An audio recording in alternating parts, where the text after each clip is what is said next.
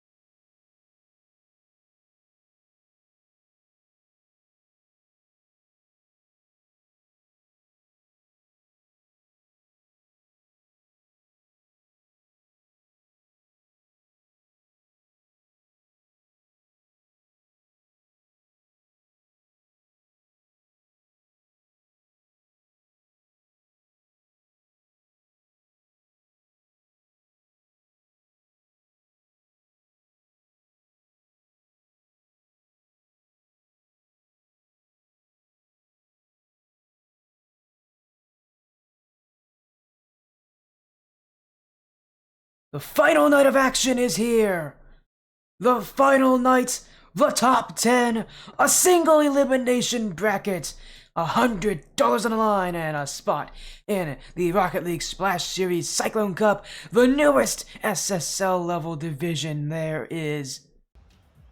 And to determine who will be there, who will win, who will lose, who will take the crown, you're on the right stream.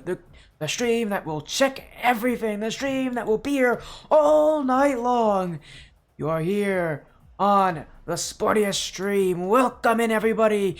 We've got an incredible night of action ahead. Some best of 7 matches. We've got 4 on this stream. A single elimination bracket. We'll have our top 10. We'll go down to our top 1 by the end of the night. So expect the action to be wild. Expect it to be crazy. My name's SportyFC. You'll be seeing me for this first matchup here. This is part of round 1. If you take a look at our schedule again, 7 matches. You already see our first 2 matches are already set. Round 1 will be 100x35 Azul taking on the MidTakes. Later on, we'll go to our quarterfinal match with Phoenix United, Fultaro, and NOLA Flights. And then, of course, we haven't decided our semifinals and finals yet, but just so you guys can see what those matches might be like, here's our final bracket as it stands. So many teams, so many matchups, so many people that are playing, you know, here. And a reminder again, there's so much on at stake here. Again, these are some of the best teams that don't be seeing around this Rocket League Splash Series. There's only a few spots left open in the Cyclone Cup. There's 10 teams total. I believe 4 spots have already been taken. Knights, though, the last 6 teams. These you know, again, teams could fill in those last six spots. Be those last 6 teams to join in. What a night it will be for everyone. But there's so many other things on the line here. Going on the finals, a $100 prize pool, 70 for first, 30 for second. So that's also going to be something that these players will be thinking about. So much at stake. So much to look at. So much to, you know, worry, to get stressed by. But again, are the best of the best, at least for this tournament. Expect them to have some pretty impressive showings here. All match tonight are best of 7. You gotta win 4 games to move on. With it being single elimination, unlike yesterday, you can't lose and expect your life to stay alive. Expect yourself to stay alive. It's a lot more cutthroat. Today, you lose, you're out. It doesn't matter who it's against, where it is, how well you play. All that matters is winning. And for our first match, it's round 1. These teams, again, having made it second out of their groups, now have to play just to go to the quarterfinals. That top 8. We've got MidTakes and 100x Azul. The other round 1 match, Midwest Mafia Metallic Esports. That's on Meister Stream, UNLS_MEISTYR. He's got that other one. Again, these are teams that got second out of their group here. Azul getting out of Group D, second only to NOLA Flight. And here also MidTakes, who we actually got to see last night, lose in that final round. Or not lose. Or are they? Yes, they did lose, right? They did to PXU Fultaro.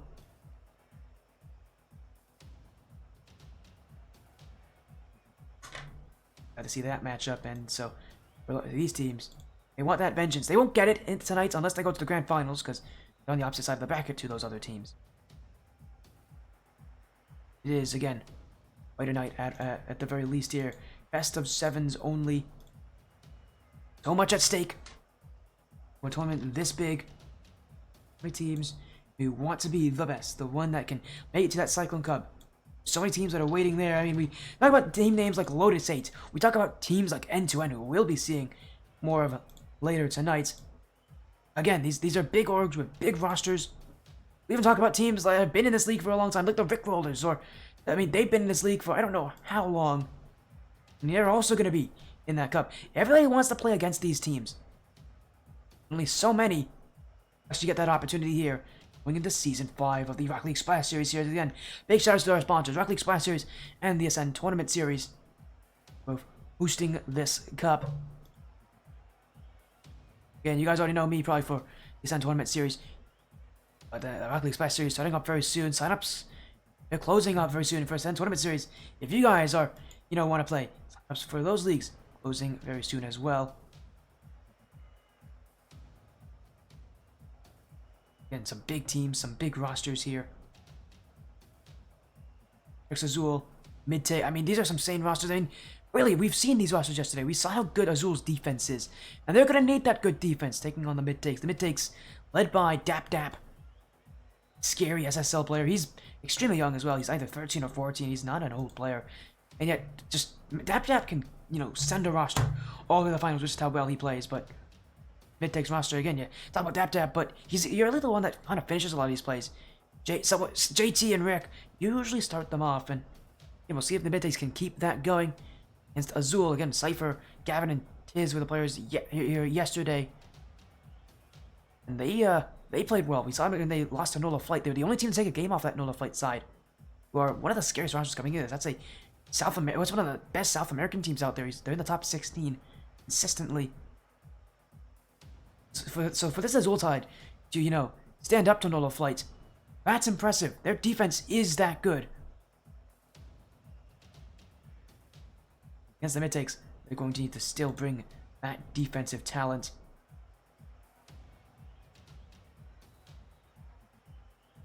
We are, again, just waiting for these teams to be ready. These teams to get on in. It's in best of 7. That prediction pool is live. We'll be doing one for every single match tonight. So your George votes on who you think will win.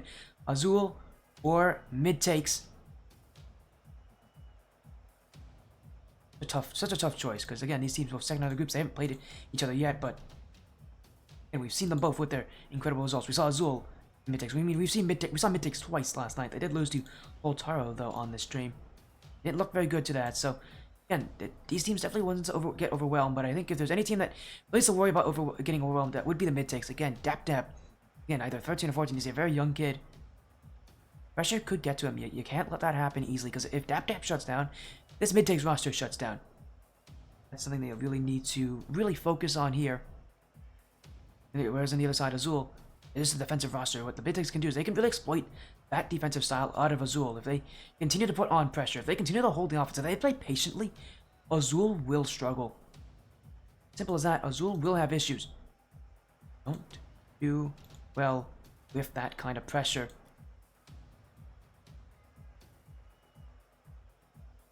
Again, any match tonight. Again, take a look at again what these guys are playing for here in this final bracket. Whatever this, we're playing on Ruby's stream actually. RUBIISCN on Twitch. Whenever this, we're playing against End-to-End Breakers. Again, both those End-to-End teams were invited into this top 8. They'll be playing tonight. Focus on the Falcons. Everybody keeps telling me, focus on the Falcons. We won't be seeing them tonight until what we the grand finals, but really want to see a scary team. The Falcons apparently are that team. And also, we'll be streaming NoFF Orlando Outlaws an hour from now, and Panda being HEART_SYSTM on Heart System 1. Of course, later on tonight, TommyBuckets will be streaming one of the semifinals. He'll be joining me for the finals as well. T0MMYBUCKETS on Twitch. Again, all of this on Twitch. Capturing all of the matches here to end off our first ever Proving Grounds tournament, and we're the first of many. We're going to have a lot more of these in the future. Again, so many scary matches, so many scary players out here. Question is, who has what it takes? There can only be one winner. For these teams, they've got a long road to go through, because not only do they have to get through, get one extra round of matchups. That's not even the scary part. The scary part is when they play the next round, they have to play against End-to-End Breakers, and both those End-to-End teams are expected to make it into the semifinals quite easily. These teams, they have to have a pretty major upset there, and then still play on, even with it being such a long night. Exhaustion's going to get to these teams. You really want this first round to be quick, to be efficient. Both these sides.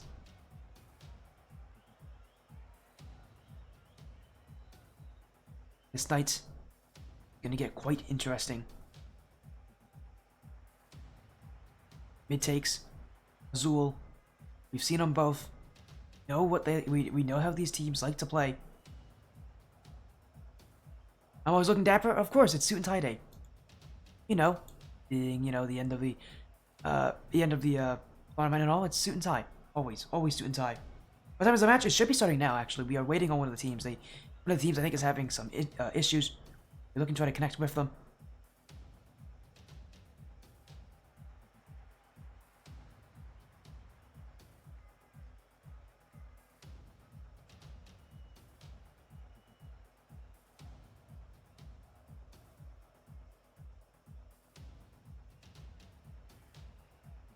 Again, we are looking to get these guys in lobby as soon as we can. Again, there's some issues with one of these teams. We'll sort it out, because I've not heard from them yet. But yeah, the match should be starting any moment here. So as soon as these guys are in, we'll be good to go.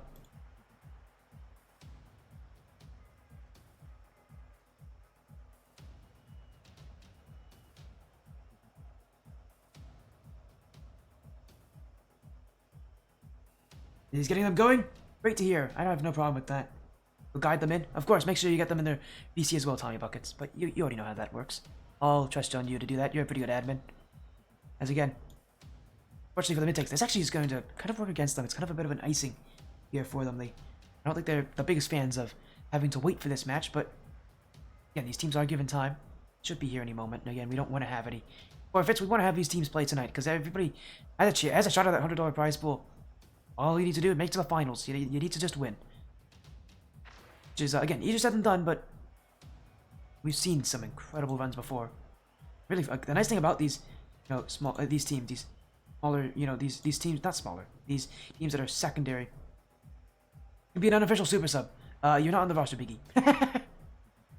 We don't allow roster moves today, unfortunately. Also, they're just having some slight issues, so they should be here any moment. Tonight's going to be Cypher. Evan is going to be here. And Gavin, so that's their starting roster here. You said unofficial. Fair, okay, you did say unofficial. They're Biggie. Yeah, guys, round one. We're going to have 4 best of 7s on the stream. You'll be seeing me for every single one of them, but there's on tonight. We'll have some co-casters joining us. We'll have Nate Frog joining us for the quarterfinals. We'll have Panda, who if you remember Panda, she's been on the stream a ton. She'll be joining us for the semis, and obviously TommyBuckets, man himself, in here for the grand finals. And I think afterwards we might even have Thrifty join us, but we'll see if Thrifty is available. It could be a very long night of action, so. They're on their way? Thank you, Tommy. Amazing. Again, sorry for the delays, everyone. We will get these guys in any moment here. As here they are, Evan, Gavin, Cypher in the lobby. And again, if there's anything to talk about for this Azul team, it's their defense. It's how good their defense is. And if they can stand up, NOLA flight, and take a game off of them because of that, they can stand up to anyone. That's the real deal with it, but it takes a whole different roster, and this is a whole different battlefield here. It's not group stage anymore. You can't lose. You have to win, and you have to win from here on out. Best of 7 matches tonight. 100x Azul, the only 100x 35 team left in the tournament, taking on the MidTakes. Dap, probably the youngest player in this tournament here. Best of 7, welcome to round 1, and welcome to the final day of the Proving Grounds. MidTakes on the orange, Azul on the blue. 100x35 versus one of 2 sides here tonight that does not have an org. MidTakes and NoFF being those 2 teams. What we've seen from MidTakes so far has just been a team that just, again, loves to center itself around its mechanical player, but that's a big mistake! Great save from JT early. MidTakes having to deal with a lot of pressure. Azul definitely not coming out as that same defensive side we saw yesterday. You know, this is a team that's ready to put on the offense, that's ready to put on the plays, and right now, running circles around the MidTakes. Here comes the shot! Evan will put it in the back of the net, and on it, Azul will get the 1-0 lead. Cypher off the ceiling, Evan a follow-up, and right now, Azul running in circles around the MidTakes. Their speed definitely catching them away.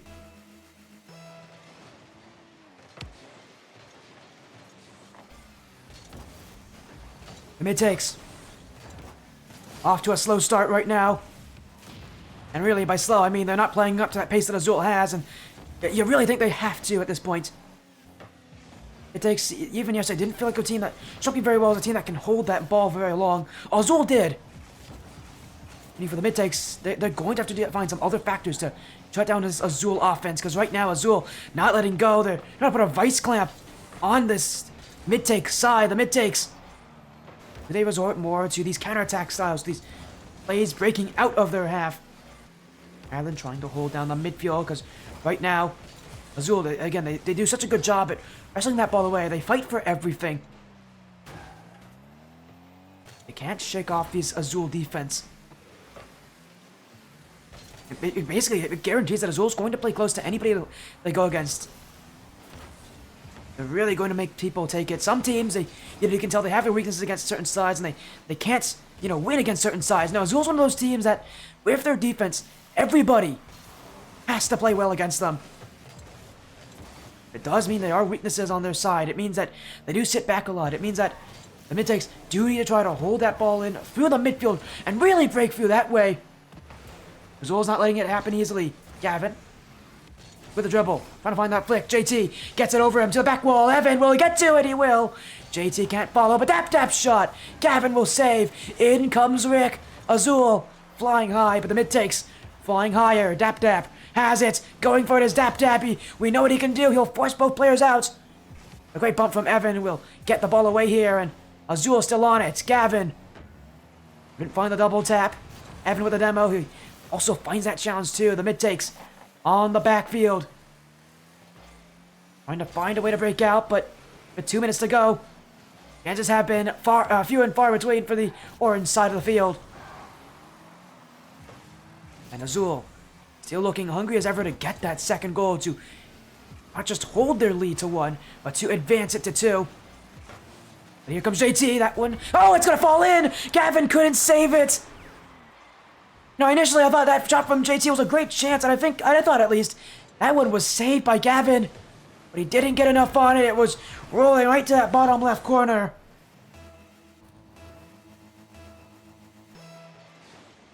And this mid-take side finds an answer. But Evan, off the kickoff. JT will save. Dap Dap next up. Going for a first touch for Dap Dap. The flip reset. He's got it. But it is kept out by Cypher. And Azul will clear it away. That chance gone. It was a scary opportunity. Dap Dap, one-on-one. He looked for that flip reset, but he couldn't make it happen. Azul now. That one. A chance kept away by Dap Dap.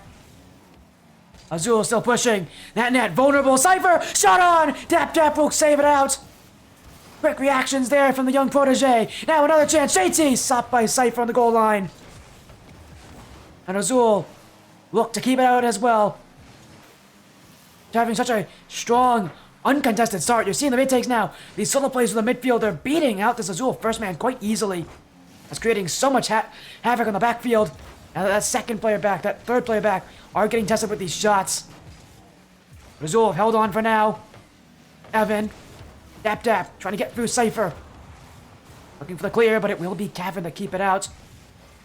Rick. Up high. Cypher. Dap Dap with a block. Under next Azul. Waiting for the opportunity, but it won't come easily here as Cypher off the sidewall. Gavin, descendant long. Cypher jumping, looking in front, but that is Dap Dap again with a block, and now he's got a chance. But Evan, a masterful touch, the Azul speed. I mean, they're starting to be met here by mid-takes with that same kind of aggression, that same in-your-face play. Azul, again, they're holding it down very well. Just haven't been able to get to walk in on that net anymore, though. This game nearing its close. We might be seeing our first overtime of the night. But here's a big giveaway. Gavin, the shoot. This one bouncing. Dap Dap will keep it away. Mid-takes off their goal line. Now look for a 0-second opportunity. But Evan won't give it to them.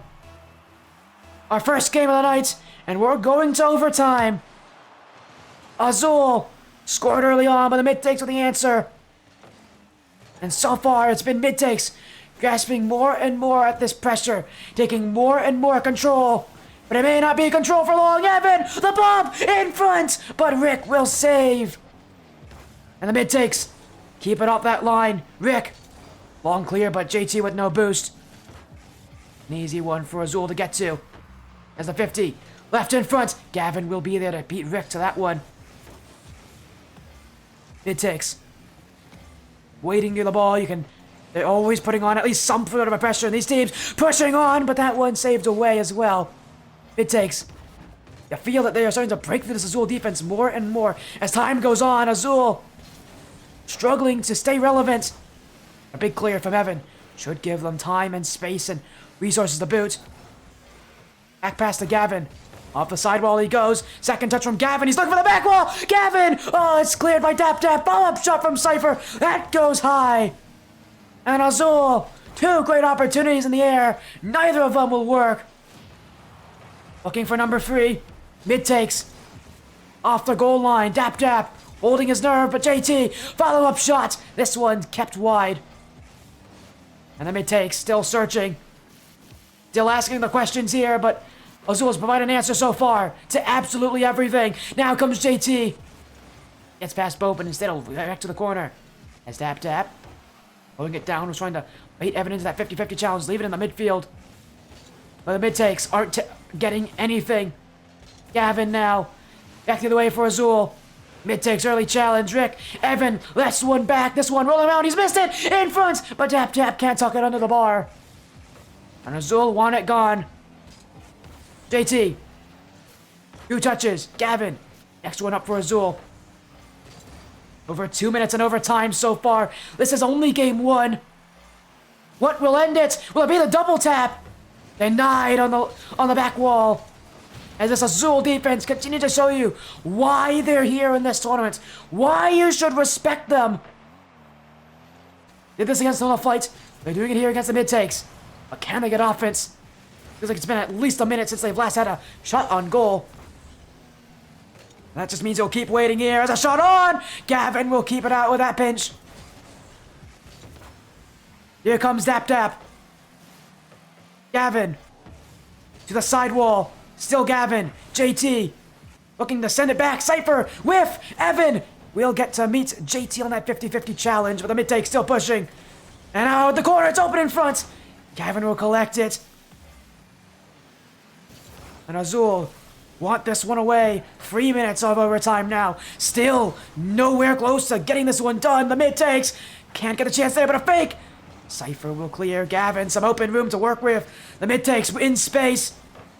But it's the space on their back line that they gotta be careful with. Cypher with the 50 in front.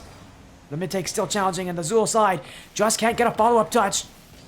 They push up field, but it's only one player at a time. Where's that second player? Where's that infield pass attempt? Where's the shot? It's not there, but Gavin could have ended there, but Dap Dap will save. Low boost still. The mid-takes getting rushed by Azul. And yet they hold on still. JT. Dap Dap challenged by Gavin. Mid-takes. Looking to slow things down at this point. That pressure just getting higher and higher. Even more intense. JT. Gavin in air. Azul, that first challenge, so crucial for them. They don't get that first challenge to work their way. Double commits do happen. Azul are no different than any other team. MidTakes still punishing Azul here for not getting out of their half. This boost battle would be fairly won by the MidTakes at this point. Still, it feels like they aren't stressing those corner boosts just enough. Azul are getting away with it here. We've rarely had 5-minute overtimes on this stream, and I don't know if this might be another one here. As Cypher now searching, Dap Dap trying to clear. Evan, the flick goes high. Gavin to the back wall. Demo in front, but Dap Dap keeps his calm, and that's what I asked. Is he going to be able to do it here? Is he going to be able to hold his nerve on defense? He's done it there, and now he looks to end it. Dap Dap off the post. And it will be cleared away. Break for Azul. Evan. Rick stops it in its tracks. MidTakes. Rick on defense. 5 minutes pass now. Another long overtime. Gavin wants it. JT will save. And the MidTakes. Now their time to play some defense. That was a scary situation for them. And yet they hold on. Rick, that one. No line. Oh no! Absolute tragedy. Evan throws in his own net, and the overtime is over. 5 minutes and 19 seconds later, this game is over. The MidTakes will start the series in their favor.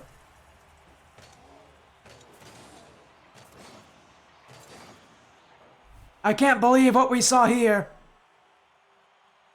The 7th time we've ever had an overtime past 5 minutes on the stream's history.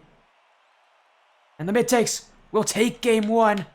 An own goal. Evan panicked on the back line, pushed up too high, and when he came back, things only got worse.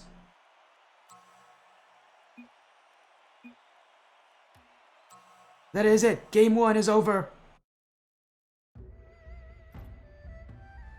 But the worst way a game could ever end, you go over 5 minutes, and that's what happens. A long overtime, but that's where it ends. And now we go to game number 2.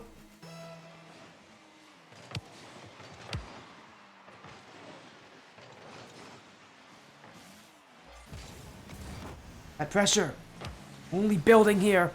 On that Azul side, that was a long overtime. You felt like they had some opportunities. They never really won that overtime, though. And that is, again, the unfortunate reality of this situation. Azul never really had control.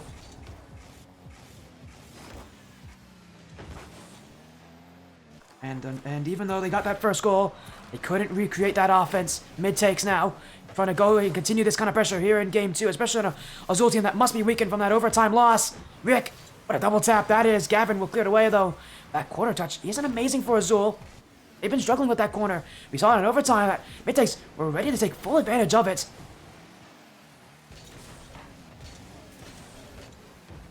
MidTakes.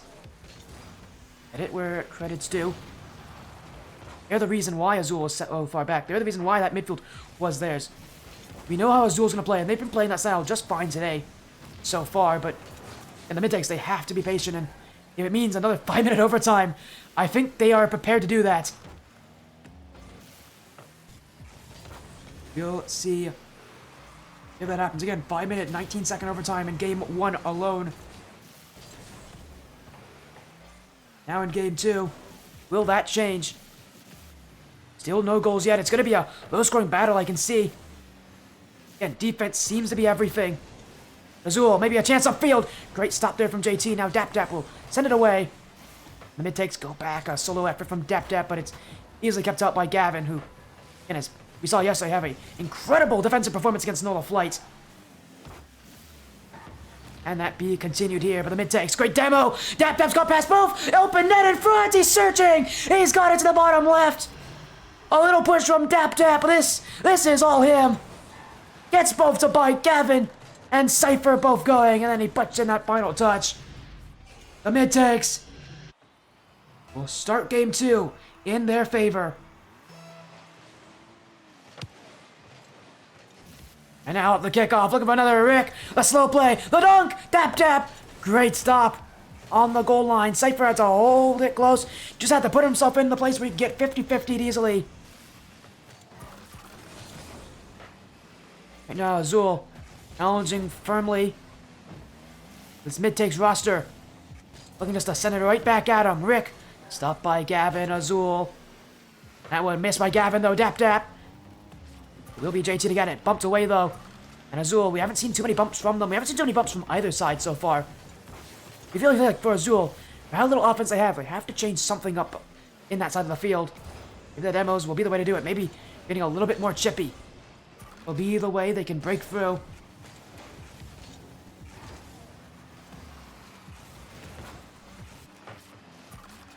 Three minutes of gameplay so far. Only one goal, but it's the MidTakes in the lead. If they take this game, this series is gonna go. It could go very badly downhill for Azul. As now Rick sends it up for Dap. He's got the dribble. Rick jumping too, but it's all Dap. The flip reset. It will be stopped as well. Azul, the second time this series they've read Dap on one of his solo plays. You can tell they're ready to shut him down. They have done their homework. Now can they get some chances on offense? The MidTakes don't want it. Cypher, long touch. That one sends wide. Gavin, maybe a follow-up chance brewing as Evan going. Miss from JT. Rick jumping. This one kept wide. In front for Evan. Dap just rushes to it. Suffocating the play on defense. MidTakes still have to play more though. Here's a shot. What a play. Gavin throws it to the net. Incredible accuracy. Gavin puts the boom on Boomer.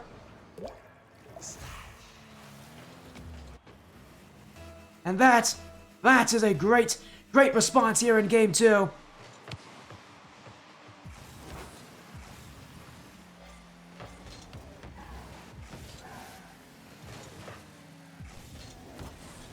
As the MidTakes now trying to pick up the pieces, take the lead back. They're doing well with it. Passing! Oh, they've done it back the other way. Dap with the finisher. And just look at this. Him and Rick forming a perfect chain. In Game 2, this is the MidTakes on a roll.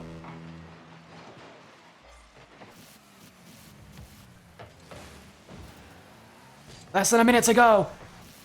At this point for Azul, they can't afford to get scored on again.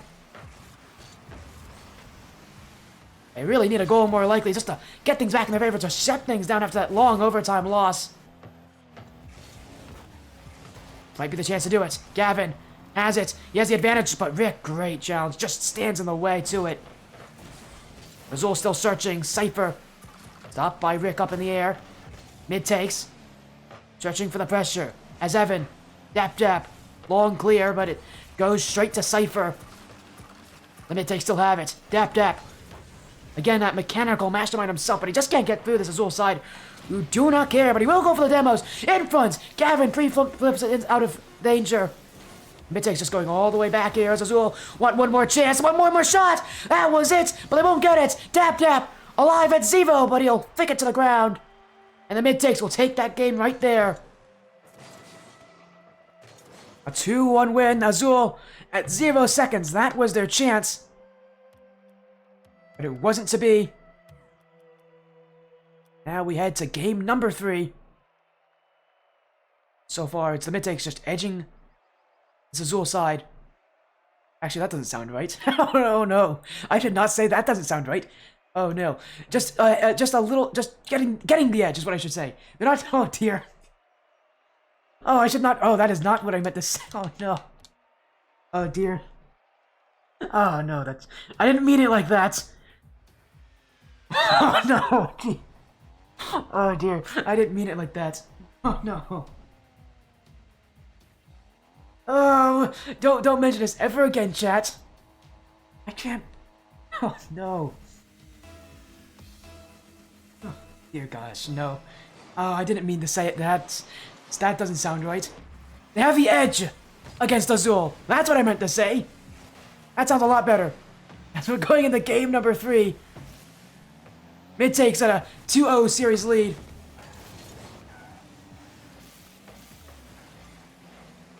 And they're just looking for more offense at this point. We saw what they did at the end of game 2. That pressure, the MidTakes, they've built on it so often. Still looking to build on it even more at this point. They don't want 1-goal differences. They can win off of 1-goal differences, but they want more. We know how much offense this team wants. We know how many goals they want. They want to take full control. They know they can do it. Against Azul, though, it's really tough to even get a lead against this team and hold it. So much tougher to build on that lead.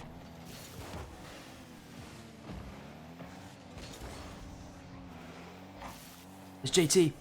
Long touch. Cypher. Sends it right back. Gavin trying to challenge it, but it won't go his way here. As Dap. A demo on the back line. Dap going for it. Looking across the field. Another demo. The MidTakes getting nasty at this point. They still can't find that breakthrough chance no matter how hard they try. Now Azul going the other way. Gavin, the double tap. Drop down. Gavin. No way. And yet he finds a way. Gavin. Masterpiece on the field.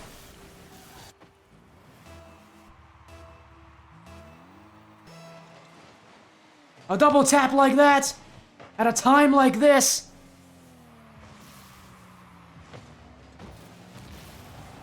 That is what you want to see from that team.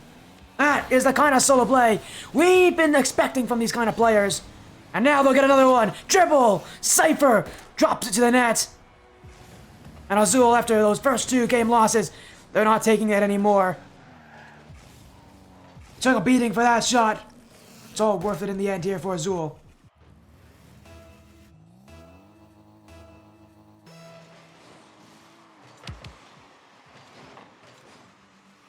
The MidTakes want an answer though. JT going to the back wall, but Gavin will keep it clear. And again, it's against this Azul side. Yeah, solo plays just aren't going to work against them. We've seen the MidTake roster, they trust in the mechanics, but it just hasn't done anything. They haven't scored on mechanical plays. No, the ways they've scored, it's been those dirty, grimy passing plays, falling each other off. It's been on plays where it may not be pretty, but it works. And that's really all that MidTakes need to worry about right now. To make sure that these plays work. They're not winning on the solo efforts. It's Gavin! Oh my, he's just done another great play here. A solo effort down the field. And this, I mean, just look at the control. This guy is just feeling it right now. And Azul throwing in everything they have at this point. Game 3, what a turnaround for them. After having 2 games of just getting shut down by the MidTakes in overtime, they should have won at points and just couldn't be able to do it. Now a 3-goal lead with half the game to go, and the miss there from Dap, that's only going to make things worse. As the MidTakes at this point need to pick up the pieces. This is a team that has struggled in the past on the stream after they got scored on early. Seeing in here that, again, it feels like they're a bit more emotional than other teams. It's tougher for them to recover off of getting scored on.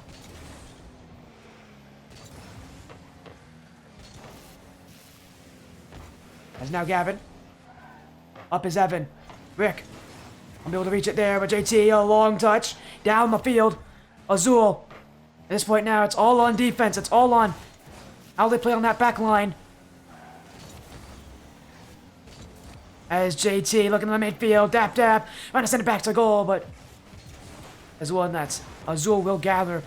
At this point for them, they're not the ones on the pressure. It's the mid-takes who are. Azul have no problem, again, playing this defensive style, playing this far back. It's how they usually play. It's how they want to play against the teams they face. Their defense will be the key to their success. Their offense that I need to see that can really solidify that here is Gavin now. Up to the back wall, up to the ceiling, looking for one more is Gavin. Adapt read him all the way through that one. And now we got the 50 on Evan to slow the play down. Gavin, though. And he's had quite the game for himself. The mid-takes in it. You know, we're not one of those teams I thought would be easy to get solo plays against, but Gavin's showing you he can do it. Azul, again, just rallying behind him at this point. And he is leading this offense of Azul here in game number 3. Now JT in the midfield. Evan sends it off the back wall. Azul looking just for one more goal to secure this game and see if they can turn this series around for themselves. JT towards the net. Gavin jumps in its way. Now he'll get the jump, but Dap will beat him to it. Azul. I've been impressed with this offensive showing so far. A lot of solo plays, sure, but a lot more than what we saw from them in previous games. Now Dap, Cypher already up for it. Azul not giving the mid-takes any opportunities. And the mid-takes, there's not much they can do about it, but here comes JT, the double. He's got it, but it will go just wide and into the corner. Azul look to hold on to this one here. This game's theirs, the series, it's going to be prolonged a little bit more here. The mid-takes may have taken the last 2 games, but they've been close, and this is Azul fighting back. This is their response.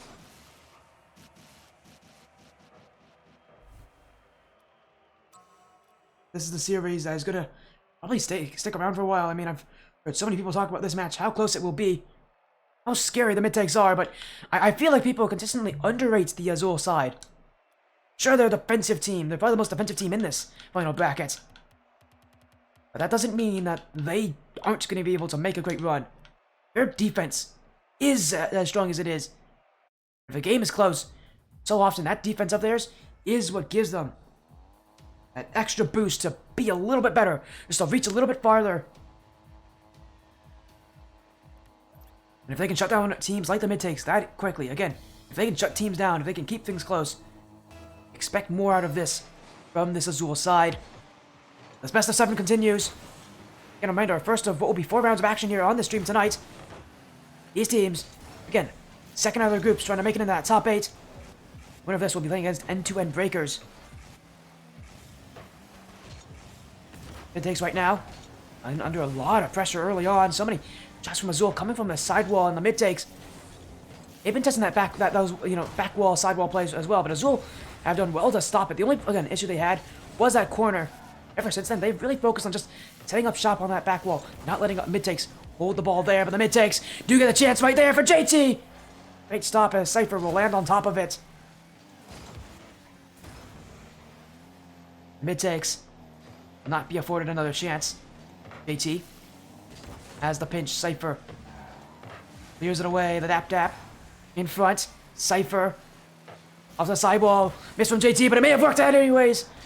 Yeah, Gavin will be there. Now he's got a solo play. Gavin, scary all last game. Gonna be scary once again. His double tap, after all. It really felt like that massive turning point for Azul. And now, they're still holding this offense. Cypher running back and forth across the goal line. The mid-takes running out of boost, but dap, what a pinch. That's going to give them space and time and give them the opportunity to keep the offense going.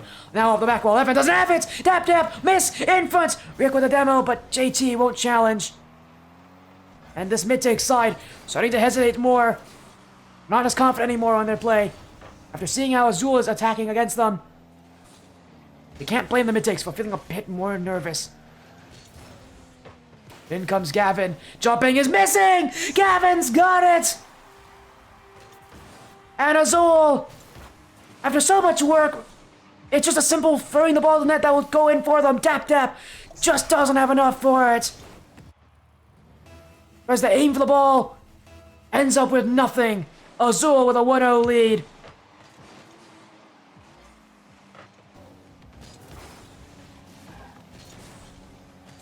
Evan now, the pinch, gets past Dap Dap. Azul looking for the midfield. Won't take that chance there. The MidTakes will take it back. Cypher. Only Dap Dap. Off of the back wall, Azul. Still on his Gavin looking for the bump. Rick will just drop it down for Dap Dap. And right now, you know, it's Dap Dap that people talk about, but so often this MidTakes team is made by his teammates, is made by JT, is made by Rick. It's made by them. They're the ones that support Dap Dap. Allow him to be this star player. So far, this tournament, there's been times the MidTakes just feel a bit flat, and this is one of those times they need to find that momentum, they need to find that extra gear we know they have. It is the final bracket after all. Might as well throw everything you have on the field. JT. Dap Dap looking for the redirect. Safer. Shuts that down. Now Evan, he's got one himself, and that's gonna go in. It's goal number 2 for Azul, and Evan, the recipient of it. Safer. Takes out the midfield, and Evan, he jumped for 2 reasons. One, he knew that pass was coming, but also JT was looking for that bump. He knew Evan was the target. He knew that he had to stop him. A magnificent play. Stop. They have to stop the MidTakes here. Looking to tie this game up. Now the MidTakes at this point, if it not scored. They didn't score last game. They have struggled to score this game. A massive goal drought for a team that generally doesn't experience goal droughts, but it's just how good this Azul defense is. They're going to make things nightmarish for the MidTakes. But now, maybe it's the MidTakes a nightmare themselves, and they're the ones controlling it. It's Dap Dap to get a goal back. And the MidTakes not out of it just yet. 1 minute, 20 seconds to go. And Azul, they're going to have to hold on to this lead desperately. As Rick looking for the net. Gavin keeps it. Dap Dap. Oh, what a save. Gavin stands in the way again. This guy cannot be stopped on the goal line at times. And it is a Dap Dap versus Gavin matchup. It's now Dap Dap flip reset. Gavin gets it again. Focus on those two. Dap Dap, Gavin. They'll be meeting each other a lot. But Cypher, what's his name? Oh, that one. Kept off. It's pressed against that back crossbar. The MidTakes. Defense playing so well. Azul can't believe they haven't gotten a third goal. Now Dap Dap, resurrect that one wide as Evan will clear. In comes Rick, less than 12 boost to work with. JT the 50, Gavin racing back. The MidTakes will be in front of the nets, but they won't get the shot. Azul continuing to deny them. Now another one. Evan couldn't get the reach. And it's the MidTakes. But being 2 goals down now. A 2-2 tied up game.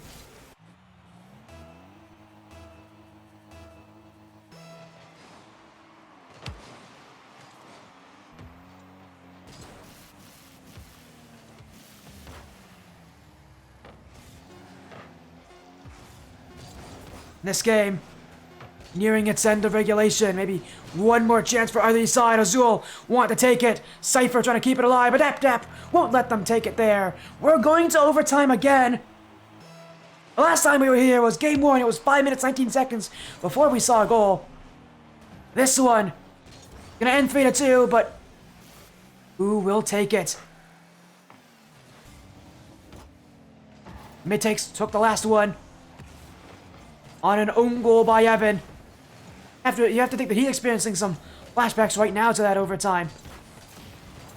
Pressure mounting here as Gavin now, last one back, watching his teammates get deleted off the field. But Azul already off the spawn, looking to bring things right back for them. Big clear, but JT Keeps it in the air, slows the play down, but it's still Evan's ball. Cleared back by Dap Dap. Cypher. Gets that flick over one. Rick now. Cypher will beat him. And Gavin will clear as Evan's already up. Looking for it. Drop down shot on the goal line. And it's kept wide by the MidTakes. Incredible defense. They rush back. It was a great play. It was a pre-jump, in fact, as well. Azul. They must have thought that was theirs. And it really looked like it, too. It bounced off the post. And it had an opening. And Azul nearly took it. Now Rick. We send it the other way. Azul still on the ball. Looking to tie this series up. Dap Dap. Wants it away though. MidTakes looking for match point. As Rick's challenge. Straight to Cypher. Still on it. A flip reset from Cypher. Oh, and he just double committed with Gavin. That would have been what ended it. The MidTakes were waiting.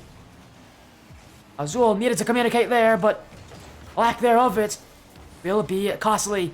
Now the MidTakes. A long touch. Cypher whiffs it! Cypher whiffs the ball!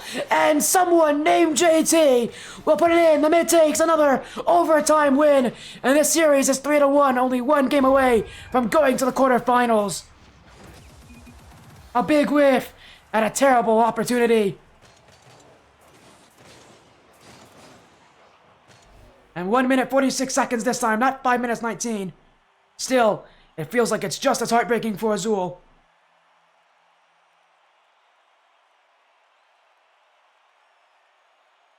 And with the MidTakes in such an opportune position. Again, there's overtime so much shorter, and yet still, it's ending with a slight mistake on the Azul side. That's what's separating these two teams. Those whiffs. Those mistouches, those misplays.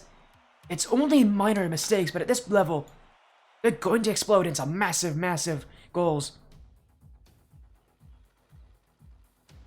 Well, for Azul, these mistakes couldn't come at any worse times.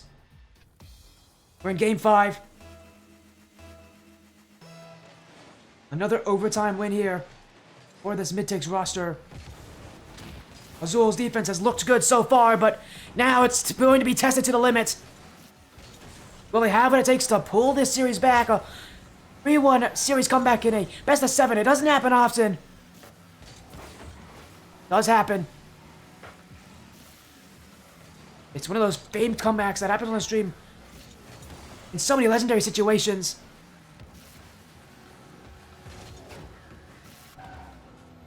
Those 100 Azul have left in the tank. Gavin trying to create offense. He's got a touch, but again, just miscommunication. Evan was already jumping for it, and Gavin must not have called out to him. He was looking to get that last touch. Azul just not on the same page at this point. It's killing these offensive opportunities. They will get another one. Evan! That one directed wide, but Cypher shot through the defense. And that will find its way in. Azul may not have the strongest communication, but this was easily a communicated response from Cypher. A message straight to the MidTakes. This series is not even close to over yet.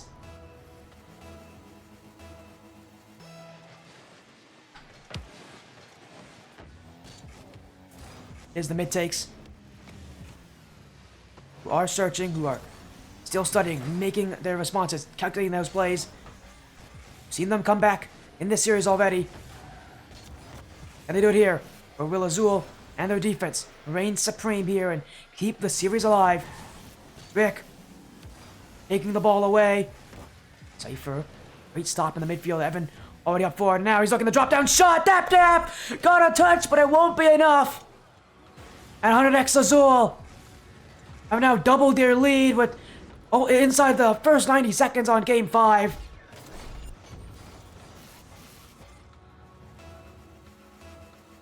And it will only prolong this one. The MidTakes, can they roll things back? There's still time for them, but this is when things got to get very sketchy for them. This MidTakes roster, again, do not recover very well. If they score, maybe that will be enough to change things around, but comeback so difficult, especially at this level. There's so much pressure on you. Now another chance. This one goes in for Evan, and 100x Azul under full domination control here on this orange side. MidTakes just cannot keep up with them here. Challenge after challenge, Azul is winning everything.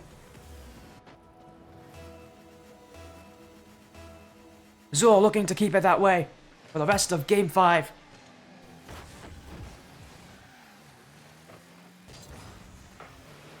Cypher.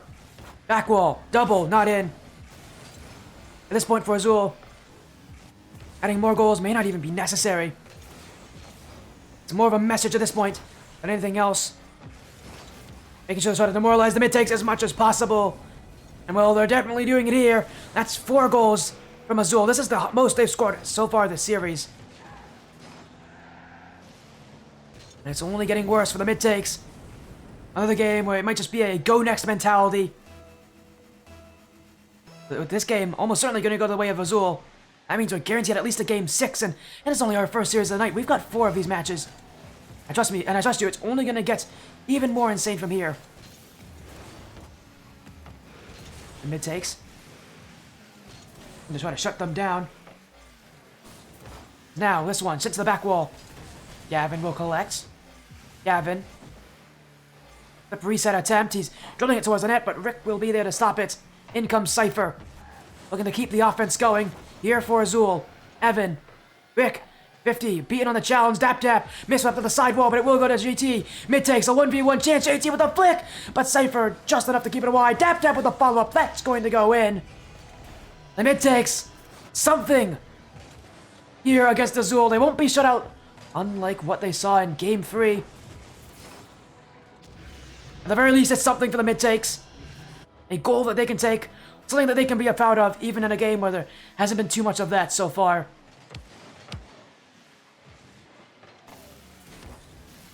But Azul look to shut this down immediately, but a double commit and a shot off the back wall means the MidTakes got another opportunity down the field, and right now for this Azul side, maybe a little overconfident on offense.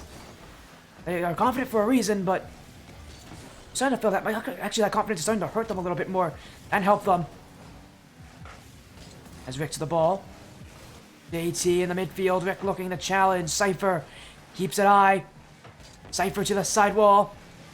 Rick sends it a long way, but Evan stops in the midfield. Now a chance for Evan. Gavin's shot. He was looking to get something there, but collided with Evan instead, and no shot will be had for Azul. As MidTakes. Dap. The flick. Great save from Gavin. Evan will keep it out. At this point, that Azul defense just punishing here. As the MidTakes there. This MidTake side knows they're getting them on the field easily. They're getting opportunities. It's Azul who's preventing them from going in. Again, one of the strongest defenses here. Maybe even the strongest defense here on the field tonight. Giving MidTakes a hard time as Cypher dives in front for that save. The MidTakes can't buy themselves a goal, no matter what currency they're using. As now Gavin looking for one more. JT will keep it away. And it's MidTakes roster at this point. It's as if they've had enough. They'll want the clear, but Rick will only find Cypher just staring at him up down the field. The MidTakes just looking to let this game end here. Let this series go to Game 6. As Cypher met by Rick. The MidTakes going to look for something down the field, but they're not getting anything to go their way. Rick diving back, but that touch just go off to the corner. And the MidTakes at this point, not much they can do here. This game will head and hit the ground. A 4-1 win. The Azul defense is the real deal, as I've mentioned before. Another incredible performance. MidTakes. They're getting met so often here. Now, Game 6 is where we go next. The MidTakes. I mean, look at the shooting here. It's 8-7. They're winning on the shots here, the MidTakes, but no goals. You can tell just how good that defense of Azul is when they're saving 6 different shots. Again, there's a clear difference here in how these teams play. Azul is playing the defense. The MidTakes are trying to play the offense. Azul won this bout, but going to Game 6, reminder still, the MidTakes, they have the chance to end the series in Neo Tokyo anyways. For our first match tonight, it's going to be quite the series indeed. Again, on the other side, Meister streaming his round.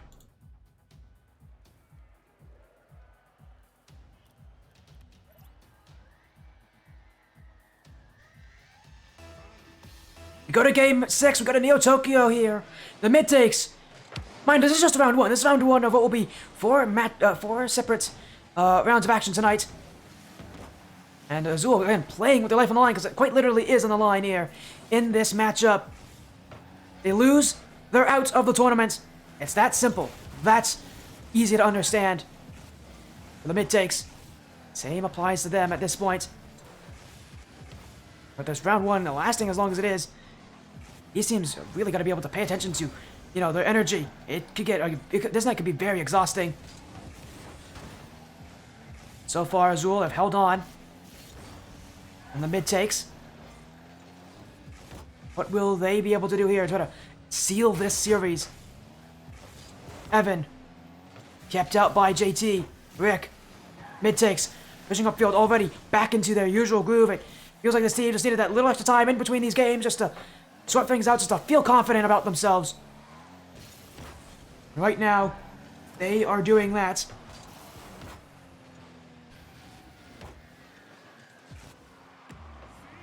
But still, match is going. A save on the back line. Now a follow-up shot. That one to the net. It's Evan with it. And Azul continuing the fight.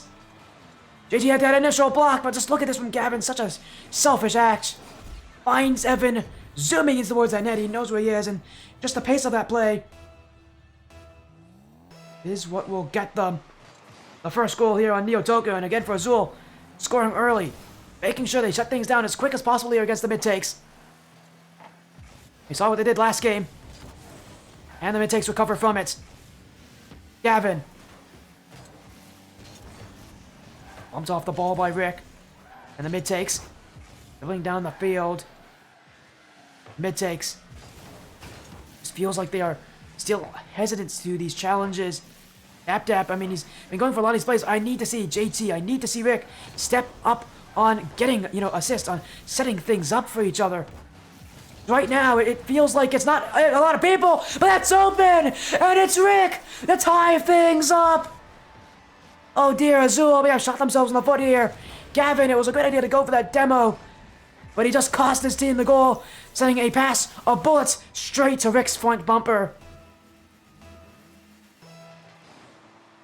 The Azul defense, at one point, they'll be making these crazy goal line saves on the other side. They give up plays like that. We just question, you know, what's happening here? I promise you, ask the pressure. These teams are feeling it. I'm sure all of you in chat are already feeling it.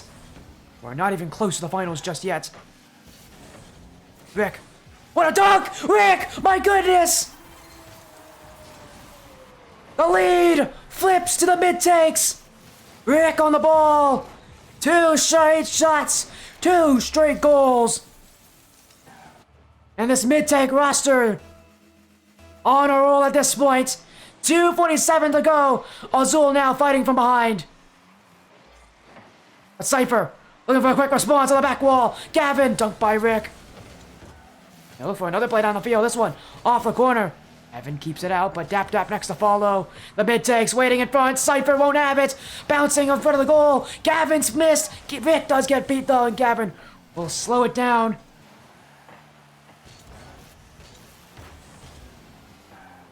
MidTakes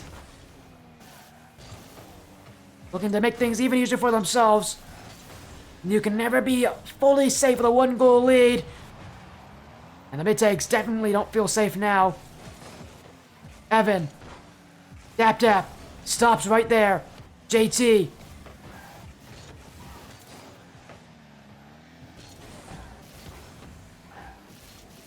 Rick will clear it away. Cypher. Stopped by Dap. The MidTakes. Gonna slow things down here against Azul, but Azul only picking things up. Now past the midfield, Gavin, the bump, Dap's all alone, but a great demo now going the other way. Cypher removed off the field, Dap taking names and taking players. The MidTakes can't take any offense. Dap still searching, Cypher trying to slow it down as he'll have to go back to the net. Here comes JT, looking in the midfield, but it's Evan. Stopped by Rick. The mid takes. Gonna formulate their response, but time running out for this side. Still, Dap-Dap's on it. The offense is theirs. Dap-Dap. Up is Dap-Dap. Flip reset here. But that one stopped by Cypher as now. The game is telling you a minute remaining. 6 seconds to go. And Gavin with a flick. He's got past both. Azul. There's the punch they need. The 1-2. And the mid takes. Fall to the dribble play from Gavin.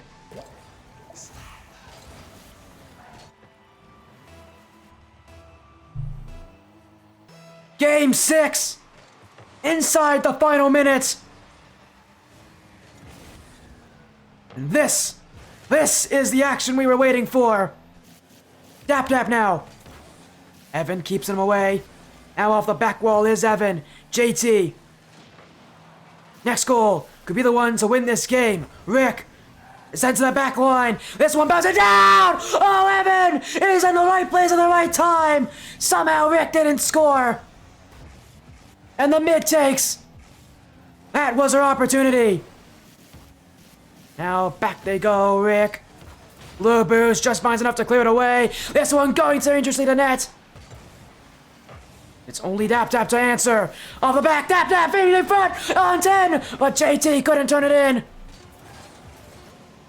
Azul sitting on it at this point. The mid takes. Let it hit to the ground. We're going to overtime again. Here in Game 6. Game 7 potential. Azul, they came back again. And if they score, we're going to Champions Field. But if the mid-take score, this series is over. There you have a date with end-to-end breakers in the quarterfinals. Dap-Dap on it. Cypher looking down the field. Dap-Dap still searching. But Gavin will send it out with a great dribble now. Getting bumped out. JT last one back. But Azul, oh, they just threw it away there. That was a great opportunity. They had a 3v1 potential. Instead, now it's back to 3v3. They'll be struggling to get something on offense.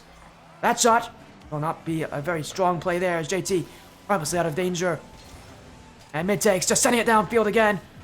Looking to try to catch Azul. Setting up field, but they won't get it. A Cypher. JT. The mid-takes. Cannot win a challenge at this point. Azul. Definitely noticing that. Just can't get these plays down the field. They are losing possession in the midfield far too easily. And I feel like Azul is playing like the better team right now. And yet that midfield, just not where they need it to be, is now up in the air. Rick jumping, looking to end it. But Evan will be standing. JT now. Cypher has it, but it's straight to Dap-Dap. Look at the back wall. In front of the net. Azul triple commits. The mid takes. Don't have another chance. Now Dap-Dap and Sivo to Rick. 50. Cypher keeps it out. And Gavin clears it away. Mid-takes go again. JT to the back wall. To the second. Gavin stands up and tall. Azul keep the defense. JT. Around the corner. In front. Whiff. Oh, it's Evan. And Gavin both getting a piece of it. The mid-takes closing in now. JT. Evan wants to clear. Rick. Mid-takes. Buying so much time. So much opportunity.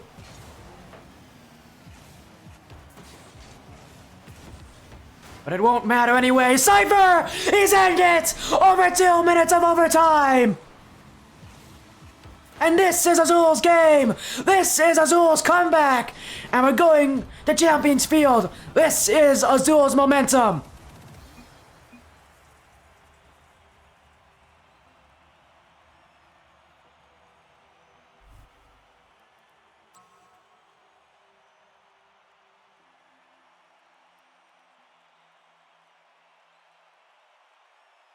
We're in overtime. 2 minutes, 9 seconds, I believe.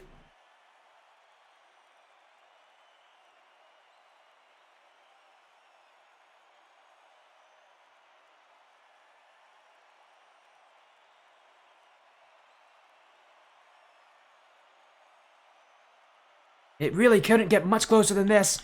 We're heading to Champions Field to one final match to determine who will move on. Minor, it's only the first match of the night. Round one.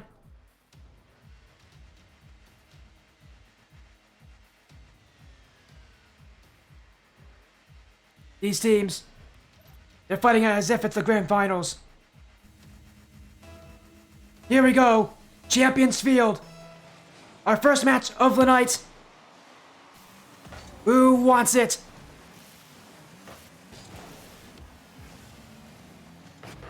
We will find out here.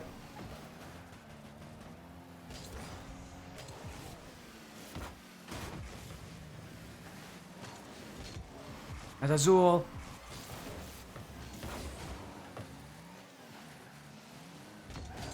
They've come back from a 3-1 series deficit. Those quarterfinals, they're meant to happen at this point, but obviously with this match, as long as it is, we're going to be delaying a little bit for that one. But hey, it's all worth it here at this point. We're at a single elimination as Evan sent to the back wall. Dap won't read it. Rick, not there. Azul looking for the first strike. Gavin, up!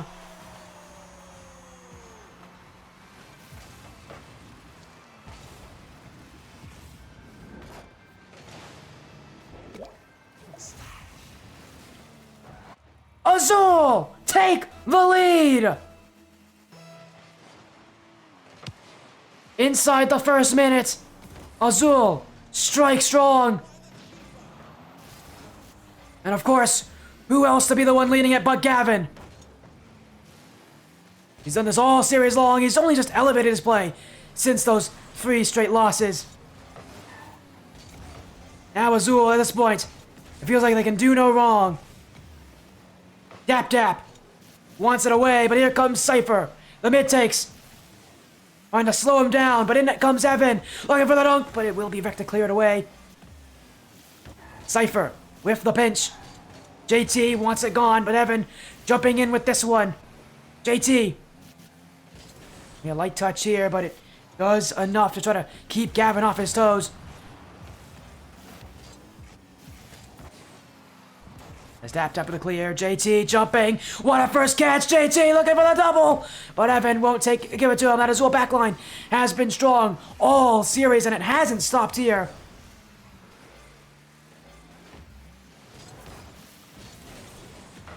As now, pinch off the back wall. MidTakes won't get it. What a clear. It's tied. Dap throws at the blue net. And this one falls straight in. The power of that touch, that's what gets Azul racing. Cypher could not believe his eyes.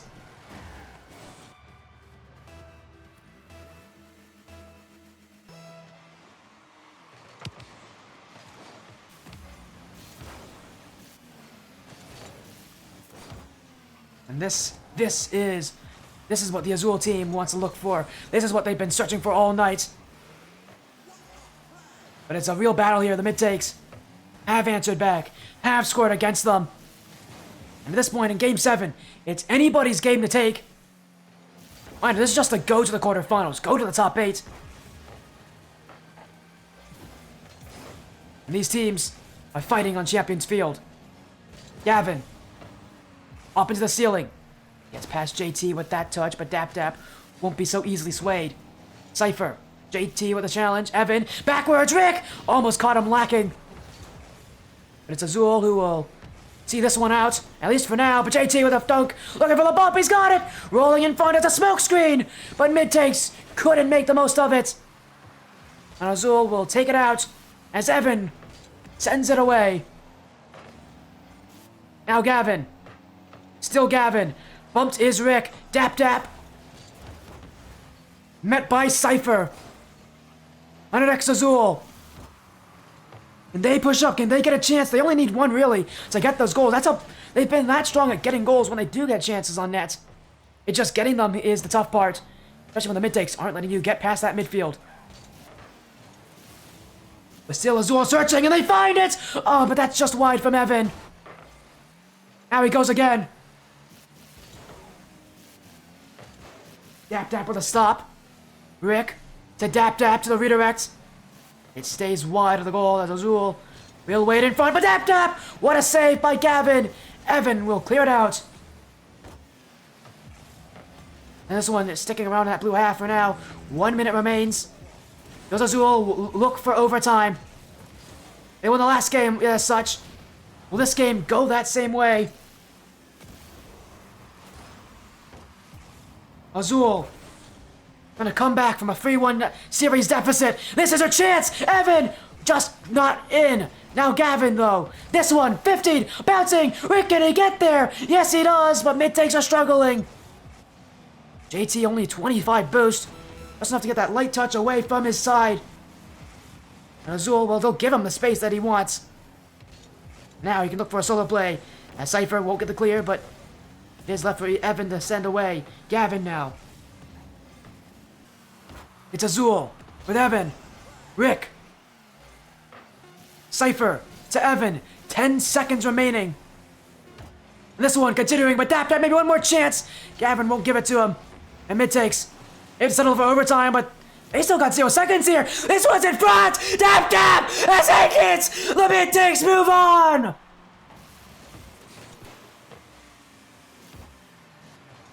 And on 0 seconds, Game 7. Dap ends the run of Azul. The MidTakes will get to play against the Breakers in the quarterfinals.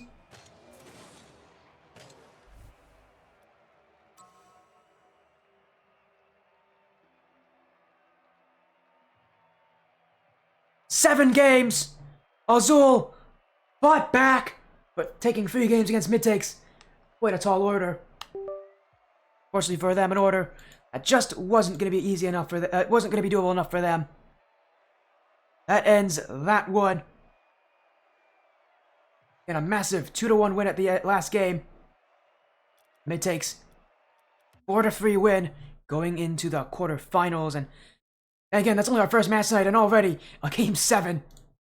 It's just going to be something else, won't it be? And on the other side, we got an update to our bracket there.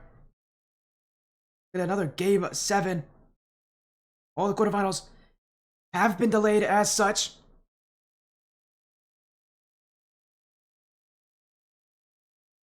Azul's defense, they held up well, though. And you have to give them that kind of credit. They are going to be bested here by the MidTakes, who will move on to play against N2N Breakers.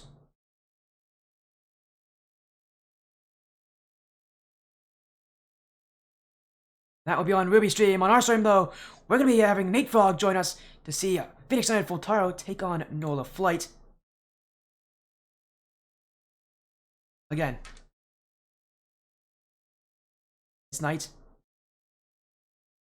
just, it's something else.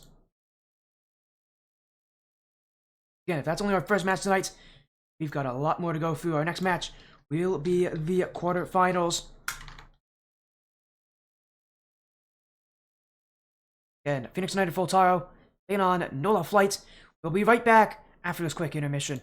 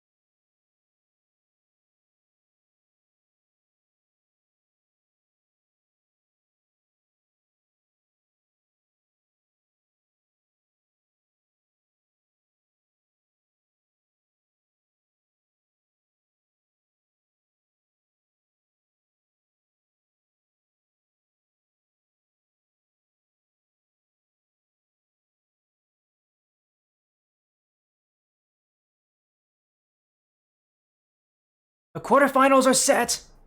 Welcome back to the Spodia stream here, and I am Spodia C, and joining me now is Nate Frog. Welcome in, Nate Frog. What a match we just saw there, an incredible round 1 action. A game 7 already between Azul and MidTakes. Yeah, that was definitely some high-tier action there. Game 7 didn't get to go to OT because Dap put that 0-second goal in. And if it would have went to OT, I probably would have lost my mind watching that because so many OTs that series and just overall an amazing series. It was overall an amazing event, but again, we are now off to our second round of action, the quarterfinals. Take a look at the bracket now. Only 2 matches went on that first round. Now we've got 4 straight matches here on this side of the bracket here. Again, as you saw on the other side, Metallic Esports beating Midwest Mafia. Now, again, the team that has won another tournament on our side here, last time we did the GC Free Cap tournament. We're the ones to win that one. They are taking on End-to-End Falcons on Meister stream. We got Phoenix Live, Fultaro, NOLA Flight. We'll talk more about that later. But on the other 2 streams, Ruby, he's going to be seeing the MidTakes taking on End-to-End Breakers. NoFF taking on Orlando Outlaws on Panda stream. But again, for us, Fultaro and NOLA Flight here. A massive match, Nate Frog. Just, talk to me about how these teams have done. Again, these teams got number 1 in their groups in day 1. Now, 1 loss, that's it. These teams didn't lose with day 1. If they lose here, their run is over. That's how scary this final bracket is. Yeah, personally, I was casting some matches yesterday, so I didn't get to watch too much of the other groups. But like you said, these 2 teams are very scary, and 1 loss here, I mean, you're out of the bracket. So hopefully it's a very good matchup. Could go to the distance. I could see it going the distance. I'm just excited for quarterfinals here to get underway. And what's the nice thing is we did get to see both these teams yesterday. We got to see Fultaro and NOLA Flight, and if you guys don't know, NOLA Flight is a top 16 South American team in the world, so it's a big team. They're a really strong team. They're mechanical, they're fast, they like to play that way, but Fultaro, they're going to be a really interesting match. It's really just kind of speed versus speed. Which team is going to try to play faster? Which team is going to try to play that aggression more? Is going to try to play that mechanics? We saw both these teams do it yesterday. We saw Fultaro beat the MidTakes yesterday in 4 games. With that speed, with that offense. Now against NOLA Flight, they've got someone that definitely can meet them in that sense, and that's how scary these matches are going to get. You really, at this point, can't see any matchups that are too one-sided. No. Especially in the quarterfinals at this point. This is a close matchup. These teams, it's going to be a battle of small differences. Yeah, definitely. The battle of the midfield is going to be huge. If you take that aggressive offensive push early, start scoring some goals, get comfortable, you're definitely going to be out to an advantage. And hopefully you see some high-tier action as we get things ready to go here. And these teams just, I think, setting things up here, but... And what a match this is. Again, quarterfinals, these teams got an hour to rest, to break, to wait for it, to see... they already knew what their matchup was as well. At the end of last night, they knew they were going to play against each other. They've had the whole amount of time to sort things out, to set themselves up, to get themselves ready. Now's their chance to prove that they have what it takes to go to that semi-finals. Is everybody... Trying to get everybody in the lobby as soon as we can here for this matchup. Again, Phoenix United, Fultaro, NOLA Flight. NOLA Flight played with Stormity, Arthur, and Ninja yesterday, and Fultaro, again, they only have 3 players on that roster, Mac, Quarantai, and Darks. Again, as soon as these teams are in, we're getting things started, we're getting things underway. Reminder, single elimination, all best of 7. You lose, you're out, you win, you move on. $100 split between the first and second place team. And of course, those spots at the Cyclone Cup. If you win here, almost certainly you're going to get invited to that Cyclone Cup, and that's a big league. I mean, again, we talk about some of the teams that are already guaranteed there. Again, Lotus 8's already in there. The 2 end-to-end teams in this tournament, they're also guaranteed a spot in that tournament. They've already been invited. Again, there's Vic Roller is also in this tournament. That's a team that's been in the RLSS for such a long time, so there's a chance to play against the top teams. That must be something that has to be on the minds for these guys. Oh, definitely. Having an opportunity like that, it's not going to be taken lightly. I mean, to play some amazing Rocket League and win some prizes along with that, it's definitely going to be sitting heavy in their minds. But while we take a moment to continue getting things set up, I'd like to pick your brain a little bit on who do you think is going to win between End-to-End Breakers and the MidTakes there? End-to-End Breakers and the MidTakes, I expect the End-to-End teams to make the semifinals, but I will say, of the 2 matchups with the End-to-End, the Breakers one is definitely closer. It's definitely much more intense. I think it's a lot, closer in its feel. Oh, definitely. I'd say the same. Well, you just streamed the MidTakes series where they won in game 7 there, and I think that game should be very good as well. Because it looks like we have the players joining the lobby now. We are just making sure we get everybody in here. We are still trying to sort things out. Again, what a weird night it is. Again, we're just getting these teams in. We're looking to hopefully, I'm making sure we get everything underway here, but again, I think everybody is good to go. They are. Let's get. Actually, wait, I gotta check one sec. Do we actually have everybody in their correct VCs? We do. We do. Everybody is. They're just in random VCs. One of them's in away one, and guess what? Home one's occupied by the MidTakes. They decided not to leave. So we have to have PXU take a different. That's interesting. They know. As long as we're in a VC, I don't really mind too much. So let's get these teams in here. Let's get these teams, this match underway here. A best of 7 series. The quarterfinals on the Spuddiest stream here for the RLSS ATS Proving Grounds. Single elimination action continues right here, right now. Fultaro on the blue, the only side of Phoenix United in this tournament, and the NOLA Flight South American side, the best team on this NOLA Flight organization on the orange. One match. This will determine who will make the semifinals and play against the winner of the other end-to-end Falcons match.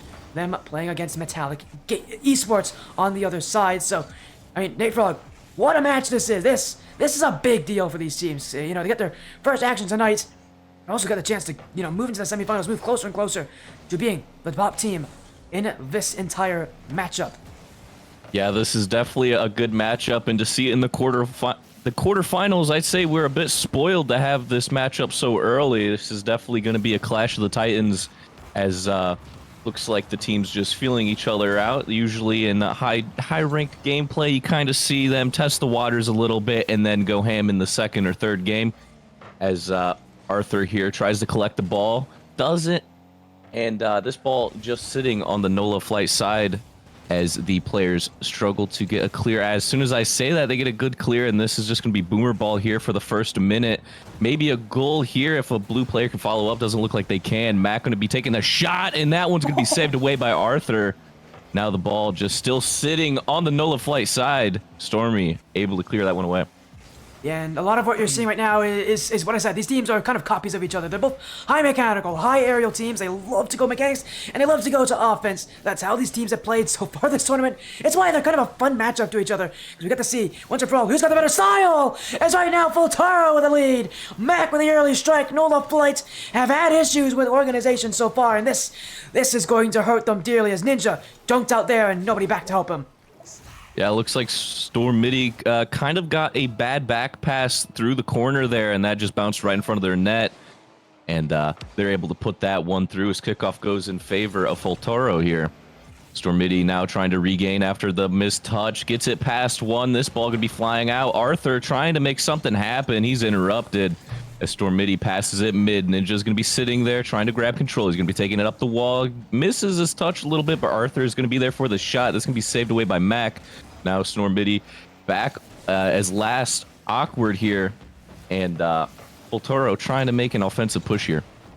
Fultaro, they're still just trying to continue that offense from where they started, from where they were before. And I mean, we've seen, again, how this Fultaro team plays. And one thing that is the difference here, that is a big difference, is that ping. Reminder, NOLA Flight, this is a South American side. The ping is not in their favor. And right now, you're seeing that really hurt them. Another early challenge, Fultaro taking full advantage of this NOLA Flight defense just not being set up in time. And NOLA Flight, they've got to actually got to pay attention a little bit more, because that's going to get scary. As a save on the other side, here comes Zarks. He gets the clear over Ninja. And right now, for NOLA Flight again, other than just ping, another big issue is that defense. There's not an organization there, Nate Frog, and that's going to really cost them, because PXU, Fultaro, once they start to realize that's there, they're going to take full advantage of it. Oh, definitely. They're going to take full advantage of that. As we see NOLA Flight trying to get some offensive pressure here. And again, just a bad, unfortunate pinch, and it's all the way down on NOLA Flight's side yet again. As Corn Type looks for the pass mid, possibly going for a shot. That's blocked by Ninja, who's trying to make something happen here, leaving it for Arthur. And Arthur now rotating back, going to be leaving it for Storm Midi.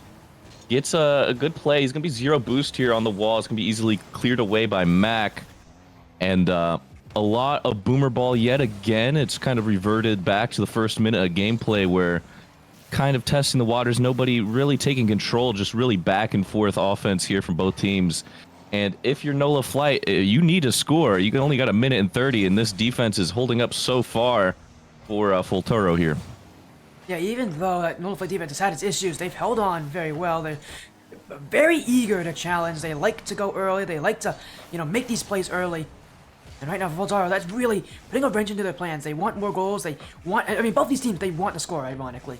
Even though Fultaro is in the lead, this one-goal lead is not one that they are really all that confident in. They want a second. They are looking for a second. Quarantine wants it. But Ninja keeps it away as it's not a flight. Backline is holding on for now. Stormity out to Arthur. Gets past Darks. NOLA Flights, maybe a breakdown upfield, but another early challenge from Fultaro and another big dunk. They're just getting these dunks repeatedly. At some point for NOLA Flight, they've actually got to start to attack against that. Yeah, they do. You can't just sit back and play defense. I mean, technically you can, but here's a nice shot from Arthur. Just a little too high. It's easily saved away, and it looks like NOLA Flight going to be retreating here. Got to play some defense as Ninja gets a good clear off the back wall, possibly getting a dunk. JS Dark going to be first to challenge here. Mac also assisting with that. Playing off the wall. JS Dark now dribbling down the field. Might be an open net. Goes for the pass instead. This might be a good opportunity for Quarantine, dropping it down to Mac, and he's going to put that one through. A second goal for Mac and a second goal for Fultaro. Dark's got pushed off the first one, but still Fultaro held onto the ball, and you knew for NOLA Flight how desperate they are at this point. They went in for that challenge. They had to go early. They had to go aggressive. It didn't work for them. Fultaro, that should secure game one. Yeah, with only 5 seconds remaining, you can kind of expect this game just to drop dead here as time ticks down to 0. Fultaro will take game number 1 and possible 2-1 here as Stormity gets a shot. It's going to be high. This ball's still dangerous, but regardless, it does not matter as Fultaro win the game 2-0 to take game number 1. They do a strong game one here for Fultaro. It felt like that, they kind of, once they got the offense rolling, it was NOLA Flight who had to play up to them, and not what NOLA Flight wants right now. They have similar play styles at this point, and against Fultaro, they really don't want to have to try to play a battle where they're getting beat on their own style. And look at the shots. It's 8-6, and the biggest concern I have right now for NOLA Flight is at defense itself. It's holding up. But it does feel like it's at every moment. It's so it could crumble so easily, and that's not a good sign out of this NOLA Flight side. If their defense is just that desperate to get things away. No, definitely. If you're just jumping at the ball, not really getting good clears. Just I think it was Stormity who had an unfortunate touch, kind of back to their own half on the NOLA Flight side that centered things up for Fultaro to get their first goal there. You gotta be a little bit more careful with how you position that ball, and it actually things might be based on of some ping issues. Is the NOLA Flight team having a little bit higher ping since they are South American? Yes, that could be kind of why we see some misses and whatnot. But getting into game number 2 here, hopefully NOLA Flight can figure out some defensive mistakes and have that offensive pressure that we know they can have. Yeah, it's a classic South American issue, is that they love their offense so much they forget that, well, you also need defense too. And NOLA Flights, they're under that same issue. It's a common thing at South America. It's really a common thing at this level as well. Fultaro bringing that defense along with their offense. So just more rounded right now, but we know NOLA Flight, they can explode out of that defensive line, but they won't do it here. It's Fultaro, 15 seconds in the game 2, and once again, they take the lead. Yeah, JS Dark getting a good 50, and there was a double commit there for NOLA Flight, sorry. And that just leaves the net wide open as third man was just beat there. Only 15 seconds into game number 2, and we already have a goal. That is just crazy. Oh my goodness, and we have another one. Stormity will find another one. NOLA Flight, their first goal of the series. It comes right off the kickoff, and he recognizes Dark's not actually covering the net. He's covering the post. Might as well go to that right side where he can't challenge. And he'll go off the bar and in. NOLA Flight's great response, especially with how that start didn't go their way. So those goals now equalize each other. We're back to essentially 0-0. Yes, Dark's getting a good challenge there, leaving the Ooh, ball demo. wide open for Corntai, going for the double tap, unable to connect as Arthur is still just sitting in net, going to be collecting this one. Going for mid boost, Max going to be up in the air, Snorbitty goes high, ball's played low, this ball is going to be out on to the Fultaro side now. Corntai getting a clear straight up to the ceiling. Snorbitty going to be able to collect that one, and that ball is going to be all the way back to the NOLA flight side. And it's going to be boomer ball yet again. The ball just bouncing from end to end here. I wonder what team can actually take control and make something happen here, as things are 1-1 with still 4 minutes remaining in game number 2. You ask what team can take control. I mean, I feel like we should take, a note from game 1. We saw the same thing happen. We saw Fultaro take the game, from that kind of boomer ball situation. I agree with you. I don't like it.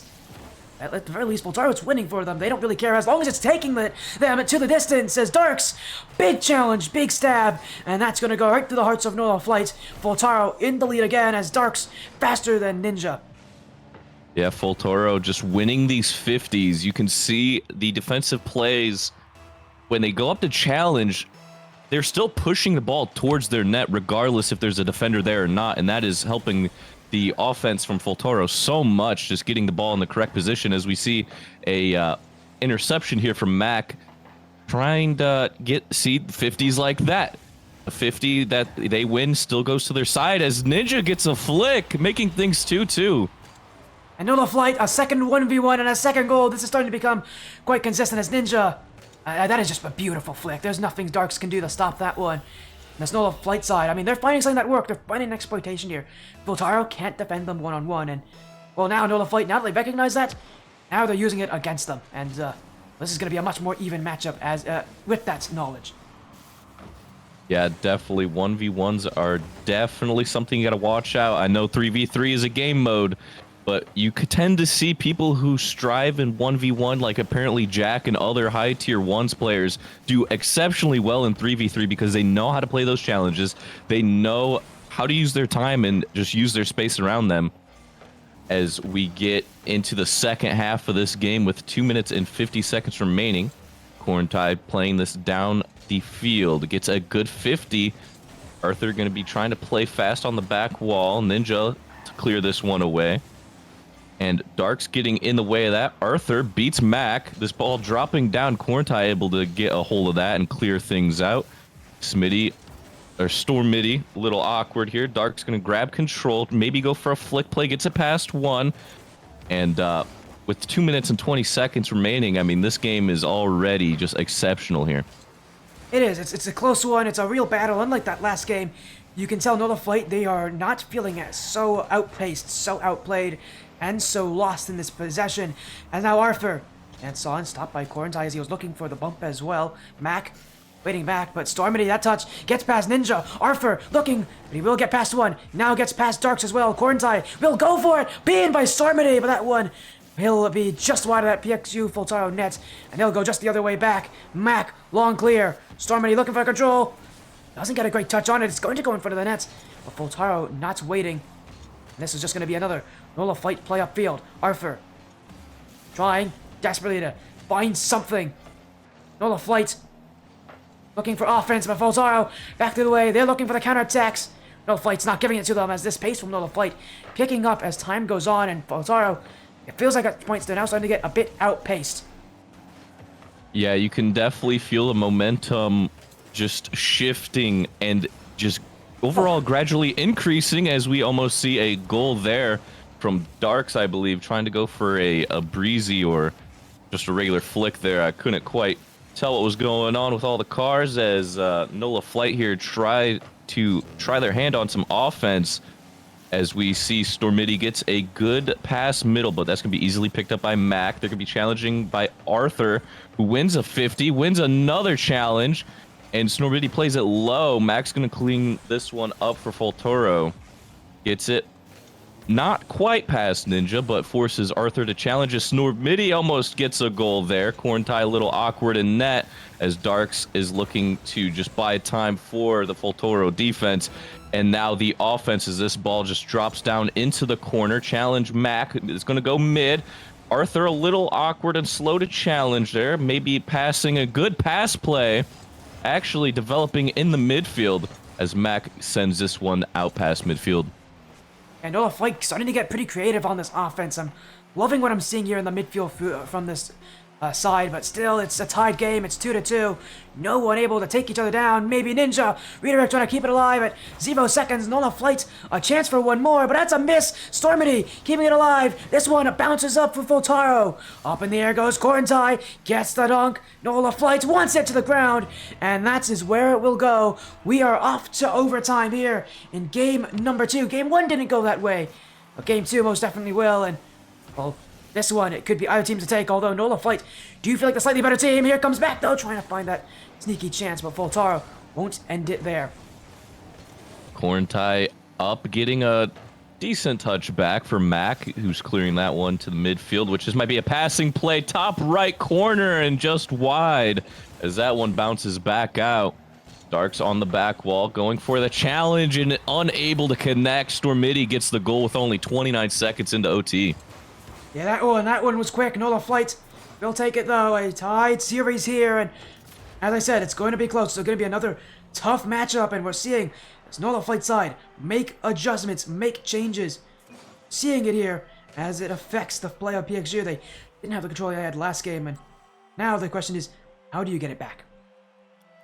That is a very good question. Whether it's through trying to hype yourself up or change your play style a little bit, you got to find something to claw your way back into this series here, as it could be a long one. Tying things up 1-1 is a very good way to get back into the series, and like we said before the series even started, I could see this going the distance. I could as well. I could definitely see it. I mean, we only had one series go to Game 7. Why not have another series go to Game 7? At this point, why not have all series go to Game 7?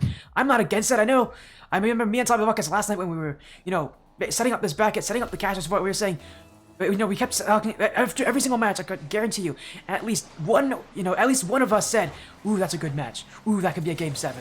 After every single series, and that's how close it is at this level. That's how close it is between all these teams. There's a reason why this tournament is going to be, this close. Is going to have so many Game 7s to it. It's because these are some strong rosters. They know what they're doing. They are just so close to each other, and really, at this level, I don't expect any less from the top tier of Rocket League. Yeah, these players definitely know what they're doing, and they're providing us with the ability to cast such amazing games and watch such amazing games. It's honestly a pleasure to be here as we see some aggression out of the Fultaro side. Mac, you saw in the net there trying to get some bumps as Ninja. Well, Mac just gets in the way again, gets a dunk. Arthur taking this one up the corner. It's a 50. This one bouncing back to Mac, which is going to collect it here.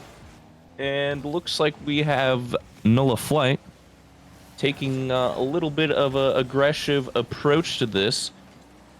As I can just tell right off the bat that Mac is way more aggressive, cutting things off for the Fultaro side. As we see a double commit, this could be a shot, and saved away by Quarantine.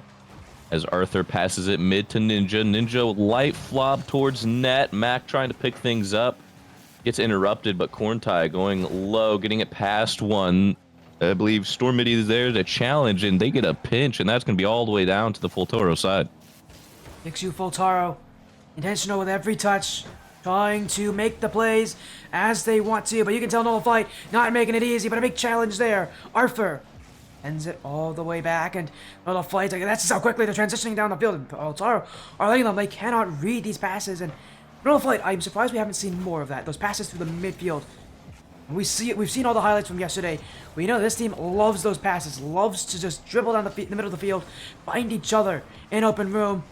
Just haven't been able to find it just yet. Now a pass though! Quarantine! Great stop as well. NOLA Flights couldn't sneak it in. As now Darks the other way. Mac with a little touch, but he won't need it. Darks, Fultaro, a 1-0 lead as we're nearing the halfway points of Game 3. Yeah, NOLA Flight just got a little too aggressive there, pushed a little too far as third man, and that leaves the net wide open. As Darks gets the goal there with about half the game remaining. Arthur trying to collect this one as third, gets a little musty, and a bump to boot. Stormity there with the challenge. Quarantine playing this very well, playing 50 after 50, winning it.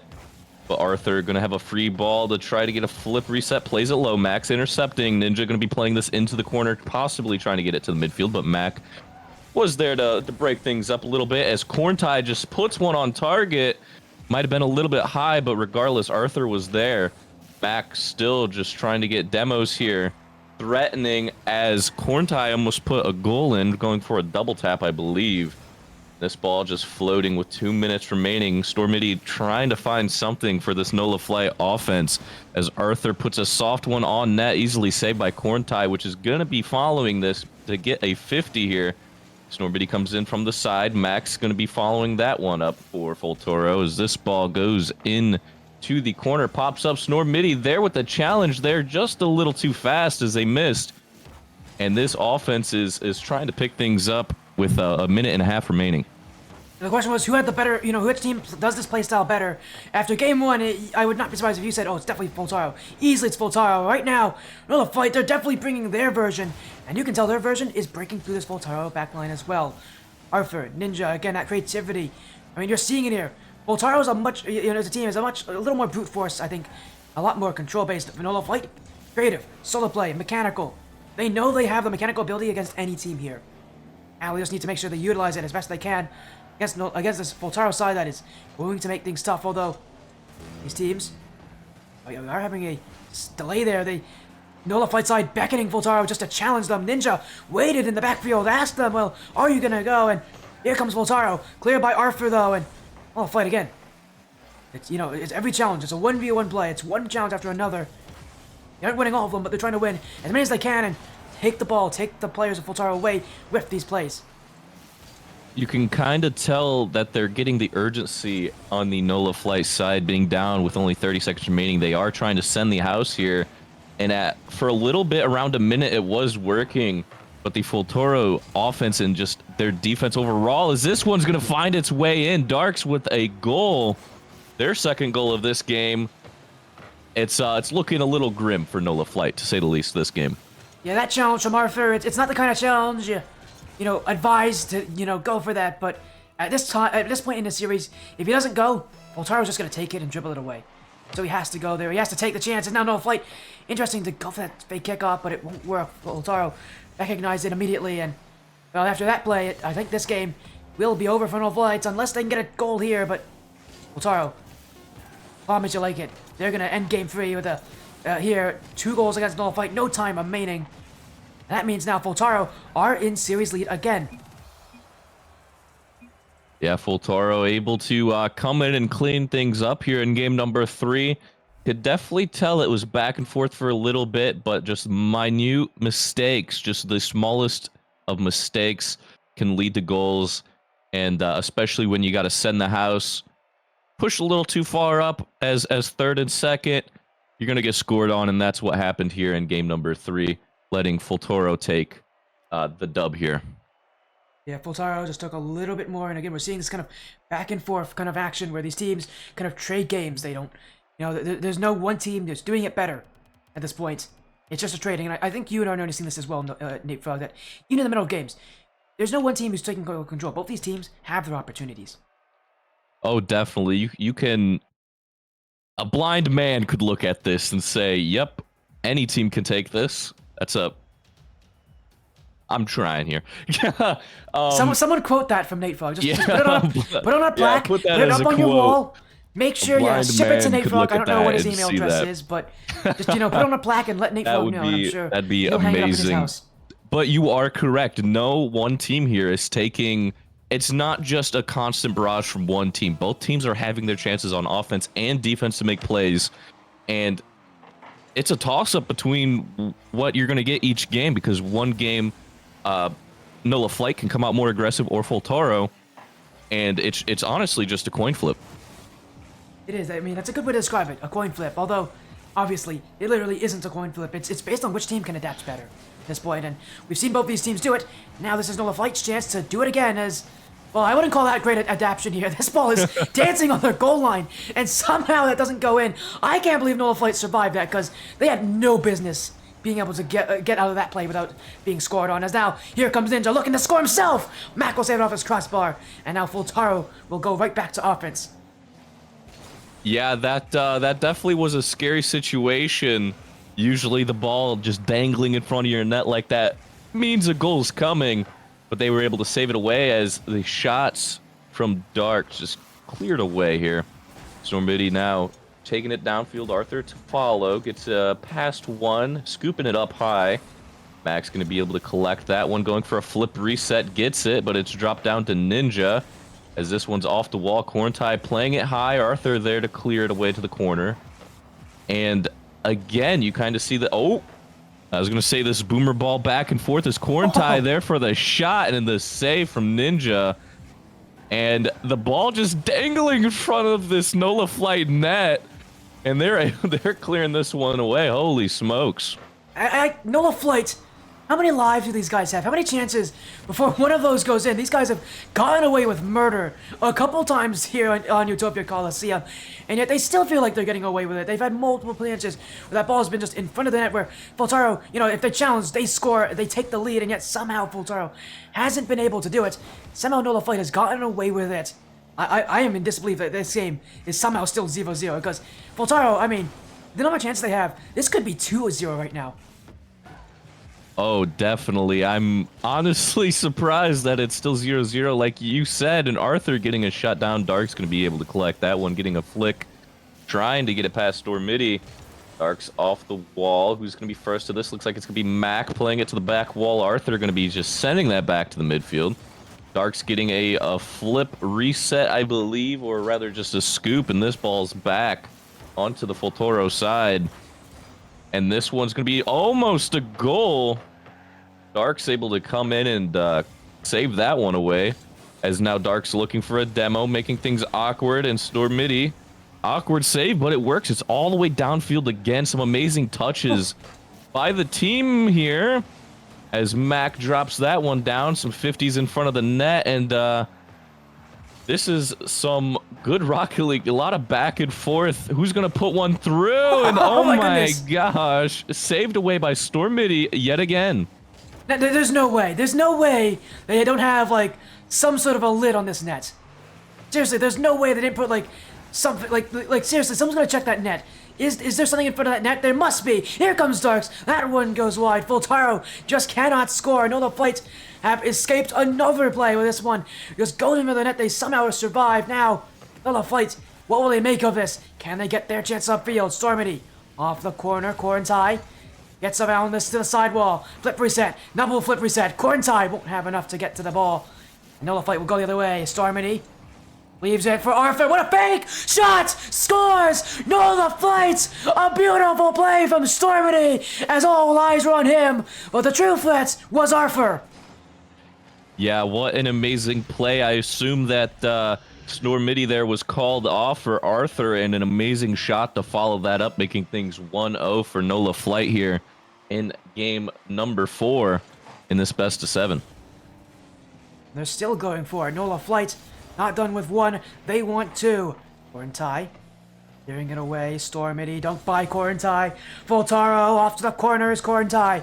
Darks. Oh, Stormity actually hit it for him here. Mac, can he beat Ninja? He'll sacrifice his life for it. Now another player off the field. This was Quarantine. Darks, though, to the back wall. Arthur is waiting. But Fultaro ready to go again. Demo in front. Mac, ready to get Ninja. Won't need to. Quarantine tucked to the top right corner. And Fultaro answer back. What an amazing heads-up play. Mac getting the demo on the back wall, leaving Quarantine the ball. And I believe that was Ninja and Net just couldn't get it. And Fultaro tying things up with 46 seconds remaining. This is an amazing game so far, I must say. This is probably best of the series. But we'll see just how much better it gets here. Ninja. Stopped by Mac. He's going for a demo. These teams all of a sudden getting very, very aggressive at this point. Removing each other on the field. There's no... I don't know what to say about this. There's no respect at this point for these teams. They don't care for each other anymore. And I mean, we're seeing just how good these defenses are. At this point, if you can't get the defense to fall because of the shots, you gotta find another way to do it. And here comes the demos to try to pave the way. As now, Ninja in front. Arthur, 2 players jump. Fultaro trying to keep the ball. Here comes Stormity. Darks to the sidewall, keeps it up at 0. NOLA Flight though, or could be the benefactors. Arthur on no boost, infield, Mac wants it away, gets that second touch as well, and it's Stormity will hit it to the ground and go to overtime. OT here. Let's see who wins the kickoff. Looks like it's going to be NOLA Flight taking things up the walls. Ninja playing the 50 perfectly. Going to go for that aggressive demo. And as you were just saying, you can definitely tell that the respect has definitely shaken off a little bit, and they're just sending everything, trying to get demos, trying to get bumps. In the first 3 minutes of this game, I'd say things were definitely a little slower. The respect was there, and then the last minute or so, things were just opening up. Hopefully that continues here in OT, as we're already 30 seconds in. Corntai going for the air dribble, getting it past 2, and this is going to be a goal for Corntai. Corntai ends it right there. You know, after trying for so long, finally Fultaro, you know, you felt like this was their game to lose. With how well their offense was playing, with how well they were playing as a unit. This felt like the kind of game where they were in control that at some point they would take away, and well, they do it here now. Only one game away from moving on to the semifinals. We go to game 5 where it's a 3-1 series lead. This is where, if you're NOLA Flight, you have to put your back against the wall and start swinging. You are down, but you are not out. It is definitely possible for you to come back, and I would love to see NOLA Flight to come out. Just furious, swinging, start the demo, start the bumps, play very aggressive, and hopefully take Fultaro possibly to game 5, game 6. I think it was game 6. This is game 5 right now. 5, sorry. Long day. It's going to be a longer day for okay. Sporty. It's okay, don't worry. Casters apparently can't count, so... oh, yeah. Yep. I definitely feel that. Don't ask what math I'm in. I just know I can't count. Anyways, here we go. We're into game number 5 here as one of these teams actually having a light issue. We'll get them back in. NOLA Flight, though, again, as you said, where's that aggression? This is an aggressive team. This is a team that loves to play that way. I want to ask you this, do you think this aggression, or this lack of aggression from NOLA Flight, is coming because Fultaro is also aggressive as well? That definitely could be the case if you meet your match and they just aggress you. I believe that's proper they outplay terminology. You, maybe the better term? Yeah, they outplay you. Then you kind of get, quote, put in your place a little bit. I mean, that could definitely be the case here, as NOLA Flight starting on heavy defense here. Need to play there already. NOLA Flight trying to come back here. Ninja in the midfield. Mac. Stormity last one to beat. He's got a shot though! And that one smashed to the top right corner. This is NOLA Flight with a first goal and a big goal as well at this point in the series. You can see all 3 players for Fultaro attempt to get to that ball, but none of them connect. And NOLA Flight starting off very strong with a 1-goal lead, only 30 seconds into the game. Now the question is, can they hold on to the lead? See if they can. Right now it's Arthur. Clears it away. Darks. Stormity. Miss! Corntai! Oh, Ninja! There at the right time. It clears it off the goal line. NOLA Flight prevents this one from being tied. And once again, their defense is showing up at the right time. Is showing up when they need it. I do not know how many lives that... there's definitely something in front of that goal that helps them protect that, because the amount of times... Oh. Okay. I saw a little miss there. But as I was just saying, the amount of times where the ball has just been in front of their net and shots just get magnetized to the defender is crazy. As Corntai clears this one down the field by Ninja. Corntai beating his teammate Mac to the punch, as Ninja getting a clear Stormity now. Trying to make something happen, getting some bumps possibly. 2 defenders commit to the jump. As a shot rings out, Corntai able to get a backflip and pop the ball high. Stormity going to be the first to challenge that for the NOLA Flight team. Arthur a little awkward as Mac gets a huge 50. This ball in front of the NOLA Flight net. Still continuing. Darks haven't said their name too much this game, as rotating back on defense. And with 3 minutes remaining, I'm in awe about still that save from about a minute ago. That was such an immaculate save. I mean, that's how well NOLA Flight is playing, just to keep it this close. Just to keep it this close. Reminder, it's still a 1-goal difference at this point, and that's the kind of saves NOLA Flights are being forced into here, as now Fultaro looking for another chance. Stormity with the blocking. As you mentioned, yeah, I haven't said Darks' name a lot already. It's been Corntai and Mac who have really led the charge. Darks has sat back a lot more, and I mean, for Fultaro, you know, at some point, you just have to ask, maybe you need to send more people upfield. Maybe you need to send everybody upfield on every offensive chance, just to see if they can get goals, because for NOLA Flight, it seems like they're starting to require that here. But Mac, the dunk, off the back wall, Arthur, great to send away, and NOLA Flight right now just relying on each other, each to get past one player on their own. And it's a strategy that's working. It's so simple, it feels, but the mechanics are doing the job, and, well, I guess that is the NOLA Flight way. Definitely, mechanics are a big part of this. Is this ball slowly rolling towards net, and Mac unable to get the dunk for the goal, still trying to stick onto it. Leaves Corntai and Darks in a precarious situation on defense. But Darks able to collect that ball, go for a little air dribble, possible flick here. Ninja reads it. Storm Midi there on the wall just waiting, and gets the clear. Arthur gonna pick this one up. Possible flick. Mac, if they didn't get a touch, that might have been a goal. So good on them. Darks now just sending it downfield. Storm Midi doing the exact same. Just a lot of boomer ball back and forth here with a minute and 24 seconds remaining. Yeah, but at this point for NOLA Flight, that boom ball tactic might help them here. It's going to waste so much time for Fultaro, and it's going to waste that time on the clock, because at this point for NOLA Flight, while they'd love a second goal, more important for them is just to make sure Fultaro don't get there first. Send the ball away. Get big clears. Waste their time.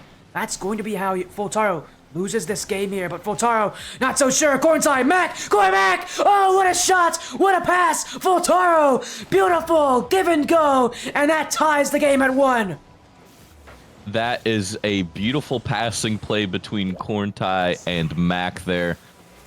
Those are the plays that are going to keep you in this game, and Fultaro, if they can keep that up, the heads-up plays, the passing between teammates, they can definitely pull this off this game.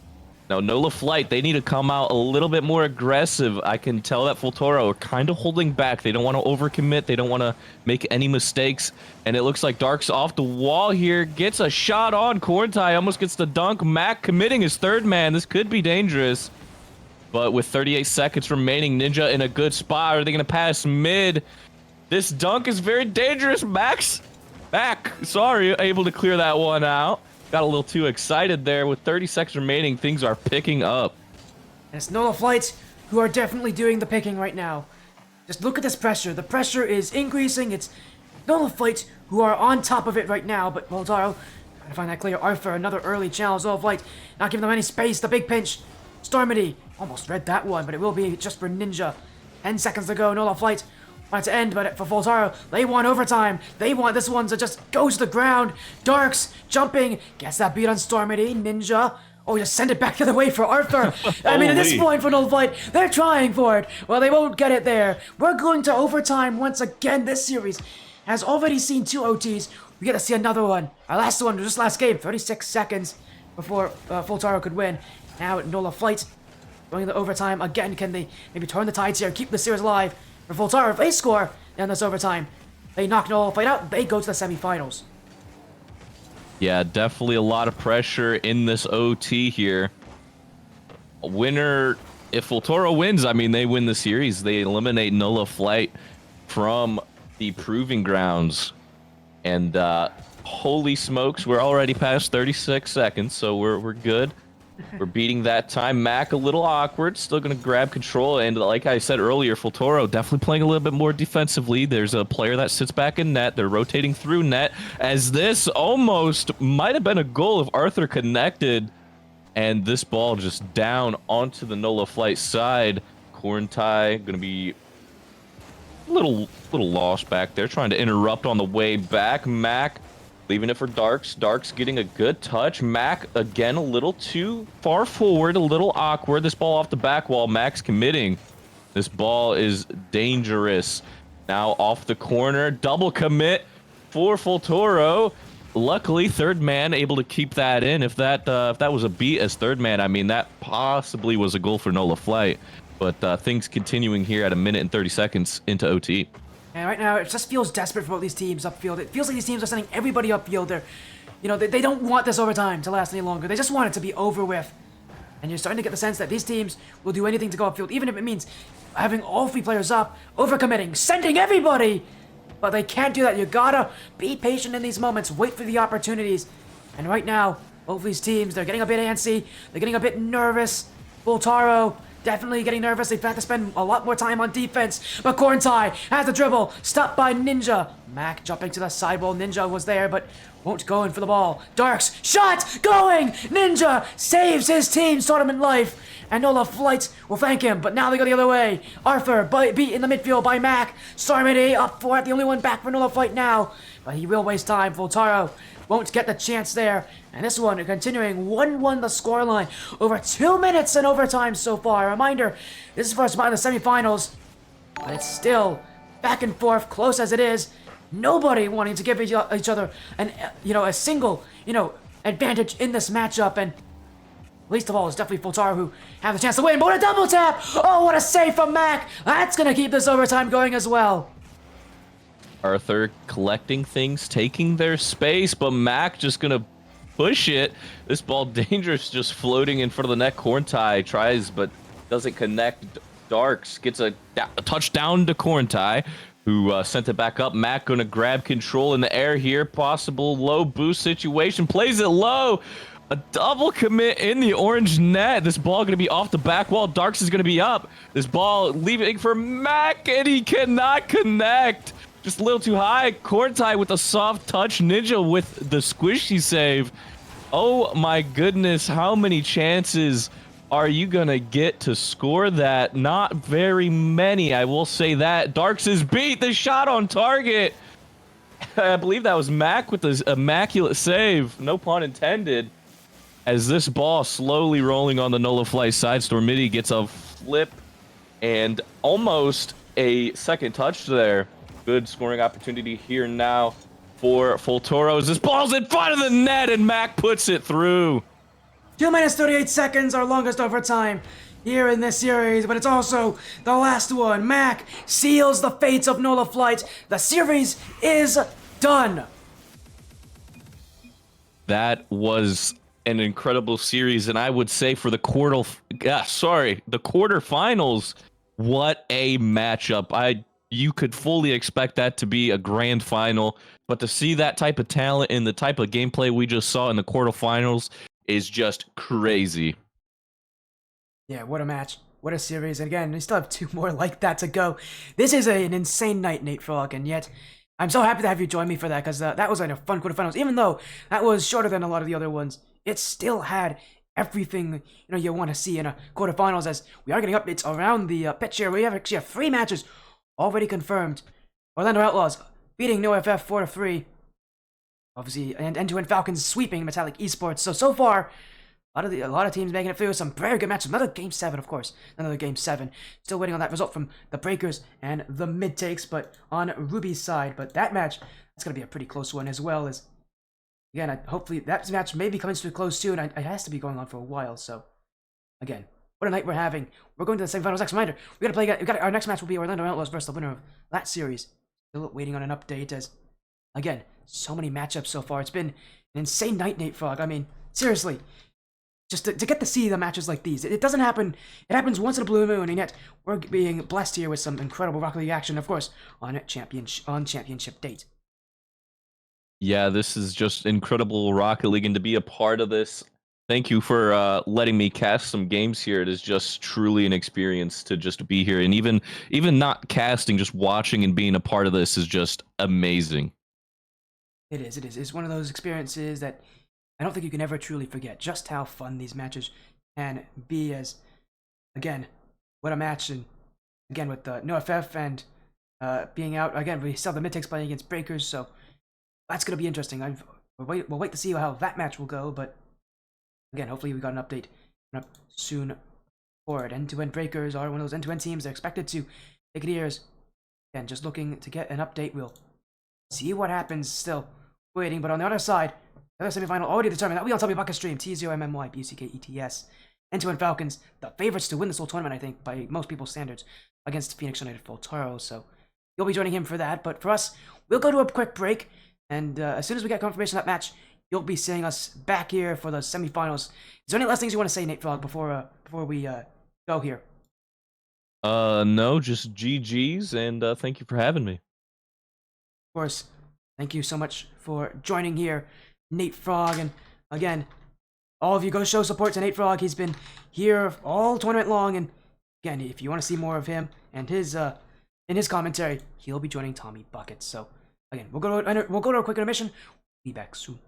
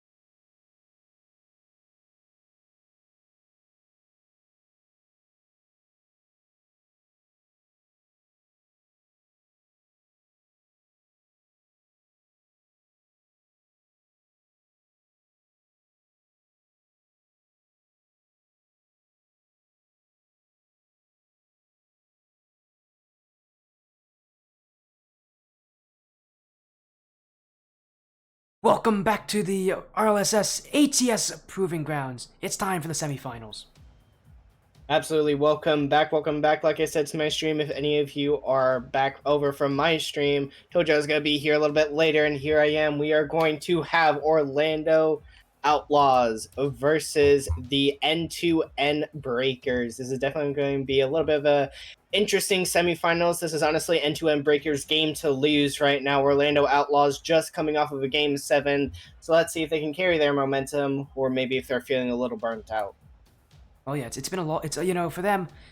It's it's not been that long of a day for them. They did just have to play series, but they are a little bit winded. They did just come off of the match there, that that quarterfinal matchup. They almost lost to No FF, but they were able to take that win, and well, they're here now. But they go against one of the against the Breakers, who did just take down the MidTakes roster. So again, we're getting down to the point where we've only got the best here, and if you aren't playing perfectly, things are going to be very tough. And again, it's the semifinals. There's a path to the finals and a path to also that $100 prize pool split between the two teams that get to the finals. So we've got that on the other side, TommyBuckets and Nate Frog. It's on TommyBuckets stream. They've got N2N Falcons and Phoenix and Fultaro. There's a good chance we could see an N2N Grand Finals, but for now, again, we have this matchup for the Breakers. It's going to be a tough one because anything about Orlando Outlaws, this is a team that's just frustrating to play against.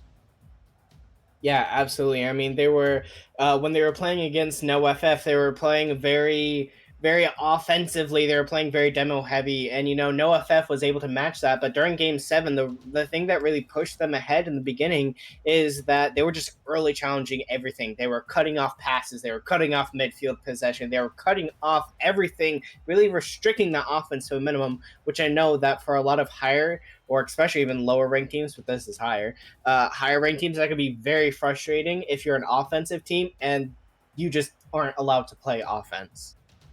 Yeah, so again, these teams so excited to get back into it, and I am excited too.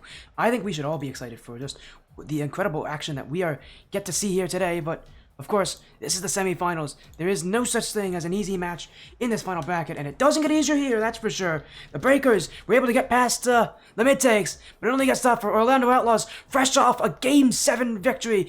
The momentum, they have a lot of it on their side. But we go right into the match. The Breakers on the blue, Orlando Outlaws on the orange. Here comes the best of 7. Here comes the semifinals. One of our finals will be decided right here, but this matchup, this is going to be one for the record books. Yes, as N2N Breaker is going to start off with the early offense, but Enzo with a big clear. Enzo going to try and work around that corner, but Siege going to cut that out and go all the way down to the other end. Both teams trying to take shots, trying to take offense. That's a big miss from Jackson. Obley's going to be there to capitalize. That's going to be the first goal for Orlando Outlaws. Yeah, big miss there for Jackson. After that, win against the MidTakes, you'd think maybe that they're feeling pretty formed, they're feeling pretty fresh, but obviously something happened there, and that is just a whiff you cannot afford to do. As, again, just so far, it's Orlando Outlaws who have it, and again, what's so scary about this team as well, I haven't really mentioned it, they're one of those teams where once they get a lead, it's impossible to take it away from them. That's kind of where it gets infuriating. They're such a tough team to come back against. You really need to score on them first, and if you don't, man, bad things are going to happen here. For the Breakers, they're going to get to know very soon why this Orlando Outlaws team is so feared. Yeah, as NZL going to get a big booming clear, UConn going to have to make that backline save. And now Orlando Outlaws seem to be a little bit more on the front foot here as Jackson tries to get a pass middle, but Obley there to receive it instead. No very threatening shots coming out from either of these teams. They're both just trying to test the backboard, test the corner defense, see which team is going to, see what defensive mistakes they can maybe pull out of their hat, as Jackson going to try and go for a little bit of a high to low play, and now we see Obley going on the demo plays. He's trying to get physical against the N2N Breakers, and they're really just getting their annoying play style together. Yep. The Orlando Outlaws, Obley, the very recent addition to the side. In fact, Salvation, I didn't even list him yesterday on their roster when they played. He was on this roster yesterday. He's been on this roster the whole tournament, but he is a very new player. But he's not new to this stream. We've seen him a ton already on this stream, and especially at ATS events. I think the last time he was on the stream might have been, I think, on a team known as Steve Harvey fans. So right now, Orlando Outlaws, though, again, It's still Enzo and and Nizzle leading the charge. These guys have been teammates for a very long time. Were teammates back on Team Evo when they got second place in the RLSS Season 4 Tsunami Cup. So these guys know what it's like to go into a really tough bracket and to pull away. And right now, their defense, it's proving to you why these guys are going to be tough to crack. As the Breakers looking for a chance. Siege in front. Obi's got to be careful. Jackson with a shot. They will stay wide. And Yukon hesitated for that challenge. And hesitation will mean he won't get a chance there. Yeah, N2N really seem like they're not in their peak form right now compared to Orlando Outlaws. They seem to be right back into form. They seem ready to just take on whatever is ahead of them. N2N Breakers really need to wake up. They got to get back into form. I've seen teams who start out slow and heat up over time. And let's hope that N2N Breakers is one of those teams that can heat up before it's too late.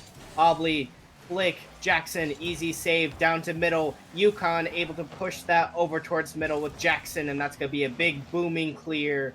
And now midfield is going to be a battle between these two. Yeah, but it's a very short-lived battle, at least for now. The Breakers very clearly are the ones just finding the space, finding the resources. But that shot will be kept out by Enzo and Orlando Outlaws. Again, they have no problem playing defense at this point. They're doing it just fine, but that's a problem there! Oh no! It just falls in! Jackson, who gave up the first goal of this game, will now score another one, but this time, it does go in the right net, and it's a tied game as N2N Breakers. A demo combined with just an awkward push from Orlando Outlaws means they're answering for Orlando Outlaws taking the lead early. Yeah, I mean, it's kind of funny. The only goals so far scored, that one was almost scored, were off of mistakes, but NZL going to try and just go for a little bit of a clean double tap there. No mistake there from either sides of the teams. Yukon maybe just waited a little, or not Yukon, Siege just waited a little too long there, maybe a misflip, but double tap beautiful anyway coming up from NZL. They're going to take the lead with just 98 seconds left. Yeah, Nizzle brings the mechanics. Now a follow-up chance from the Breakers. I mean, they just got scored on now, and look at this from the Breakers. It's as if they've been the ones to score. It feels like that last goal is not just fired up the Orlando Outlaws, it's fired up the Breakers to answer right back, and I love that mentality that they're bringing here. They don't care what's happened, but they want to make sure they answer here against the Orlando Outlaws, that they bring the Orlando Outlaws a message written, cold and hard, and really deliver it right to that net. The Breakers haven't found it yet, says Orlando Outlaws. Again, slowing this play down, and the Breakers, last thing you want to have is a team slowing the play down, wasting precious seconds off the clock, and Orlando Outlaws, they're doing exactly that. Yeah, that's also what makes Orlando Outlaws such a frustrating team, is that when they need to, when they're ahead in a game and it comes down to that final minutes, they really play stall game as much as possible. They will hold the ball in the air. They will go off the sidewall and just hold it and slow play it, take like a 50 or dribble play instead. And it's just super frustrating because as your team on defense, you don't want to push it too hard, but you also just want to rush it. As Jackson, that's almost a great passing demo play, as now Yukon tries to get a sidewall read, maybe pass over to Siege, double tap pass. Nope, Jackson's going to be there to collect instead. Siege left for Jackson. Jackson to the back of the net, and we got a tied game with 18 seconds left. And this is the Breakers, and it's Jackson leading the charge.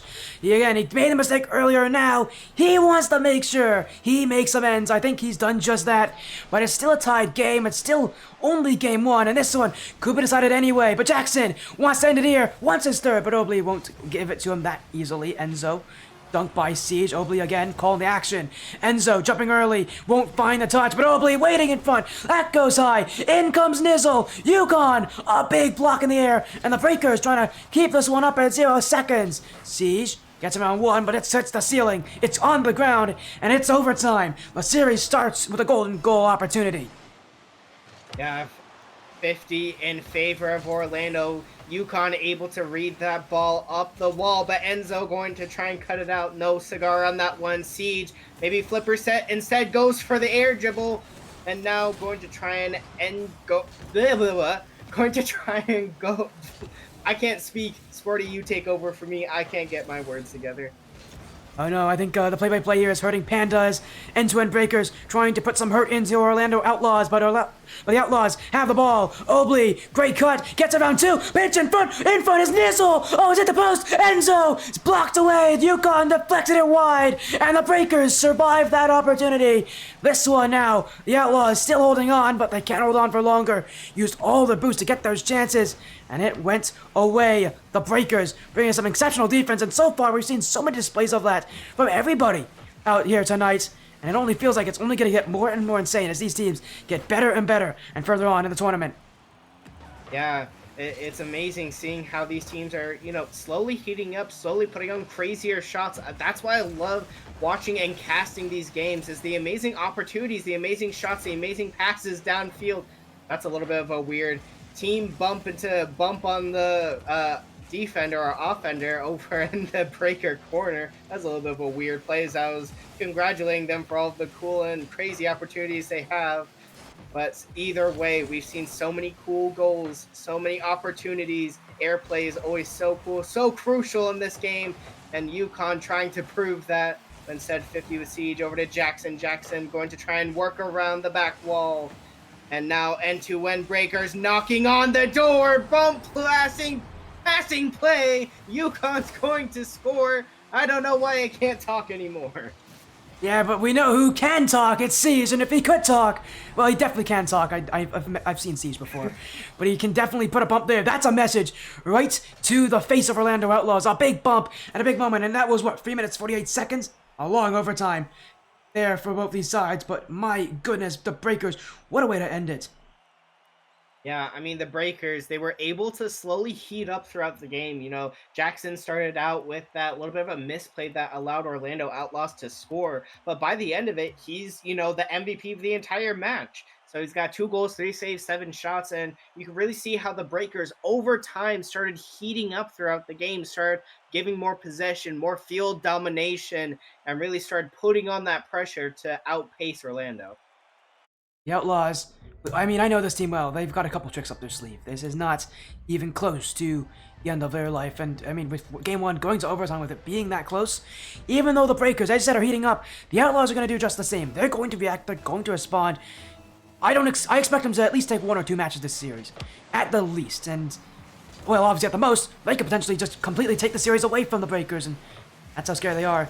But Orlando Outlaws definitely meeting their match here with the breakers. And well, that's the end of Game 1, now going to Game 2. It's time for the Outlaws to bring some sort of response, and right now that response is going to come, at least for them, in the form of a goal, an early goal, to put the pressure back on the breakers. Yes, but so far, within the first 30 seconds, doesn't really seem like it, as our end-to-end breakers, their defense holding strong. Orlando, they've had a couple opportunities, they've put on a couple shots already, but nothing too threatening, nothing too scary. Again, still just trying to feel out and test that end-to-end breaker defense, maybe see if they can catch them off guard in the early game like they did with previous teams. Now UConn shot high, Obley having to make the save, isn't able to, but Enzo able to save out his teammate, able to push that ball all the way down to the end-to-end breaker side. Enzo with Siege. Siege tries to 50 Obley, but no cigar on that. Obley tries to push it. Goes down for the slow play. Enzo to receive it. Enzo with the shot. Enzo with the goal. And we're only 1 minute and 4 seconds into game number 2. And this is the Orlando Outlaws. I said they need to score first to put that pressure on, and they're doing exactly that. End-to-end breakers that may have survived Game 1, but now going into Game 2, it doesn't get easier. It doesn't get better. They've got to go and make another comeback here as Orlando Outlaws looking to make a second. Great save there, UConn recovers, and now Jackson to shoot it! Enzo gets in the way as the end-to-end breakers, well, they thought they broke that one there. They won't get that chance. It's Orlando Outlaws, who again are just waiting in front of that net for the opportunities, and that defense, it's going to be strong for the Orlando Outlaws. You got to do a lot to stop them here, as they're just going to continue to do the same thing over and over again. And again, it's their playstyle. It's one of those ones where it's simple to understand, but it's so effective because it's just them playing strong on every challenge, on every simple play, winning, holding the defensive line. Breakers, you got to find a way to do something creative to beat them out here, because right now, Orlando Outlaws, again, they're going to do the same thing. You know what you expect from them, but it's still tough to beat every single game. Yeah, what no FF did right that really pushed that game 7 is they had to come up with the innovative plays. They had to come up with the innovative shots, the passing plays, the push, the fakes. They really had to just throw everything at them, every single possible play in the book at Orlando. Still wasn't enough for them, but maybe N2M Breakers can take that recipe and that formula, really push it through, because right now they're down by 1. Passing play in the infield, and Jackson with the demo on Enzo, and now Nizzo going to go off the back wall, and that was a very good and very innovative attempt coming out from N2M Breakers, going for the pass infield demo play, and that's really what you want to see if you want to try and equalize this game. Right now, N2M Breakers, they haven't got that chance. They haven't got the opportunity. You know it's going to come at some point with 2 minutes to go. They're searching, but Orlando Outlaws! Oh, what a pass! Enzo drops it down! And this is the Outlaws doing what they do best. Yeah, that was absolutely beautiful coming out from Orlando Outlaws. That is just absolute peak, what you need to do. That is the passing plays that Orlando does, is they're just waiting up on your end of the field, and they will meet you there. They will do everything they can to try and score, and score they did off the passing play. Obley with the low shot gets saved. Enzo with the follow-up, able to shoot it around 2 defenders, both on low boost, both trying to recover, but were not able to, as that's a 3rd goal for Orlando Outlaws. Minute 56 remaining, and N2N, this game's getting away from them a little bit. It's not just a 3rd goal for the Outlaws, it's a 3rd goal for Enzo. The 3rd goal in the lead. Orlando Outlaws. What a response after game 1 having been as tough as it was for them. They fought valiantly in that overtime. Now in game 2, this is not as much of a contest right now. The Breakers meeting an Orlando Outlaws team that once they get things going, they don't stop, as now the Breakers nearly had their chance there, but that one will be saved away as Orlando Outlaws is looking to hold on at least for these final 90 seconds and make sure that this game 2 is theirs and this series will be tied.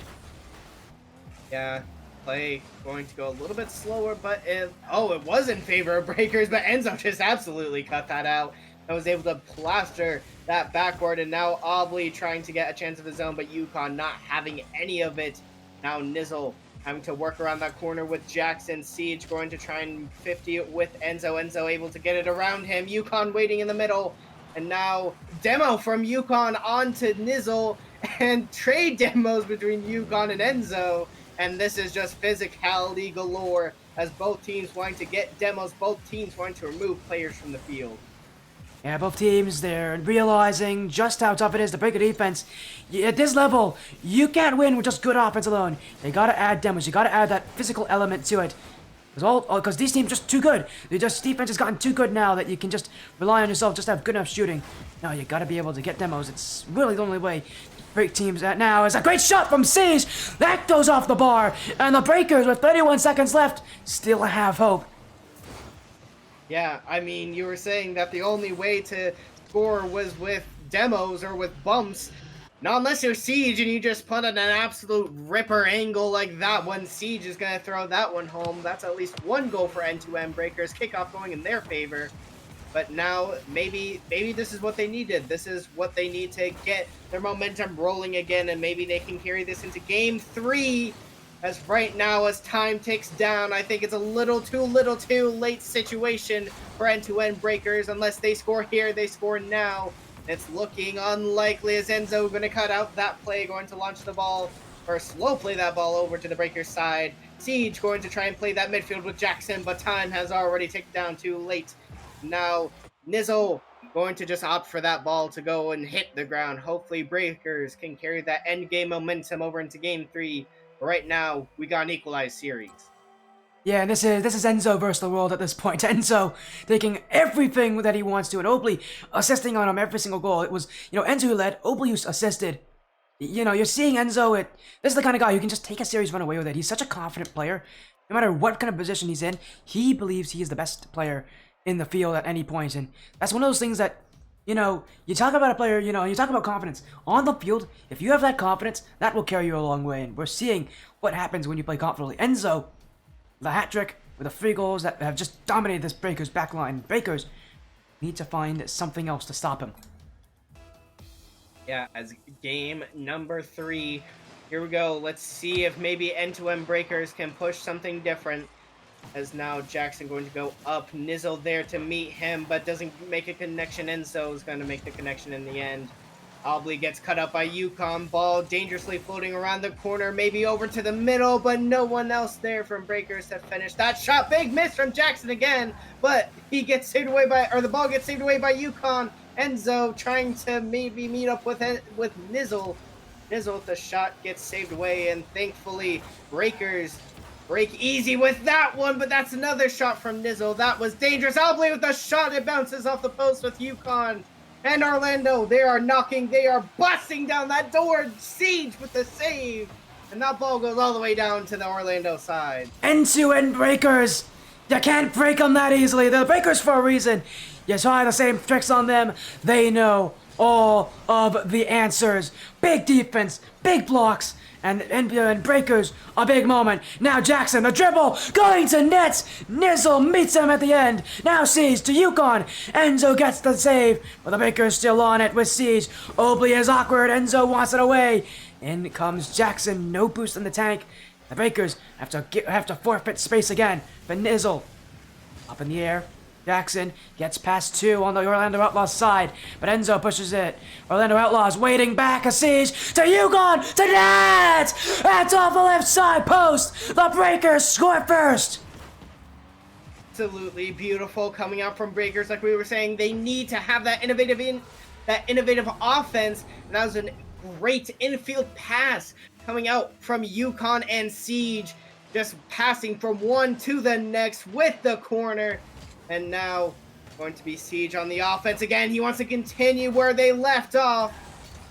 And no cigar on that offense. Obley going to try and clear it out. Jackson there waiting. Nizzle going to try and play a little bit slow. Play that 50 with Yukon in the corner. Siege going to also play it slow. Over to Jackson. Jackson's shot. That goes over to the other corner. And now, end-to-end Breakers offense revised, revamped. And they are on. They are deadly. This is a flip on its head from the Game 2 3-1 scoreline we saw. What a match that was. What a match this is. The Breakers, an answer. And at this point, both these teams just trying to outdo each other, trying to out-offense each other. And that's gotta be an interesting feeling, just to see two teams, fight each other, go after each other. And wow. Just wow is what I'm thinking right now. There is nothing that feels like they can stop these sides, and yet they're all playing each other. Someone's gonna lose, and this is some incredible Rocket League action so far. But we're only partway in the series. We're still in Game 3. This series has at least Game 5 to go to, and honestly, it's probably going to go a lot further than that. Yeah, I don't see this unless it's a for those who watch pro play, like a Rural 1 versus Vitality. During the spring major, unless they're all overtimes and 1-goal games, and I see this going to maybe a Game 6 or Game 7, but Enzo, if you're gonna miss like that, maybe not so much, as now that's a third goal for Breakers, and that is very unfortunate. Long shot from Siege. Enzo not able to catch back up to it. A little bit of a miss there, and now 3 goals for end-to-end Breakers, 2:24 left. We'll see where this goes. Yeah, I mean, that's the one thing that's interesting about this matchup. Sure, the Breakers have a massive lead right now, and it's one that they aren't going to lose very easily. But Orlando Outlaws have the time to come back. They have the plays to do it. And of course, they have Enzo. Just having him alone means you're going to be guaranteed at least a couple goals here. Absolutely. Pass from Nizzle. Siege a little bit discombobulated there. Enzo with a follow-up shot, and he's going to slot it home. 2:13 left now. We're at a 3-1 scoreline. Orlando Outlaws have a little bit more time, a lot more time, than end-to-end Breakers had last game. Come back from this type of series score. We'll see if they're able to do it, or if end-to-end Breakers are going to hold their defense strong and not give up the lead that they have. Enzo has been the issue for this Breakers side. His shooting has been the thorn in the sides of the Breakers, and yet still Orlando Outlaws, Obley and Nizzle both pushing. Obley nearly tucked that one to the bottom left corner, and Nizzle having to wait on this is Jackson, stopped by Nizzle. Enzo, backflip on the play. Siege with space with Jackson to help him out. They went for a pinch in front of that goal, but it won't go their way. Still, the Breakers have the ball. Yukon, Nizzle, big clear, but it will be Siege to go back as Jackson overcommitted. Siege now bumped. Enzo pushes to net. Jackson is waiting. The Breakers, every chance getting saved away for now, but the Orlando Outlaws continuing to push, continuing to ask the questions, but they may be them who need to be careful here, as they will get back for that one. The Breakers, one more goal, I think that's going to secure this game for sure, but Orlando Outlaws, and they get a second. I mean, right now this game, it's not within reach just yet, because this is still a 2-goal difference, and the Breakers are making things very difficult.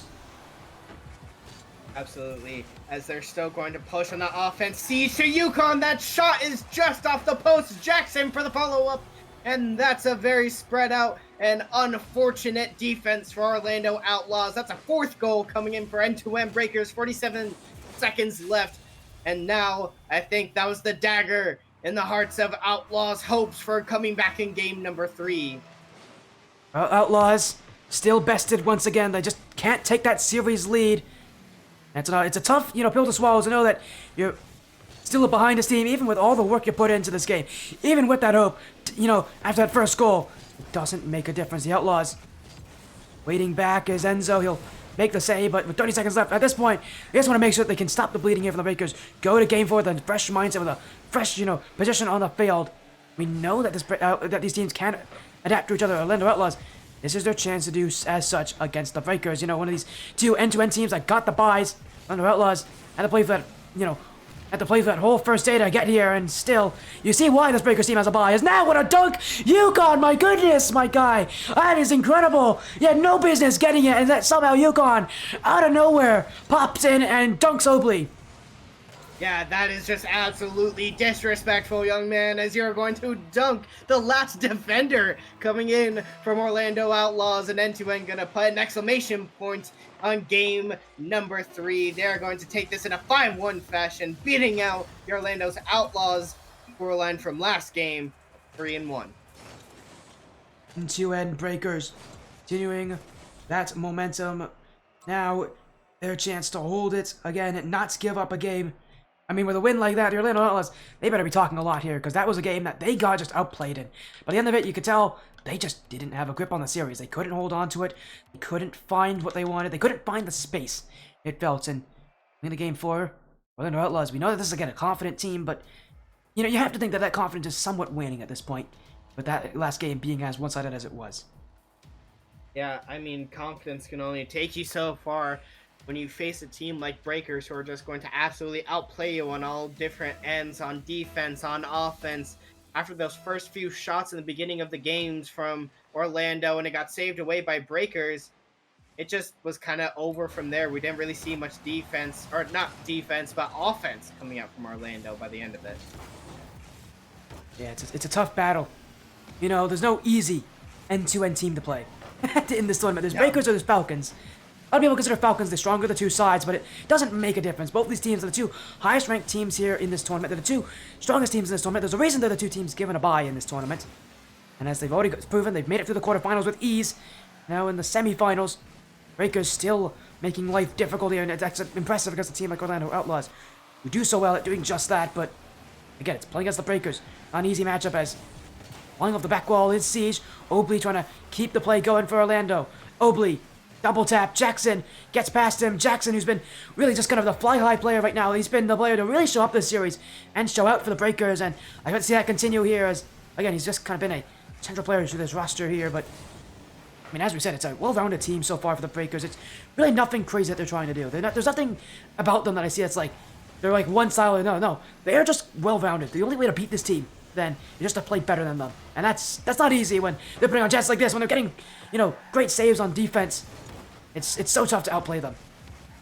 Yeah, and now they're trying. Orlando Outlaws knocking on the door of N2N Breakers. We'll see how long N2N can keep up that defense before they break into offense. Jackson breaking into the offense, going to give the first goal for N2N Breakers. They went straight from defense, straight to offense, and now they get the goal off the overcommit from Orlando. From one side to the other, N2N Breakers next to New Esports Breakers. That's the kind of offense you see so many teams, get inspired to do, get inspired to throw them themselves, but it's so tough to just transition that quickly, especially against Orlando Outlaws, who are not a team prone to overcommits. This is a team that, holds a very strong midfield line, but they know when they don't win and when they've won, when they've lost a challenge or not, and It's so tough. They're not gonna overcommit willingly. You gotta force them to do that. That's just how impressive this Breakers team is playing right now. Is that Orlando Outlaws, you know, in wrong positions, but it's not because of their own doing. It's because the Breakers are pushing them into those positions. And, you know, maybe you might think that it's maybe some mind games coming out from N2N Breakers. They know how confident Orlando is. And so they're seeing that confidence and that want, that need to be offensive. They're letting them do that. They're sitting back a little bit more. They're not really trying to early challenge or try and, you know, beat Orlando at their own game.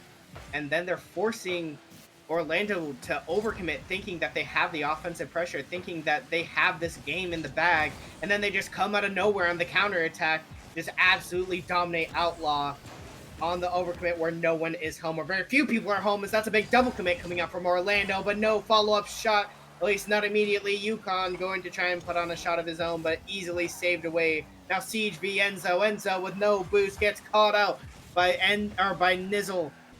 Now Yukon going to keep the ball low, going to maybe try and play 50 play with Obley.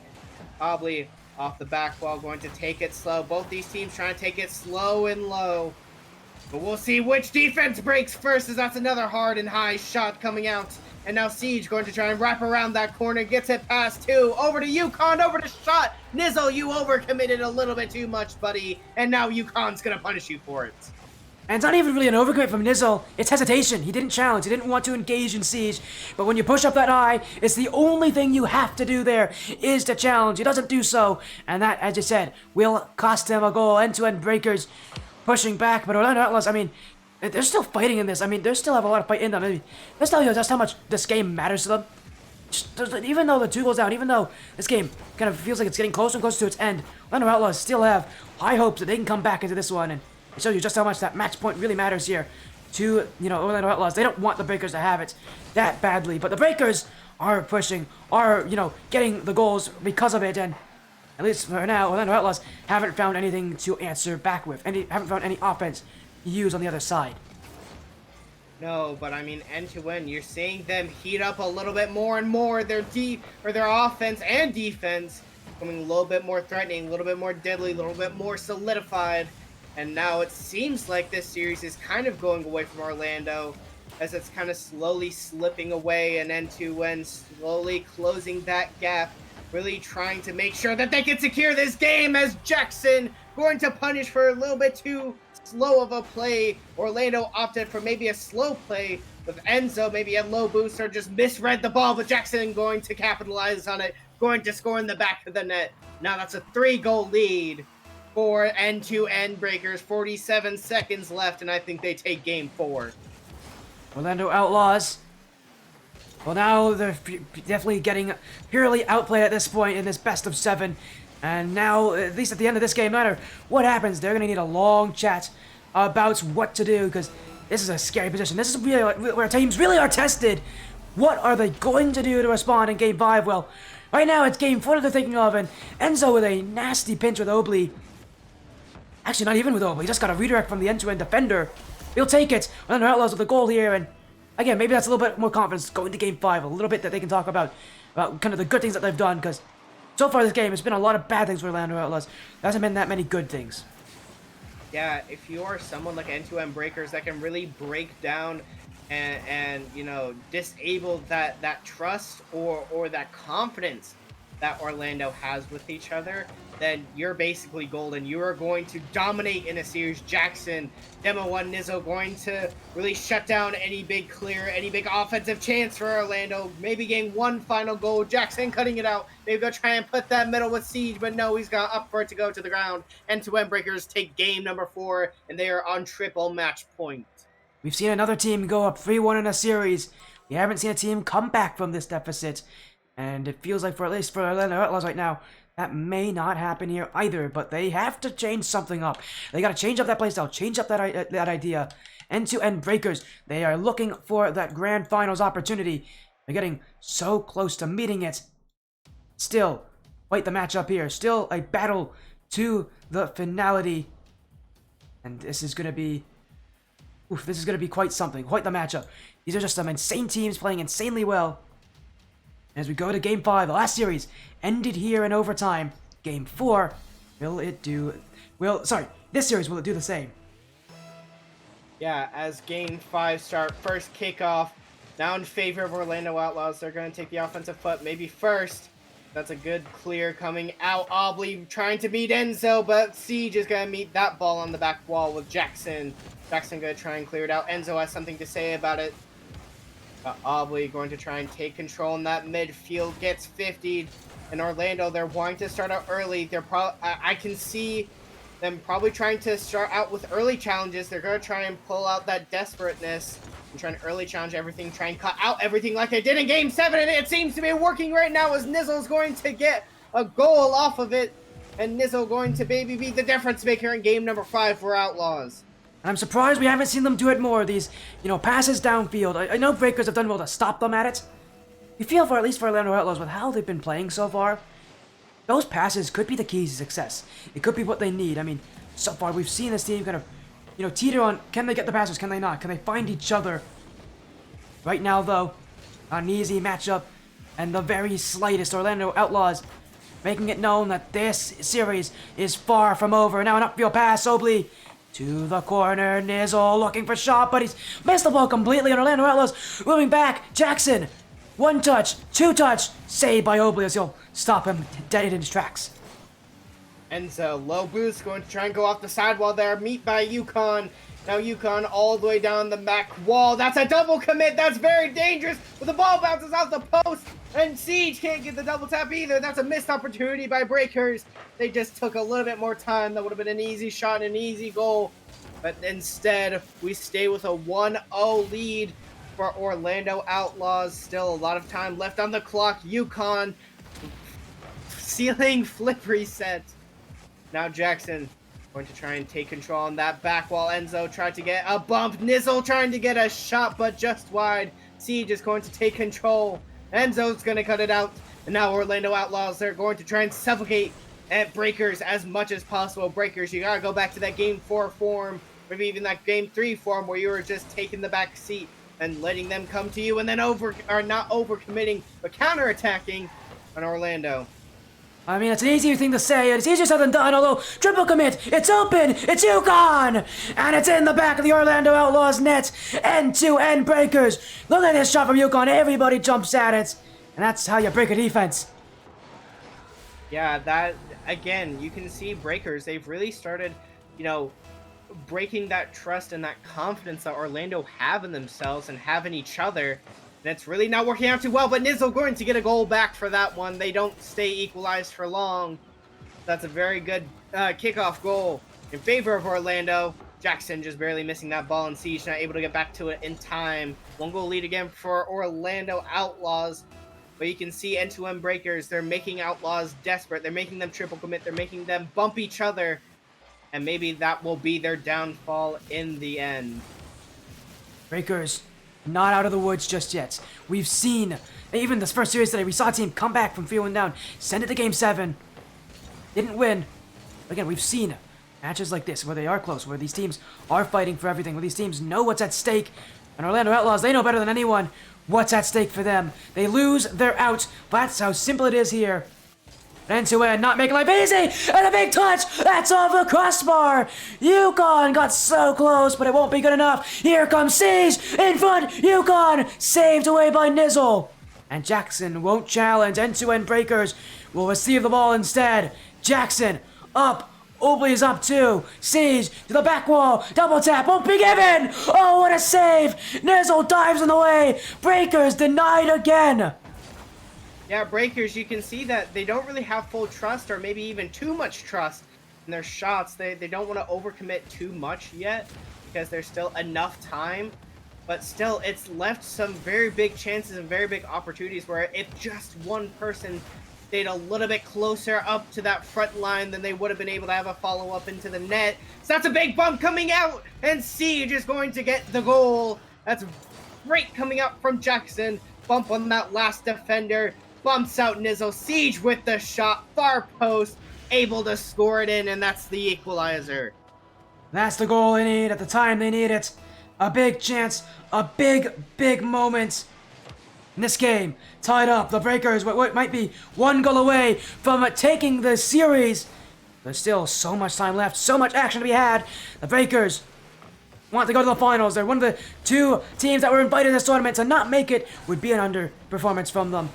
You know, Orlando Outlaws, for them, they've been, you know, they've, again, this, you know that, I can't talk, but Nizzle and Enzo have been to finals themselves. He went to the RLSS Season 4 Tsunami Cup Finals, got destroyed in it.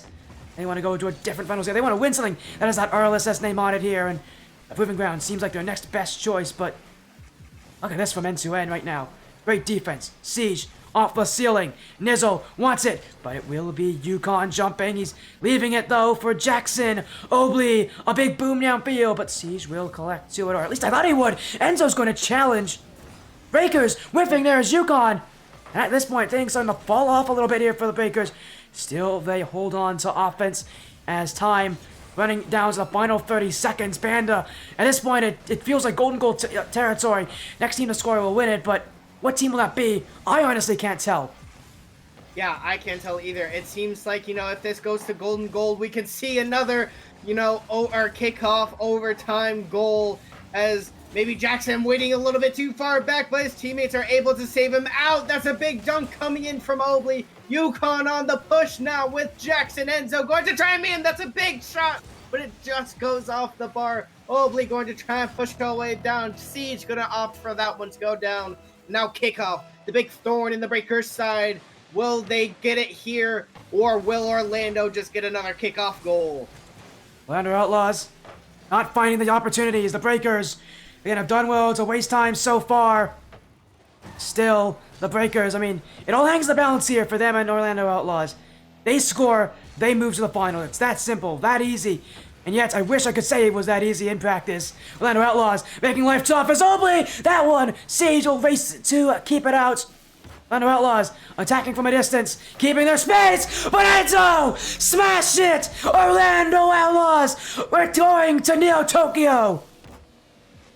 Yeah, just way too much patience. I mean, you have little boosts as you're on defense right there. Or even Jackson at 69. So, I mean, you know, you have enough boost. Go for the ball, challenge it. You don't want that ball floating up right in front of that net, whether it's your corner or not. You can't give that much you can't give that much space and that much time for Orlando Outlaws to just slot the ball in the back of your net. You got to challenge, you got to put a hand up, or at least you got to move it over to the sidewall and clear it out.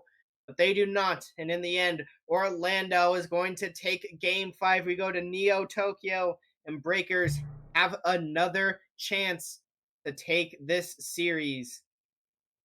Yeah, it's one of those situations where it comes down to moments, little plays.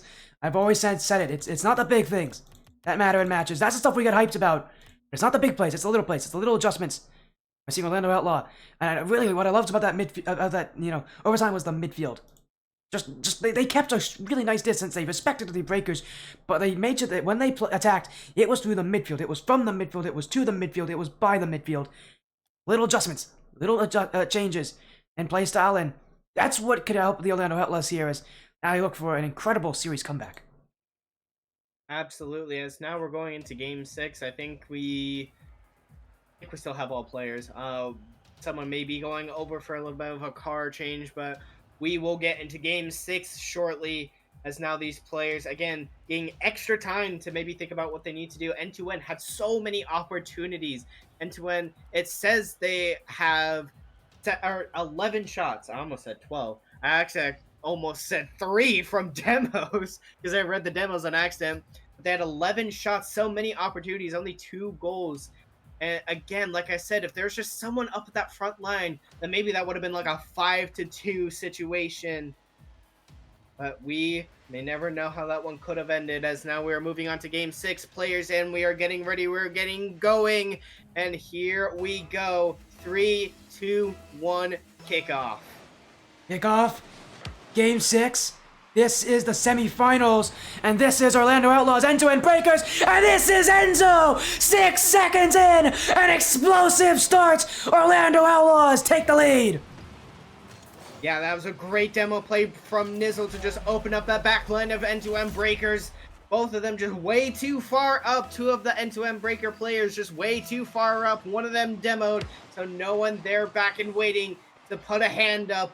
So they will get a goal for Orlando. And now going to try and continue with Obli. And Enzo trying to continue that shot, but no goal comes from it. Big flick coming out from Yukon, save from Obley. Jackson going to try and receive it, may pass down middle, but Enzo not going to have any of it. And he's going to try and wrap it around the corner, but Siege not wanting that to happen as he's going to try and meet Jackson in the middle. And Jackson looking for the double, but that one's kept out by Nizzle. End-to-end breakers, the mechanics trying to utilize it here. Siege, straight shot! Siege, right through the defense! Beautiful shot coming out from Siege, just absolute top left corner. Enzo, you're facing the wrong way, buddy. You gotta turn around or else you're going to get scored on. And scored on he did, as now we have an equalized match with 4 minutes and 16 seconds left.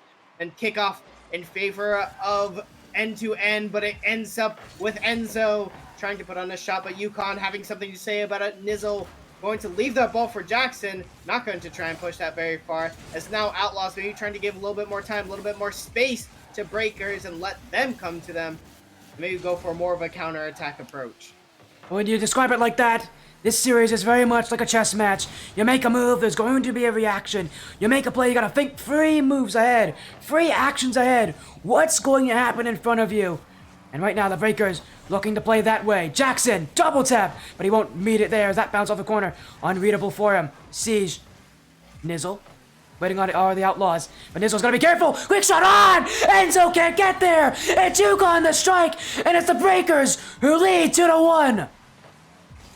Absolutely beautiful from end to end. They're taking the shots, they're taking the opportunities. Enzo just not able to get there in time, not able to reach that ball. And now end-to-end Breakers, they're getting their peak offensive form back. They're shooting from the angles, they're shooting from the corners. And this is when they're the most deadly, when they come back, when they score back and they start breaking down your defense. As Siege tried to go there. And now Jackson with the follow-up. Obley not going to let that happen. He's going to try and push that over to the back wall. Maybe with second touch, but no, Siege to cut it out. Siege with a long play. Enzo going to clear that down, try and reach Obley, but Jackson has something to say about it. And redirect Nizzle going to try and take control and clear that out to the midfield and over to the Breaker side. Orlando Outlaws attacking from the midfield, as we said before. They did it in the overtime. That's how they won Game 5. But here in Game 6, it's a whole different battle, a whole different field. The Breakers catching on, but Orlando Outlaws still contesting. As Obley wants this one away. Now the 50 on Jackson. Backfield is open for the Breakers. Strike! Score! Great shot from Nizzle. Maybe just a little bit, a little bit of a misplay coming out from end-to-end Breakers.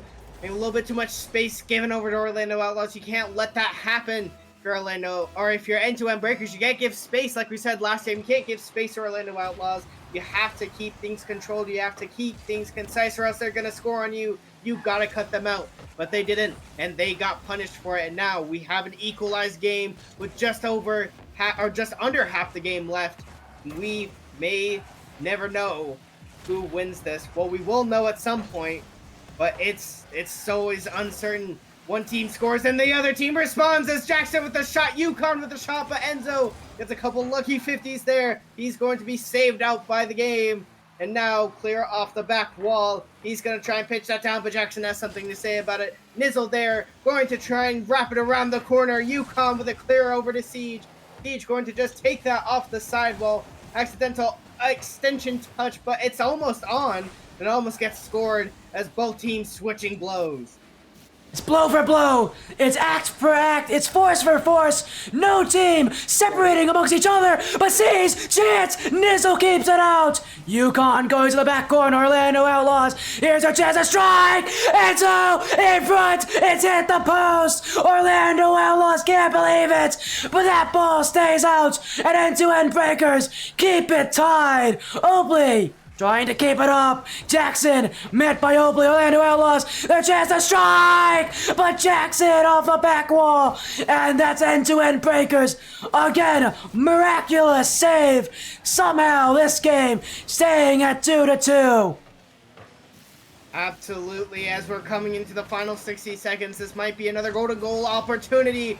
As Yukon gonna get demoed for his clear down. Nizzle going to try and up for maybe a little slower, more controlled play.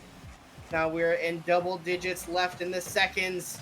And now Yukon having to make the save with Siege. Siege gonna try and clear it out, but he gets intercepted by Obley. Yukon going to try and take a slow air jump, but when he had no contention, and Jackson with the clear now has to try and get it around Obley, able to do so. Now goes over to the Outlaws corner, and Yukon going to have to try and 50 Enzo. Siege on the side wall, going to try and opt for maybe a little bit of a more back play, going to try and take their time, not gonna force anything, maybe get some boost, as Jackson going to try and clear the ball out with Yukon. Yukon gets the clear. Jackson with the receive. Final 10. Final play. Ball in front, but he gets saved away last second. Yukon with the interception. Enzo over with Obley. Obley with a shot on top. It floats down. We go into overtime. That was 1 second away from ending Game 6, from sending us to Champions Field, and yet the Breakers get a fortunate bounce, a fortunate second. The Orlando Outlaws still searching, but Breakers, they can end the series here. They can go to the Grand Finals with one more win, one more goal. It's overtime, but Orlando Outlaws, they played for so long, they won't let it end here. They won't go for it. They won't take that answer into the back wall, and it's kept wide. Somehow, the Breakers are there first. Somehow, the ball is kept out. Orlando Outlaws still searching. Siege, 50 by 2. Jackson, Yukon, one-on-one with Nizzle. But it will go to the corner as end-to-end Breakers looking for the chance. Bounce in front. That one's dunked away. Orlando Outlaws in the semifinals looking to keep spirits up, keep their hopes alive. One goal can do it. One goal can send them back. They were 3-1 down in the series. Now they look to tie it. There it is. A fake in front. Nizzle with the end to Game 6. We're going to Game 7. Again, just missed opportunities coming out from Breakers. You really gotta hit that ball if you're Jackson. He's been, honestly, the bigger enemy of end-to-end Breakers off the mistakes and off the misses that he's been pulling out. And we will go to a Game 7 off of what we thought was going to be a Game 5 series. And no, we go over to a Game 7. 3-3 over on both sides. We will see who will go and who will prevail over to the finals. It is Breakers' game to lose. We'll see if Orlando Outlaws can come out on top in another Game 7. And I'm starting to lose my voice. It's the semifinals. Somehow I'm finding a way to do it. But we've seen this before on this stream today. MidTakes, Azul, our first match of the night. MidTakes got a 3-1 series lead, and then Azul looked to rally right back, but couldn't do it in Game 7, got thoroughly outplayed. Now the Orlando Outlaws have put themselves in a situation, but will they fall the same way? We'll see about that. It's Game 7! It's Champions Field! This is what it's all about! Absolutely, kickoff. Here we go, Game 7 in favor of Orlando Outlaws. My throat can't keep up with all this casting and all of this yelling. But now Siege going to be on the offense, going to put it off the wall. Enzo there for the save. And now Jackson going to try and go, but zero boost. Misses the touch. And Yukon's going to try and bang that over back to the back wall. Obley there waiting, going to get a small touch. Enzo there to clear it out. Obley to receive it. Obley to the back wall, saved away by Jackson. And he will up this for the corner. And right now, it's all about slowing the play down, not rushing, not panicking. It's so easy to do in this situation when you know you're in the semis, especially now that it's confirmed. The Falcons, the end-to-end Falcons, a 4-2 win in the semifinals. They're awaiting the winner of this game for the championship. And, with that pressure on these players, it's so easy to panic, but this is the last time you want to do that here. Under the lights of Champions Field, this is where the best players come out to play. Absolutely, and from a 3-1 down coming in, that's a big pass middle over to Siege. That's a big misplay coming up from Orlando Outlaws. Right as I was about to say how well they were doing and how well it was to basically almost reverse sweep end-to-end Breakers. Siege going to try and crush their little hearts. No fairy tales here. We're going to try and have an end-to-end be end-to-end finals. And next to new esports side, they knew coming into this tournament, you're guaranteed a top 8 spot. They both bought a ticket to the top 4. Now the Falcons into the top 2, but end-to-end Breakers, is this their top 2 as well? Is this their grand finals? Is this next to new who will take the championship? Orlando Outlaws want to contest that in front of the net. Enzo's been scary all series long, but his shot blocked there as now the Breakers down the other way. Siege to the corner. Obley looking to collect it here. Orlando Outlaws testing that midfield. Enzo gets the beat on Jackson, who started off this series for the Breakers. But can he end it too? The Breakers feeling the pressure, but so far their midfield defense has held on. Orlando Outlaws had a tough match here. It's a great dunk! That one just wide of the net. The Breakers still searching. Double commit in front, but Obley, masterful on the back wall. Use all his boost, but he'll get rid of the ball with there. Absolutely. As end-to-end, they're trying to knock on the door of Orlando Outlaws. They want to restrict their offense as much as possible. They know how deadly they can be. They want to get as many opportunities as possible. Jackson demo on Nizzle. And now Enzo's going to get a clear all the way back down to the backfield. And now Jackson with a big clear. Going to go over to an empty corner of Orlando. Going to get a free touch. Maybe middle over to Yukon. Yukon shot. It's off the bar. And now Obley received from Enzo. No one home from Breakers overextension. And we got an equalized game with under the half left. You think you're safe? Think again. This is the Outlaws we're talking about. They never give up. And when they find passes like that, there's no reason to give up on these players. Absolutely. Kickoff, equalized game. Jackson versus Obley. Kickoff in favor. Pretty neutral throughout the whole way, but in the end goes over for Jackson. He tries to put on a shot, but it's just wide. Enzo demo on Jackson. Gotta get that nuisance out of the way. And now Yukon with another shot. Nizzle with the save. Not very hard, but now he's gonna meet Siege on the sidewall. Siege got cut out in the midfield. See who's there from end to end. Jackson's there. And now Obley off the back wall, going to try and take it low. Yukon with a double tap. Siege there to receive the ball. Gonna try and get a middle for his teammate. Gonna go for a bump. Jackson tries to push the ball further, but Enzo there to say something about it. Orlando Outlaws trying to find something, but the Breakers keep fighting through. Orlando Outlaws, they've been perfect so far on that backfield, but at some point it's about to break. Still a great demo from Nizzle. Looking for offense. Jackson won't give him the chance to shoot from that angle. As Enzo jumping high, great first touch, looking for the 50, bounce in front, Obley jumping, missing, in front here, but Nizzle can't get it, he was bumped wide, now Enzo, Obley, Nizzle, that one saved by Yukon, and the Breakers struggling on the back line, but they struggle out of there, out of the pressure, out of the defense, and Orlando Outlaws now have to look again, time ticking down.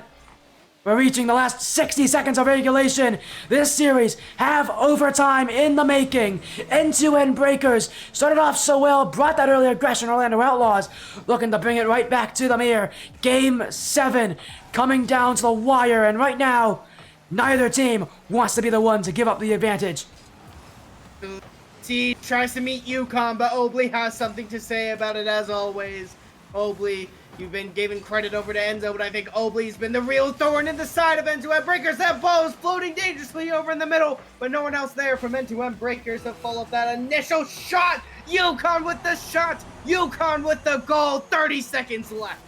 This is Breakers taking control. 29 seconds. Orlando Outlaws.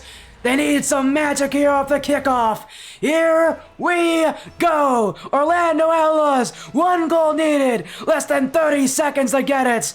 Obley trying to take control. The kickoff win is theirs. The Breakers won't give him the ball for free. Obley in front. Here comes Enzo trying to keep it away. Demo in the backfield. The Outlaws trying to take the ball. Went backwards, but it's 2 steps back to go 1 step forward. Nizzle's in the corner. Jackson will collect. Now the Breakers back on the ball, but Obley to Enzo! Enzo! Looking to keep it alive! Just a missed touch from Jackson. Oh, and then Obley's going to intercept Enzo with the shot. 2 defenders back from Breakers, but it doesn't matter. As 7 seconds left, we got an equalized game. Again, we've seen very many messed up kickoffs from end-to-end Breakers, but does it happen here? Jackson's gonna keep it up. It's on the back wall. Big clear coming up from Enzo. Yukon with the collection over to the sidewall. He's gonna bang it up Oh, he's probably gonna just bang this back down. He will. And we got another golden goal opportunity. Will end-to-end breakers crack under pressure for a third time, for a third overtime? Or will they finally break through? And will we get an end-to-end versus end-to-end finals? Game 7, our 4th overtime of the series, and it's end-to-end Breakers, Orlando Outlaws, a spot in the finals, waits for who scores next, the Breakers. Heartbroken in the final seconds, but they won't be heartbroken easily. Enzo save, siege on, Jackson, is it? Jackson! Next to the grand finals! Jackson, you were giving him so much hype, but when it mattered most, he crumbled. End-to-end breakers going to go to the finals. And now we have an end-to-end versus end-to-end grand finals. Came down to a game 7 golden goal. Breakers do not crack under pressure when it mattered most. The Breakers, they're going to the finals. The 2 invited teams, proving to you why they deserve those spots. Game 7 goes to the Breakers. They're playing against the Falcons in the grand finals, who won 4-2. This stream has seen some incredible action so far, Panda. And well, it's only gonna get more intense from here, because next up, it's the championship. I mean, it is everything that has built up to this moment, and honestly, I can't wait for it. Absolutely. I cannot wait for it either. Sadly, I will not be casting with you. That will be Tommy, but Tommy's always a great caster. He's always a great man. And so we will see you and Tommy over to cast the grand finals. Yeah, but of course, what a match this is. I think we need to kind of relish in the moment. It's one of those that you may never see again. It's one of those moments that you only see every so often. End-to-end Breakers, end-to-end Falcons are your grand finalists, and this moment, it was a moment that it just feels so deserved for these teams to be playing in a match like this, in a tournament like this, and to be able to show up for your works, play well. Now the end-to-end teams now again fighting in the grand finals for that spot, for that first place spot. And I think it's even add on to just a little more for this while we go to that 5-minute break. I think we just need to kind of mix this in here. These teams have never played each other before. The Breakers and the Falcons, they're on the same org, never played each other before. That's how intense this is. Absolutely. So we will see how close of a match it is. Will Falcons show how they are superior and hold up to their name? Or will Breakers keep it close or even take it out over their companions? It's a tough question. We'll find out the answer after this short break.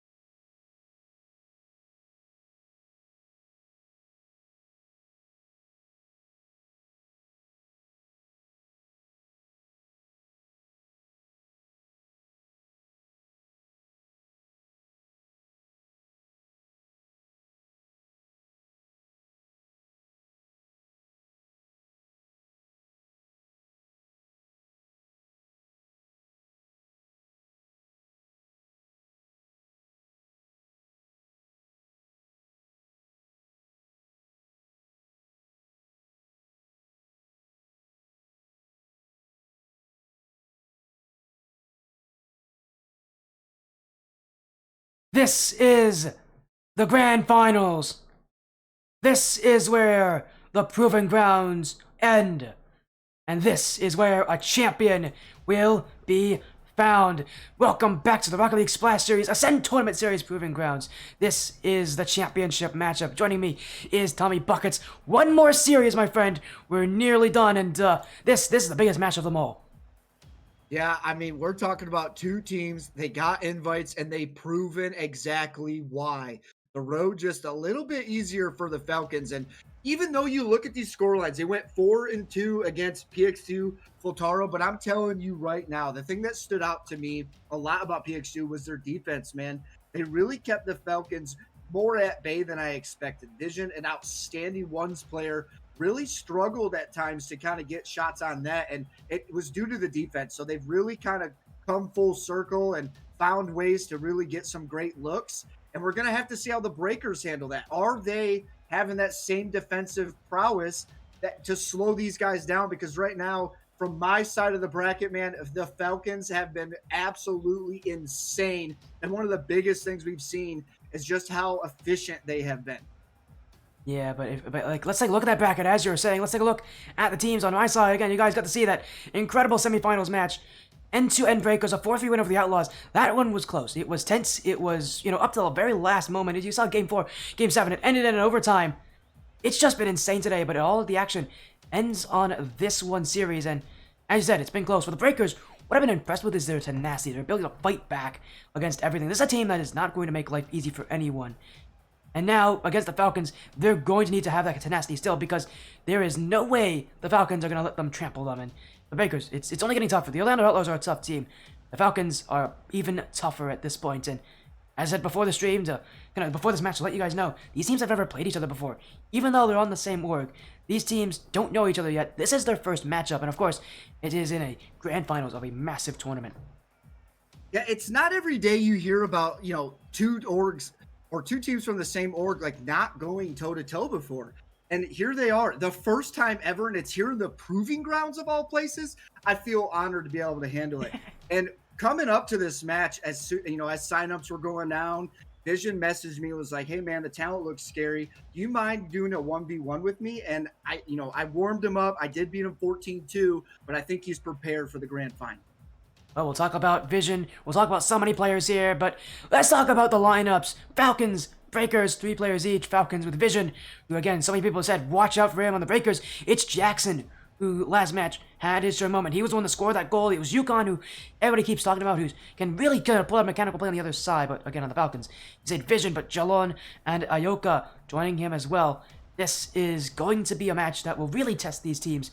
Because tonight, it's a big night. You got to play your best, and these teams, they've already had to play 2 matches already, and they've not been easy matches. There's no such thing as an easy match in this point in the tournament. It's only, fatigue is going to become a problem. They've really got to pay attention to it. Yeah, when you go these long series, when you're going against somebody from your same org, there's tensions there, man. You got to keep a good mental. You got to be able to go to the distance. And that's what I'm looking for here. Who can adapt best to the other team? There's going to be changes. There's going to be things happening out there on the pitch, and you've got to be able to take things as they come and really be able to stay strong throughout the series. You do. It's going to be a battle of adversity. We know these teams can deal with it. I mean, just look at their matches. Neither of them were able to escape their semifinals without going to Game 6, at least. So, again, these teams have had their trials and have had their tough matchups. Now, it all ends here. They both have guaranteed at least some part of the prize pool. They've also both guaranteed a spot in the Cyclone Cup. They've already agreed to that earlier today. So, for these guys, at this point now, it's fighting just to be the champions, just to be that next team that can, take the crown. There's so much on the line for these sides, really. Yeah, I'm super pumped, man. I was excited for this tournament to begin. There were so many talented teams out there, so many talented players, and I'm so excited that we're finally here. The grand finals are here, the proving grounds event, a historical moment here for both RLSS and ATS, man. One of the highest level, I think, competitions that we've had so far here for the both of them. So I'm pretty pumped to see this go down, and even more excited to see these two teams for the first time ever being able to go toe-to-toe. Of course, it comes here in the grand finals, and again, as we said, both rosters are free. They both have been there and have gone through matches, and both of them coming off of some pretty long series, none of them having to take a massive break just yet, so at least for them tonight, things have looked good for them. They've come up proud of the results, but I don't think any of them are going to be all that proud unless they win, so that just makes this match all that more exciting. Yeah, I'm pretty pumped for it. I think these players are excited for it. And once we get things underway, I think you're going to see all the absolute fireworks that we're all waiting for out there on the pitch. So let's get things going as we prepare for one of the biggest battles we've seen here at RLSS. And I think ATS can agree with you on that. Coming from representative from ATS, we haven't had an uncapped tournament in a very long time. In fact, the team actually that won the last uncapped tournament that we had was Metallic Esports, who lost in the quarterfinals to the Falcons in a 4-0 sweep nonetheless. So from what we've seen already tonight, it's only getting better. It's only getting more high tier. These players are only getting stronger, and these teams are only getting more high ranked, more insane. This is a big match, and it's going to be decided here. I mean, it is. It's just going to be decided on the stream. One best of 7. Winner has to be first. Loser has to settle for second. Falcons and Breakers. You've seen the Falcons. I've seen the Breakers. We both talk about how good these sides are. Now it's time for them to see which one of them is better. Yeah, I mean, here toe to toe, they've all, from the same org at the same level, they probably both said, hey, I could take you down. And now they get to show it. They get to come here in the grand finals and prove once and for all who is the better team. Is it going to be the Falcons or is it going to be the Breakers? We're about to find out next as things get going here and these teams go toe to toe. I expect nothing but an absolute highlight reel. Yeah, and honestly, we've seen so many highlight reel goals already today in some of these other matchups. It's anybody's to take at this point. It's anybody's to take. The Falcons, the Breakers. At this point, it's one of those things where nothing can explain just how big this moment. Really, I don't know if, for me at least, the gravity of this situation hasn't dawned on me yet. It hasn't fully dawned on me. I haven't understood just how monumental this match is going to be for these two sides and for how they're playing. As prediction poll is kind of slowly closing up right now. The Falcons are heavily leading on the prediction polls, and as I've heard around the field, a lot of people do consider the Falcons a better team. So for the Breakers, they've actually got something they can prove here as well. They can prove that no, they are not the worst of the two teams here. They deserve to be the better team. Yeah, and I think a big part of this is going to come from the other teammates on these teams. Vision, Jackson, they're leading these teams in such a solid fashion, but we got Siege stepping up. We've seen UConn with some crazy plays early on. And then on the flip side, Aoka and Jalen have really stepped up in a big way for Vision and kind of helped produce some of these big plays that are happening and let Vision kind of fly high. So I'm super, super excited to see how this pans out. And these players, they can't wait. They need to join. It's the grand finals. Next to new Falcons. Next to new Breakers. 2 teams. 1 match. The grand finals awaits. This is it. This is the grand finals. And this is where it all comes to an end. The best of 7 begins here in game 1. The Falcons on the blue. The Breakers on the orange. And for 2 teams that have never met each other before, there couldn't be any more pressure on them in this situation. Yeah, I mean, they're going to have to bring their A game tonight as Siege puts an early shot on net, but Vision getting back. And a player who is so exceptionally well in ones, a player that not only finds success on the offensive side of the pitch, but something I've talked about throughout the night is some of these high-level ones players, what makes them so good at ones is their defense, the ability to kind of shut down shots. If you miss the opportunity, the ball's going to land. And we're going to have to see how both teams kind of handle that. Who's going to step up to the plate and start getting in the front of these shooters and shutting down these offensive pushes? We're about to find out here the early pressure early on from Falcons. Talking about defense, I can tell you a team that's good at defense. The Breakers are good at defense. I mean, you talk about how good the offense is of Orlando Outlaws. The Breakers met them there, but the Falcons will meet them here. Not only about a minute in, and here comes Vision, as just said. He's going to lead the charge with the Falcons, and he does so here with the first goal of the series.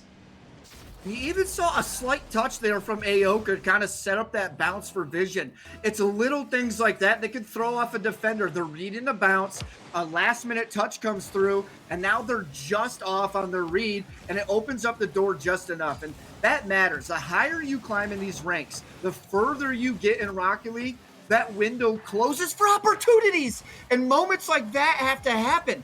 And little plays create big opportunities. And who's going to have the most of them? And Jackson strikes back. And here we go. It's a tie ball game early on.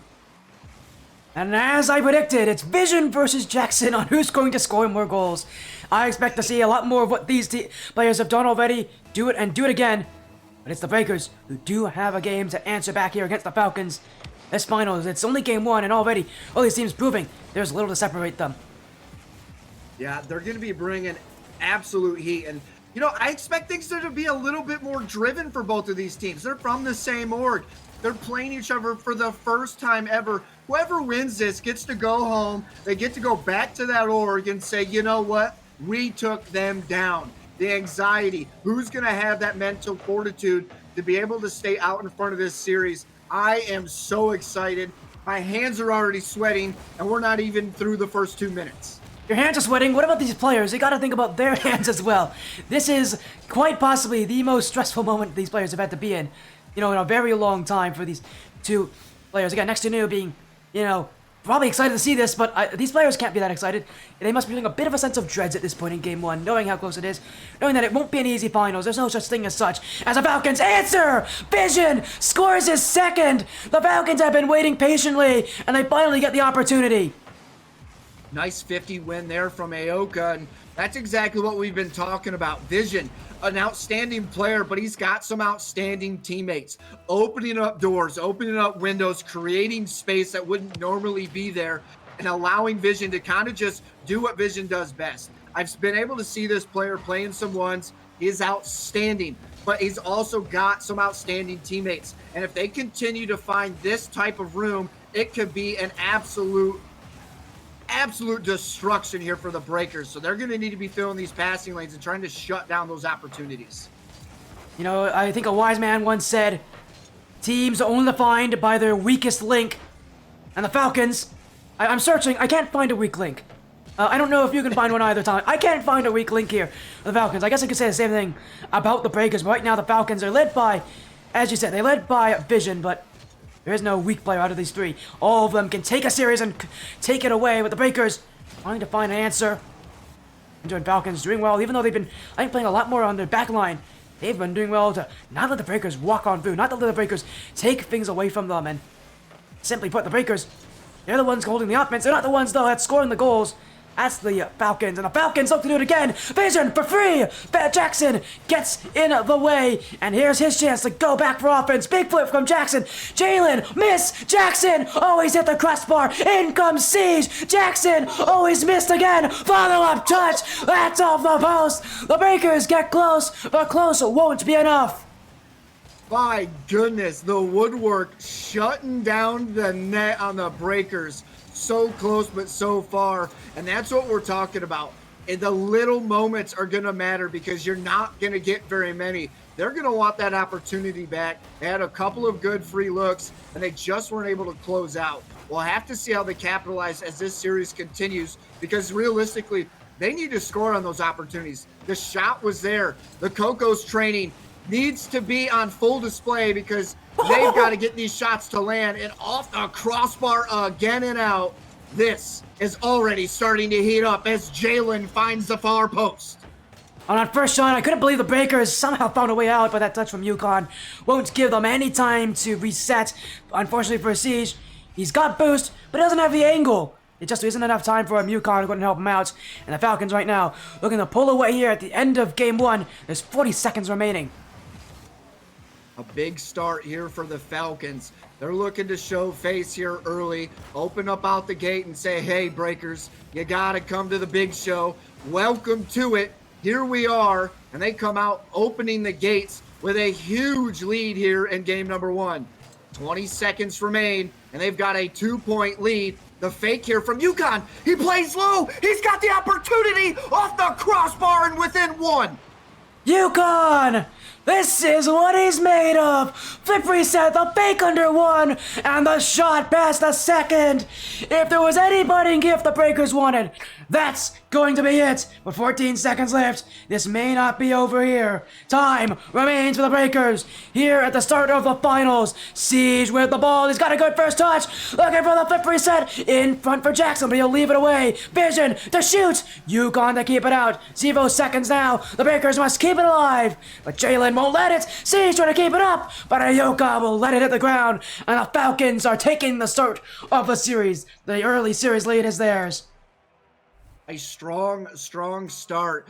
And I mean, look at this, man. Ayoka assisting every play, opening up opportunities for Vision, opening up an opportunity for Jalen. The saves coming out as well, just as great as their offense has been. I mean, look at the save count, man. They almost get 10 saves on the board to really kind of shut down these opportunities that the Breakers have had. We're going to need to start seeing some offensive changes, maybe some bumps, maybe some fakes, things coming out for the Breakers to kind of open up opportunities. You know, for the Breakers, when they scored, it was not because brute force. It was because of creativity. I need to see that creativity from them. Their offense can do so many incredible things. I need to see them really reach deep into that bag of tricks that they have, because this series will depend on that. And while they do have that offensive control, the Falcons have such a killer counterattack that really it evens everything out here. Yeah, I mean, it is been a big performance here for the Falcons, but I believe the Breakers are just getting started. As we head to game number 2, I expect them to start locking in on defense and really kind of filling these passing lanes, because right now that's been the huge deciding factor. And I think the higher you climb in these ranks, that's what matters most. Well, the passing plays, we didn't see a lot of them, as you said, in game 1, but now in game 2, you're calling for it. I think the Breakers specifically will definitely be looking for it here. That game 1, an unfortunate loss for them, as now some immediate demos on the Falcons looking to remove the Breakers from the field. And already getting off to an aggressive start here, the Falcons. Again, they're not getting many chances on offense, but when they get them, boy, do they really make them count. Yeah, a good opportunity to kick things off. Defense stays strong, but Falcons already putting some solid looks.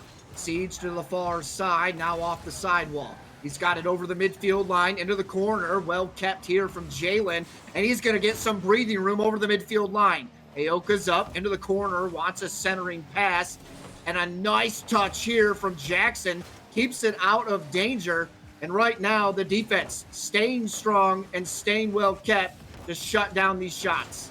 Jalen, another! That one! A touch by Yukon, but it won't be enough. The Falcons score first again for the second goal in a row, and just look at this, just look at this volley of shots. This is offense at its finest. A beautiful performance. They're already continuing that momentum. Jackson winning a huge kickoff, bumping the last man back, but he's got nobody else upfield, and that's where I think the Breakers need to start kind of shooting the gap, if you will. They need to fill on these moments. They're getting some opportunities, but it really feels like that shooter position is the part that's just not connecting. You've got to find out who's going to start taking advantage of those moments and really creating those opportunities as this series continues. Yeah, with the Breakers, again, that creativity working well for them. The Falcons, maybe they can take a page from that book, start to get creative themselves. Vision, I mean, he's always a player to talk about when it comes to offense for the Falcons, and he's always a player to talk about when it comes to creativity. He's a ones player after all. He's just had a very high-experienced, high-level ones player. If there's anybody that can do anything on this field, it would be him, but right now the Falcons struggling to get offense. Vision will get back, though. Cleared up field. Yukon bumped away. Space for Jalen. In front for Jackson. Ayoka couldn't get the shot on, and the Falcons will have to see that play go away, but they're not giving up the offense just yet. Vision keeps it up. Here he goes to the corner. Now infield, but Jalen won't get a chance on that one. Ayoka to try to challenge, keep it in for the Falcons, and he will. The Breakers meeting their match right now on low boost on that back line. And yet they're still holding on here as this Falcons offense just starting to peter out with that energy. They just don't have enough resources. Something I'm just not seeing where, Ayoka has really been getting like demo after demo after demo. They've got to start calling these out. They've got to watch each other's back and avoid these situations. And on the flip side, I think that's what we need to see from the Breakers. They need to play that bumper-to-bumper Rocket League, kind of create space, because right now they're not getting it. The defense is just shutting down for for the Falcons. They're shutting down these passing lanes before they can develop, and the Breakers just getting no love on the offensive side of the pitch. Yeah, they are also getting quite outpaced here. The Breakers, it felt like they had total control in game 1 of the offense. They couldn't win the game anyways, but here in game 2, it's a whole different game. The Falcons are the ones putting in their call, making their call, asking the questions, knocking on the door, and the Breakers have to answer that call. The Falcons just aren't going to make it easy as Yukon, Siege, on no boost. He's got not much to do here. His vision looks at the midfield. Jalen's a vision to net. Nobody jumps for it. The Falcons are just too good.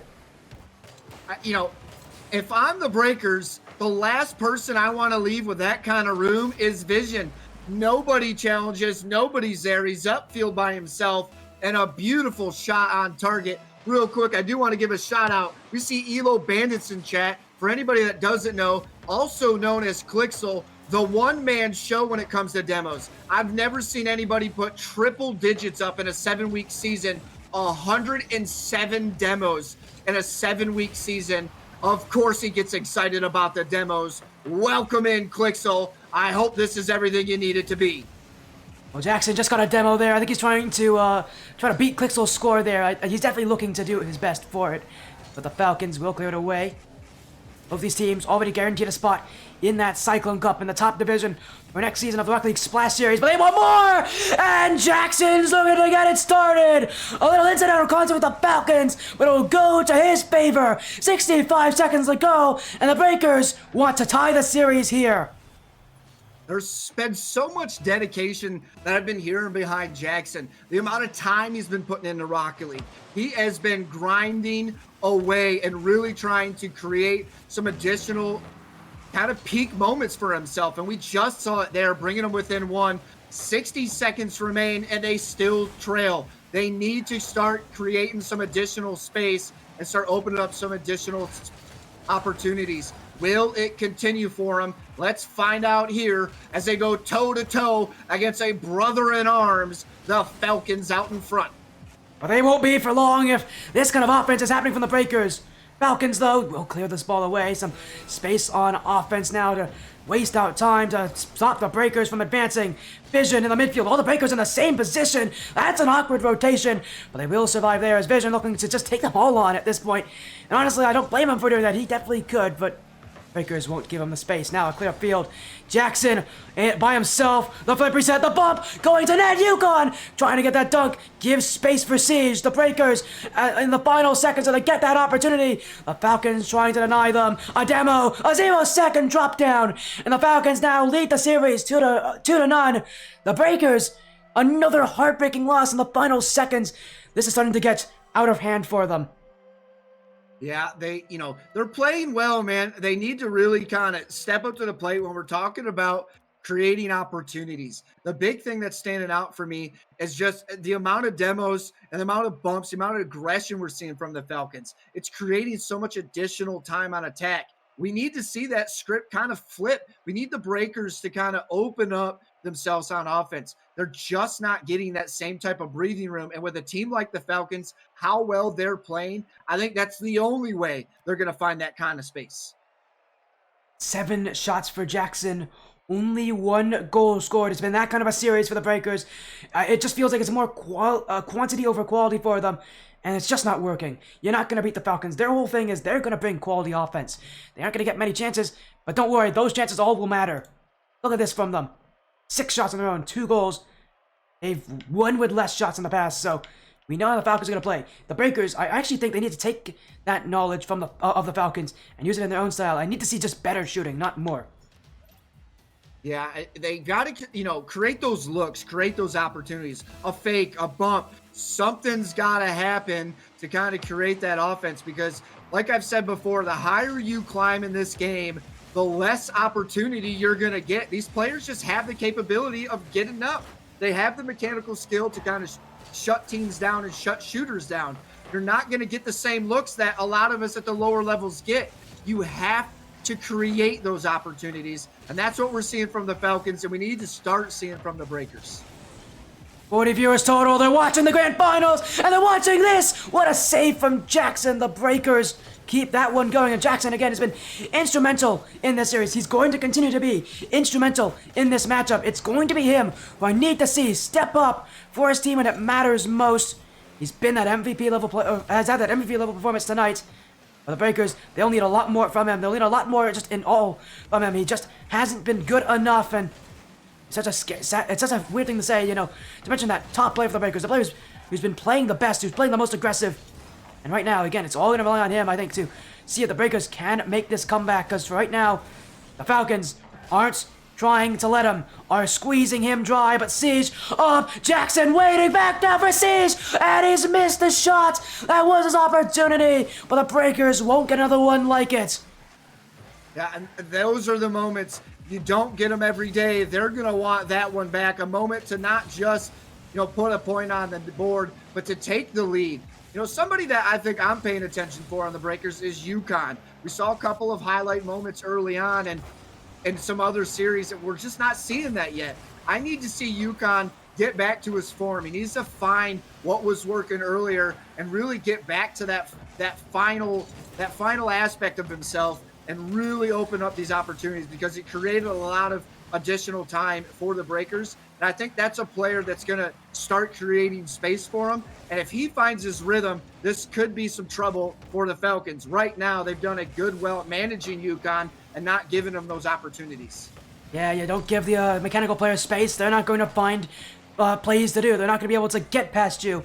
And the Falcons, well, they know mechanical players when they see one. And they know how to stop this UConn-Jackson offensive duo. But the Breakers, they're still trying everything they have. They're still looking to just lead on shots. They're still doing a lot of the same things, and it's not even a bad style. It's just one that isn't winning right now. And looking just, again, to get that momentum. It just feels like once momentum flips to their side, once they get some confidence, it could be all over for the Falcons. But right now, the Breakers, they haven't gotten it yet, and the Falcons aren't keen to let them have it. As this ball rolling the midfield, still a tie game, but Vision looks to end it. The flip reset from Vision! Oh, but he won't be able to use it. The Falcons will have that chance denied, and the Breakers will get away with one. A beautiful look there from Vision. It looked like the Breakers might have just taken a big sigh of relief there. And, something that's standing out for me is the shooter position. The Breakers are creating the passing lanes. They're getting some good looks, but they just don't have anybody there to kind of finalize the play. And at this level, you need somebody. Somebody's got to go. Somebody needs to be there. And right now, the Breakers just haven't found that it moment, that it player to stand up. And as I say that, Siege, the breakaway, the shot on target off the backboard. Siege steps up to the plate, and here they come. We haven't mentioned his name at all. Now we do. Here comes Siege, rumbling down the field. He'll put it under the bar, and the Breakers rip the lead. An important game to do it too. If they lose this game, the Falcons are on match point. This really does feel like a situation for the Breakers. There's no other option but to win.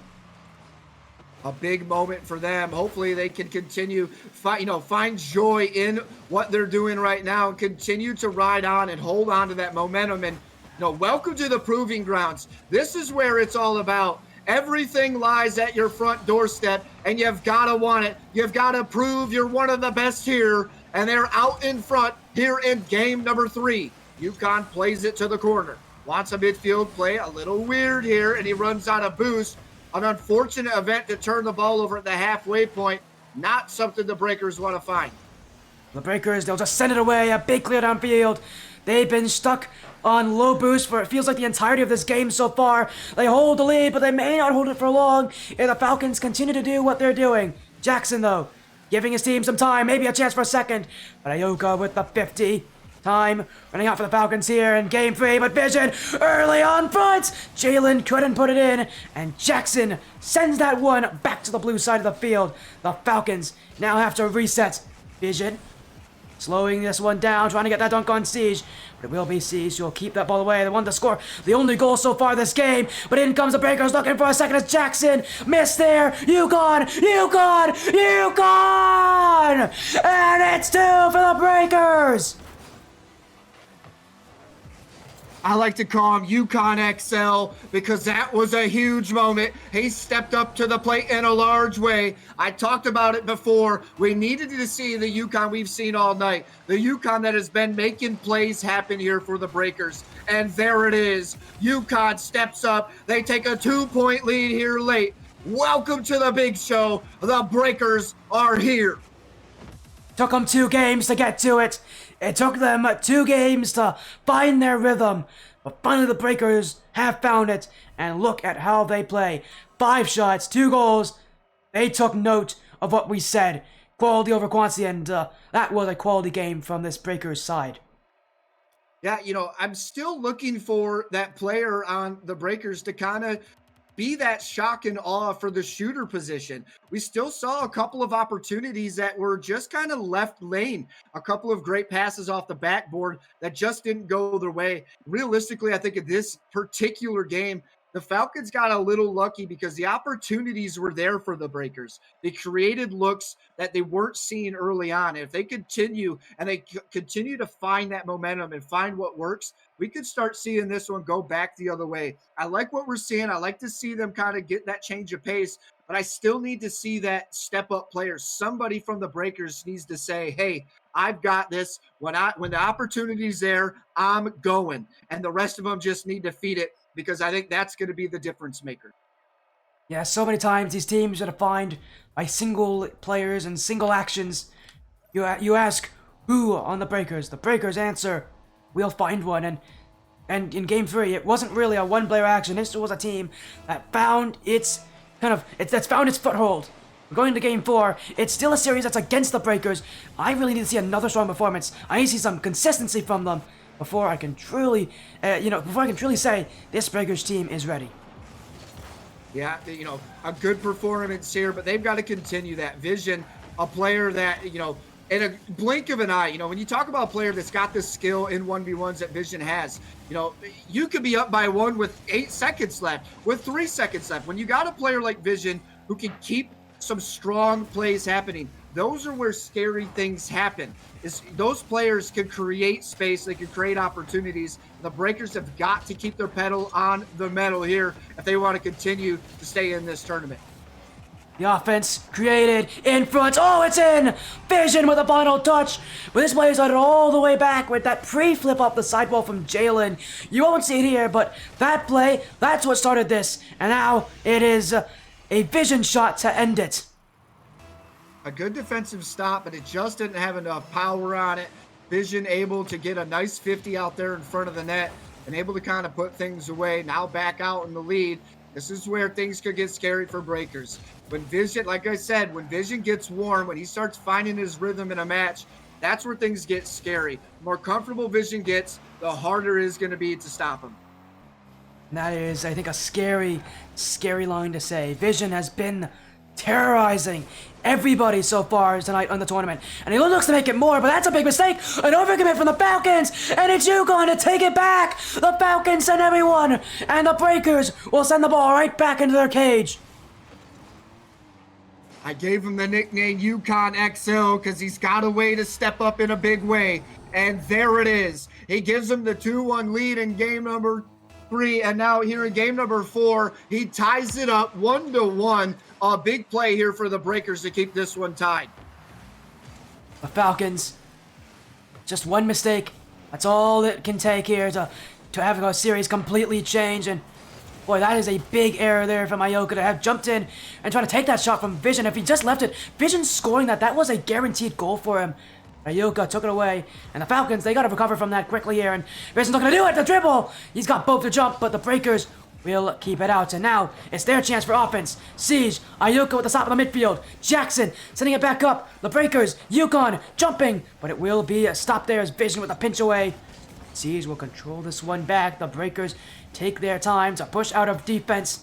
It's Siege pinching it, that one going to the blue net, but Vision's there again, and this guy has been scary all night long! A big dunk, but Jackson using all he has to get to that one. The Breakers keep that one out. And I like what we're seeing now. You know, we talked about early, Vision's got a way to just create space, and the breakers were giving it to him. And now they seem to be closing that gap. They're challenging early, they're getting in these passing lanes, and they're getting in the face of Vision and not allowing him that room. And they need to continue to find that. They need to continue to put that pressure on. Jackson into the corner. He's got Siege off the crossbar. Nobody there on the far side.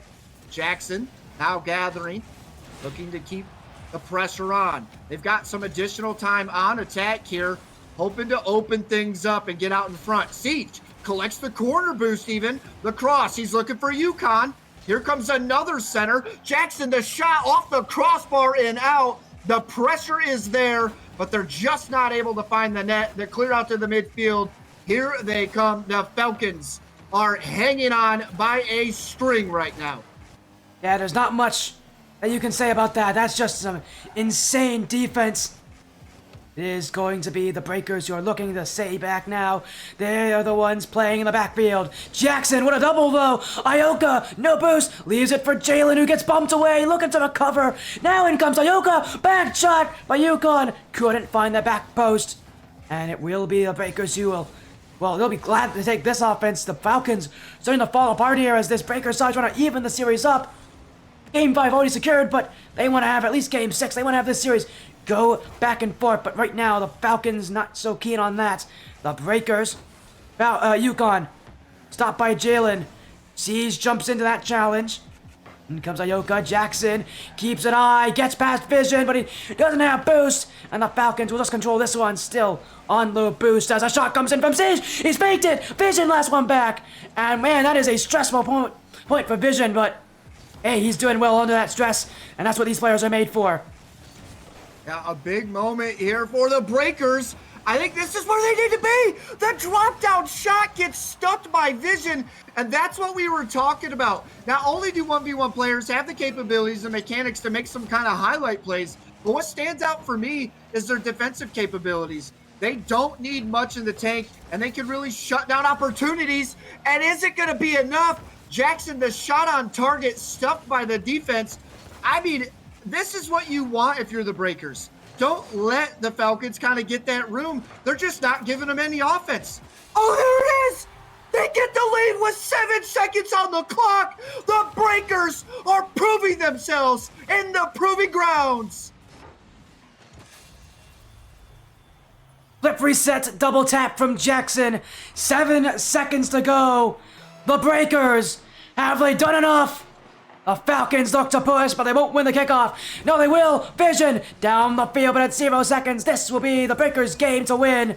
That is it. It ends. Jackson, flip reset, double tap. And now we've got Game 4 over. It's a tied series here. The Breakers have fought back. Man, oh man, Sporty.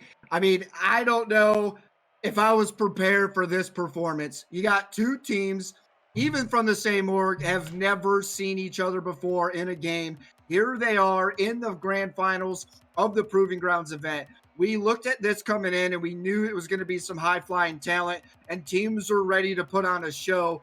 But man, oh man, have the Breakers stepped up in a big way. What I like to see from them is they're just not allowing Falcons to have the room. They're keeping possession. And honestly, I think that's the biggest thing. They need to maintain possession and not allow the Falcons to kind of have that room. Because the second you allow a player like Vision to get even just a little bit of room, you could find yourself in a heap of trouble. And right now, they're doing an excellent job at maintaining.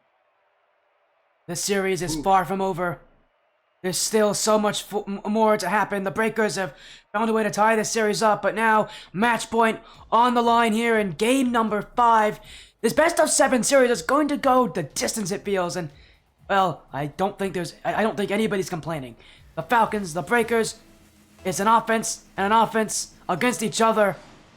Both teams holding out for so long, but here in game 5, this is going to determine who gets that lead, who gets that advantage once and for all. Nice kickoff here in favor. Yukon on the clear. Picked up by Vision on the far side. Played to Jalen. Now back the other way. And again, you're starting to see the ball possession control here from the Falcons. And I think they need to get back to this. It was a lot of offense and a lot of pressure from the Breakers, and they just didn't allow the Falcons to get space. Look at the save from Vision off the corner. That's low-key sting bins if I've ever seen it. Yeah, I can't believe Vision actually decided to take that challenge. It's such an aggressive play there, but he knows that if he goes for it, there's a chance he can stop it from being a lot more dangerous, from being a solo effort. The Falcons, as you said, you want to see the control from the side. And look at what these teams are doing. It's slow play right now. Dribbles, keeping the ball low. They're trying to bait each other in. They're looking for the opportunities, but it won't come easy. Jalen, long clear down the field. Jackson will be there next. Yukon on no boost, trying to get there, but Jalen will hit it back. Vision, long boom. Ioka, redirect, up. Vision, goal. Falcons, beautiful down the field. Man, you can't write it up better than that. Vision with the long clear. He's got his teammate upfield, and Aoka says, you know what, Vision? Here you go. And he drops it off at the front doorstep. And of all things, usually people got their deadbolt on, and they're not letting any strangers in. But right now, that one, it looked like the front door was left wide open as the Falcons take the lead. But the Breakers, they've found ways back in matches like this before. We've seen them do it time and time again today. This is only another game for them. And it's another game where they can prove that they have what it takes to take on the best, to take on the top teams in this tournament. Jackson. Jalen with the stop, but Vision's got to come up for this one. Siege on Nobu's trying to scare Vision away, but Vision not perturbed as Yukon will be waiting. The Breakers can't get that one, but Jackson trying to go downfield. The Falcons won't give it, but that's a big miss. Siege, adventurous down the field. Jackson waiting. Now the Breakers a chance to go here. Will still be a ball that the Breakers won't have an issue with. And while they are running on low boost, they're continuing the challenge anyways. And again, I told you, this Breakers team, they are so good at fighting back. They have such good tenacity. And even again, with the boost getting away from them, they are still as involved in the play as they have been since the start of this game. Yeah, they're really maintaining a lot of pressure, and they're kind of keeping things in their favor. The question is, can it continue? We're at the halfway point in the lead in favor of the Falcons. Can they hold on to it? Vision has stepped up in a major way. He's got the room again, looking for the flick. An early challenge here from Yukon puts an end to that push. Will they find some offense, though? They've got to answer back, and as this continues, time beginning to become of an essence, and they have to start finding some offense. The Falcons hold a 1-goal lead, but Sage wants it back. Couldn't find that double tap. Jackson now to the corner. Jalen leaving it. Yukon trying to get involved, but the Falcons won't give it easily. They won't give it up. They won't let them in, but the Breakers still asking, still trying, still looking. Jackson, open space, 2 to beat, the shot, and Jalen does well to cut it at the angle down. Now Vision the clear, but Yukon's waiting back. Mechanics here for Yukon. He doesn't do it here, but he does find the pass. Vision cuts it off, an interception in the midfield, and the Falcons, a big challenge there as well. They're wasting off time here, but time couldn't go any more slower for them. Yeah, and we're starting to see that shooter again not develop for the Breakers. Another great passing opportunity that just doesn't have somebody there. Somebody has to go. They've got to communicate, and I know this pass is coming, and somebody has to say, hey, I got it, and really kind of go. But they're creating space, they're creating opportunities, but they just are missing that final piece. And when you're talking about this level of talent, somebody's got to be that final piece of the puzzle. They got to search under the rug, under the table, move some stuff around, and figure out where that missing puzzle piece is at before time runs out. And time, well, it's close to running out here. Less than a minute to go. The Falcons hold a very unstable 1-goal lead. The Breakers only need one chance to come back. They've been a team that has had many opportunities so far this series, but they couldn't get in here. But here's the shot. Size! Jackson battles through the 50. Vision gets a piece of it, but it's not going to be enough. The onslaught continues from Siege, and he puts one away. We're 30 seconds away from the end of regulation, and we may be looking at our first bit of OT here in the Proving Grounds Grand Finals. Welcome to the big show, folks. It's not going to be enough. The Falcons strike back. Ioka off the corner, so many options. He was looking for a goal, but Jalen waiting in front, knowing he could receive it. 28 seconds. The Breakers gotta do it all over again. Now, with even less time on the clock. Game 5, match point on the line here as the Falcons with Jalen looking to get stopped there at UConn. Vision takes it up, looking for the net! It's the Falcons! It's Vision himself! And insurance is theirs!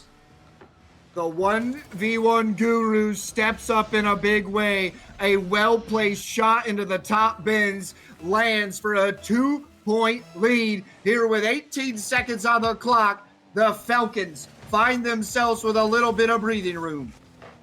Here comes Vision. Looking to end the game here. He's stalling, waiting. The Falcons close now to taking that match point. They can feel it. The Breakers can't collect the ball, and Ayoka will stop that chance. Game 5 is over. The Falcons with a series lead once again, and the Breakers now on the verge of losing this grand finals. The Falcons on the verge of taking home the Proving Grounds trophy. A beautiful performance we've seen so far, but a lot of times in moments like this, the Proving Grounds can bring out the best in players. Who will step up for the Breakers?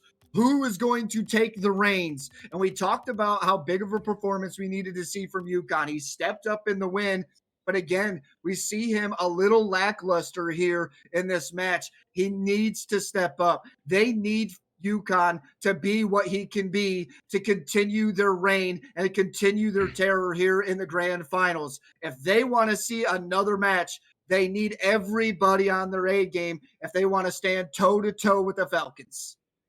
And what's even crazy about it again, you mentioned UConn. He is not that player you talk about. He's the player that they talk about, but he's not the player that's been the talk here of Breakers. That has been Jackson, and yet UConn, as you said, is that player that decides the series here for the Breakers. So much of what he does, it's not the big things, it's the little things, it's the 50s, it's the challenges, it's the boost steals. If UConn plays well, this team just works around him so perfectly. They didn't do it this game, and you can see the Breakers suffer as a result. But going into Game 6, now that the situation is only getting more and more real for these guys, the series could be nearing its end. The Falcons want to take it. This is when UConn needs to step up. Yeah, and that third man player, it's like the drummer in a band. They never get the credit, but they keep the rhythm. They keep the team moving, and that's what UConn does so well for the Breakers. When UConn is getting the putbacks, he's playing that third man role. He's creating opportunities. He's shutting things down at the midfield line. We really start seeing the Breakers kind of find that final form. Will it be enough here tonight? We're about to find out. Here we are. Neo Tokyo, the place that shuts a lot of teams down statistically. Will it be the same here tonight? The Breakers need a lifeline. This stream has already seen 3 matches today. 2 of them went into Tokyo. Those same 2 matches ended in Champions Field. This is the Breakers' moment to make it free for free. But how will they do it? What is their plan?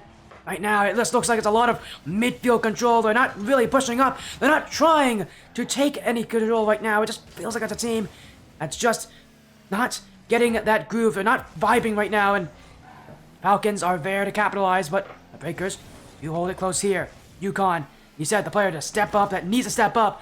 How will he do it here? He's got a dunk there, but Vision sends it up. Jalen, tap down pass, but it won't be read there by another player, but Ayoka.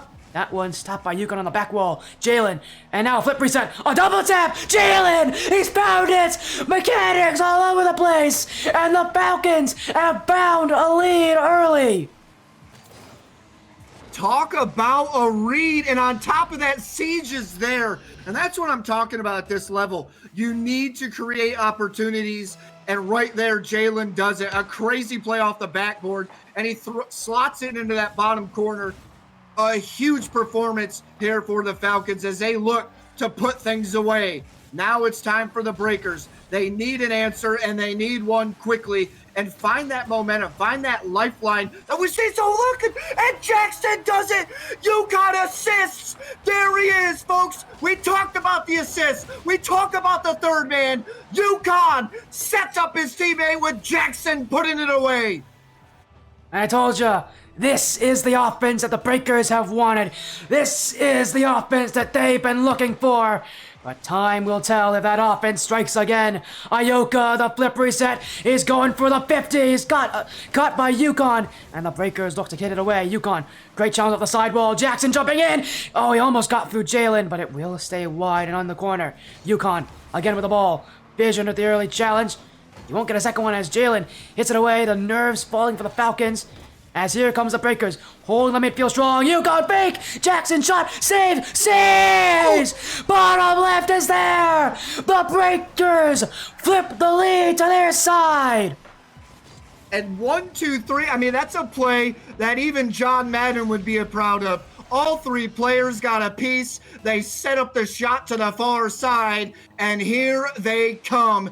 Neo Tokyo stepping up in a big way here for the Breakers. They're hoping to see Champions Field, and with plays like this, they're bound to find it. Will it be enough? We're about to find out halfway through game number 6, and here come the Breakers. The Falcons, they're not out of this one yet. Don't count them out. They've found ways back. They've got this. They've got these players that can definitely find the way back. You know how much this series matters to them. It matters everything to them right now. But here comes Jalen looking to try to silence the critics. Infield pass, Siege hits it out. The Breakers are finding more offense with 2 minutes to go. The Falcons want it back. Vision, up his vision, going to the ceiling, to back wall, in front for Ayuka, flip reset, Siege will give it away, and the Falcons will miss the opportunity. Here comes Siege, that one's wide, Yukon! The Breakers get their chance to the side, and that will fall. Listen, Sporty, I told you I needed to see it. Yukon, the rhythm man of the Breakers, needed to step up to the plate. Here he is. We needed to see it. It's the proving grounds, ladies and gentlemen. The best of the best going toe-to-toe. We're writing history here in RLSS. We're writing history for ATS, and we're writing history for next to new. These two teams have never seen each other before. Why not make it happen in the grand finals? Why not send it to the Champions Field? Tommy B loves some OT. Let's go, baby. Breakers, they're confident, but that confidence, they've got to keep it up. They've got to keep it going. One more goal, surely that will secure game 6. But the Falcons are looking for an answer. Jalen, long clear, but Jackson sends it back. Vision, cut off in the midfield. Jackson's already up for it. And Ioka got nervous, but the Falcons will still keep ball possession.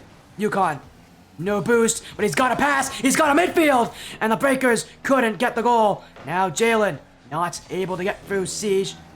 Vision will just wait as the Falcons, time is ticking off the clock. Time is ticking away. Champions Field more and more likely as this game nears its close. Vision not past Siege. Jalen jumping. Siege still there. The Breakers holding on. They can feel it. It's so close, but they still need one more. Jalen keeps it wide, but the Breakers continue to waste time off that clock. Jalen in the midfield. Dunk on Jackson going to net. Yukon saves it away. Ioka stopped by Siege. And this game continues to tick down, continues to go. Game 7. It feels likely right now, but it just isn't secured just yet.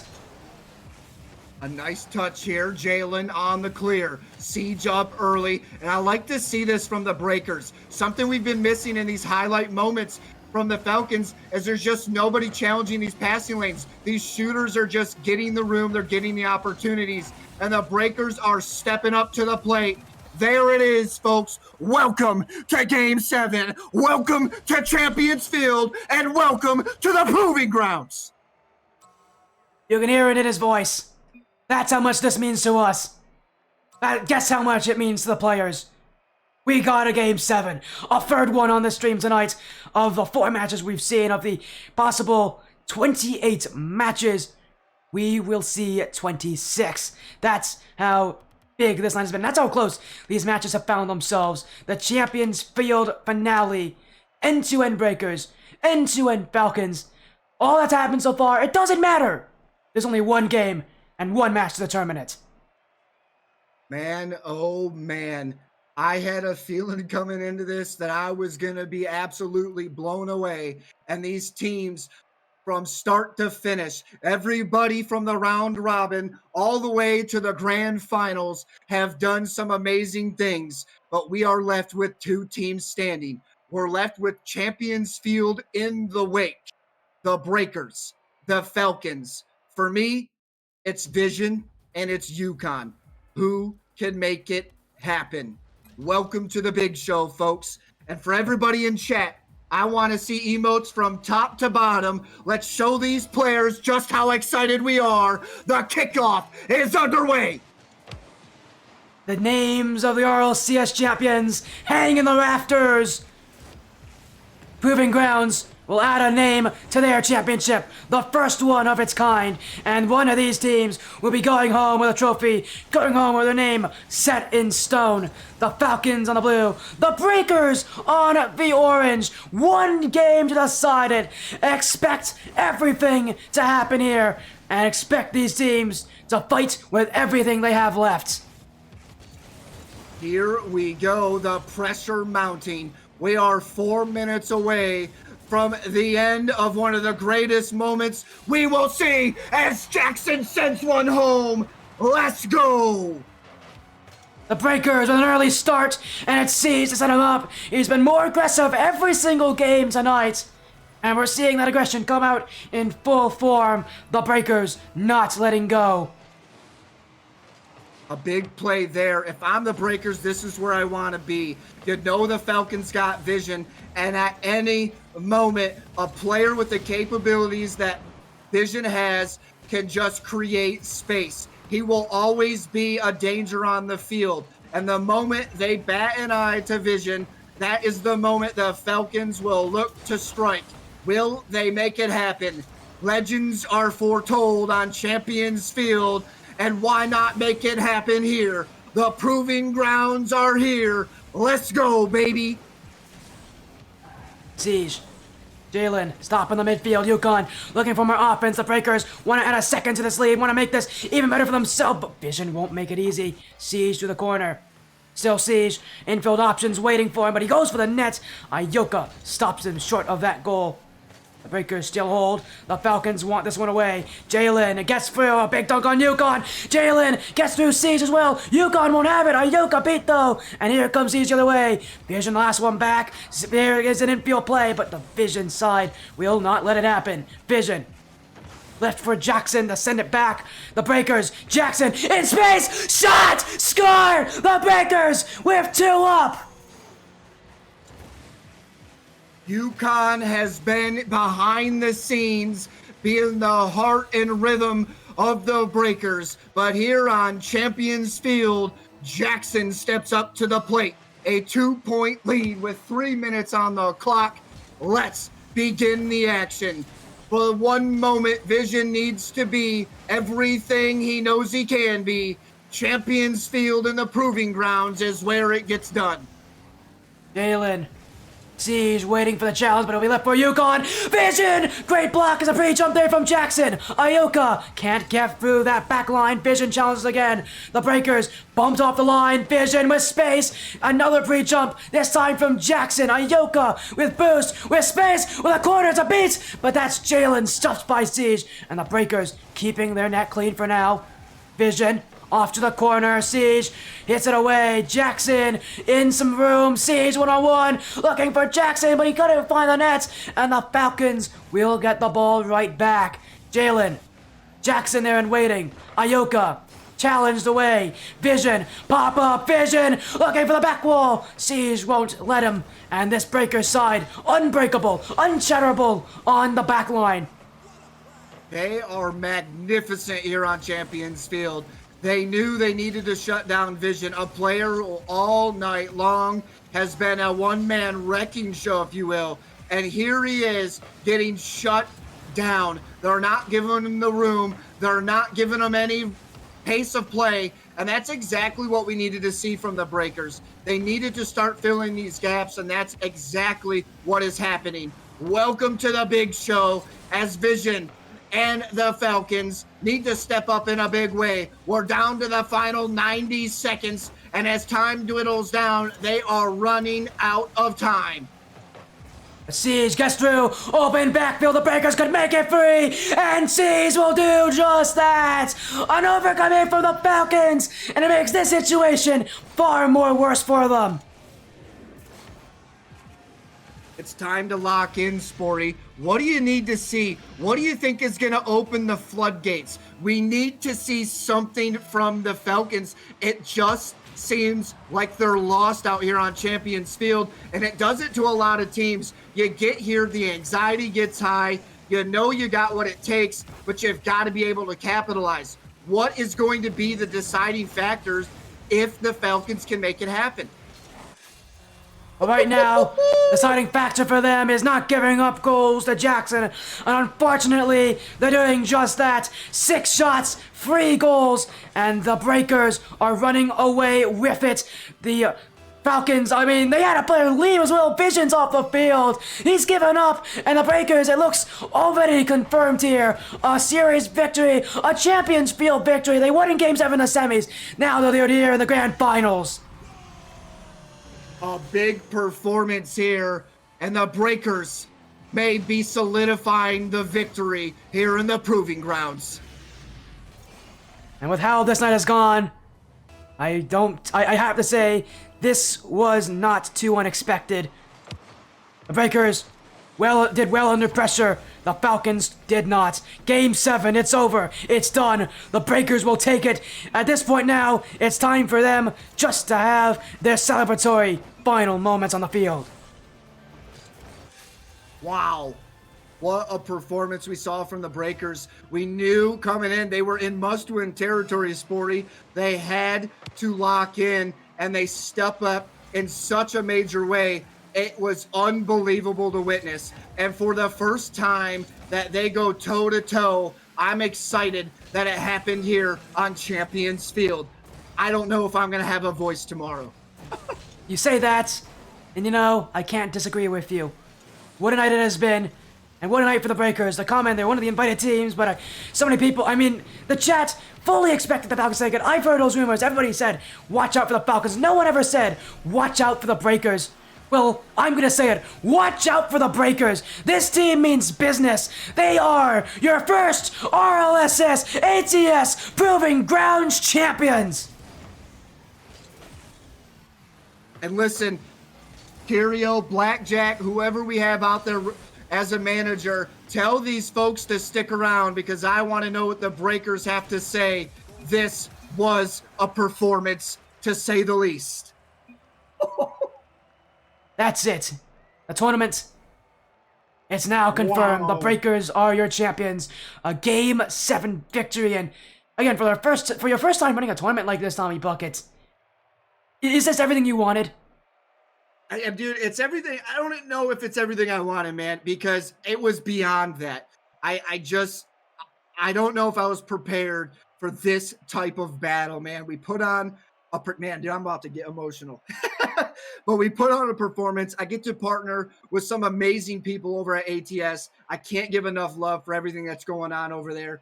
And we go to Champions Field in the grand finals for one of the biggest moments we've seen here in RLSS. And I can't think anything more than enough for these teams coming out. The Breakers did everything they needed and then some. They shut down one of the greatest players in 1v1 history here in RLSS, and that's still saying something. Vision played an absolutely outstanding game. The difference is the defense from the Breakers. You talked about it coming into here, and they stepped up in such a huge way. It was absolutely exciting to watch. Yeah, and again, the Falcons it's a tough battle. We're gonna see what happens here after this, but again, that means that for the Breakers, the night ends here as... Yeah, what a match that was. What a series. I think we need to get an interview with this Breakers side. They're still up. They're still, I think, here. Let's see if we can get them in and join us. But again, just to recap the whole night, let's take a look at that bracket one last time. Our champion should be confirmed at this point. And just what a night it has been. Look at all the matches we had. No match ever felt unimportant. That's how it was tonight. No team ever felt underrepresented. Every team had the point. But it's the Breakers who came out on top today. And the thing about it is, look at the road that the Falcons took, the Breakers took. They go 4-2 against MidTakes, who had that young protege. You're talking about one of the youngest and strongest players that we've seen in RLSS. Dap was looking to make a name for themselves, and I, in my opinion, that's exactly what they did. They show up to the quarterfinals. They go up against the team that ended up winning it all, and they fall in Game 6. A huge performance from the MidTakes. The end-to-end Breakers move on. They go to Game 7 against the Outlaws, and then they go Game 7 for the first time against the Falcons here in the Grand Finals. You can't ask for a better performance. And then on the flip side, you got the Falcons. They 4-0 in the quarterfinals. They 4-2 in the semifinals against a outstanding roster from PXU, Fultaro. Phoenix United put together a heck of a team with those guys. They go all the way to Game 6. They lose to the Falcons, and the Falcons still push all the way to Game 7. I am blown away by the performance of everybody out here. All of these games just about went the distance, man. It is exciting to see this tournament unfold. Well, we did get confirmation here. Let's get the Breakers in this chat. What a win. What a night. What a championship.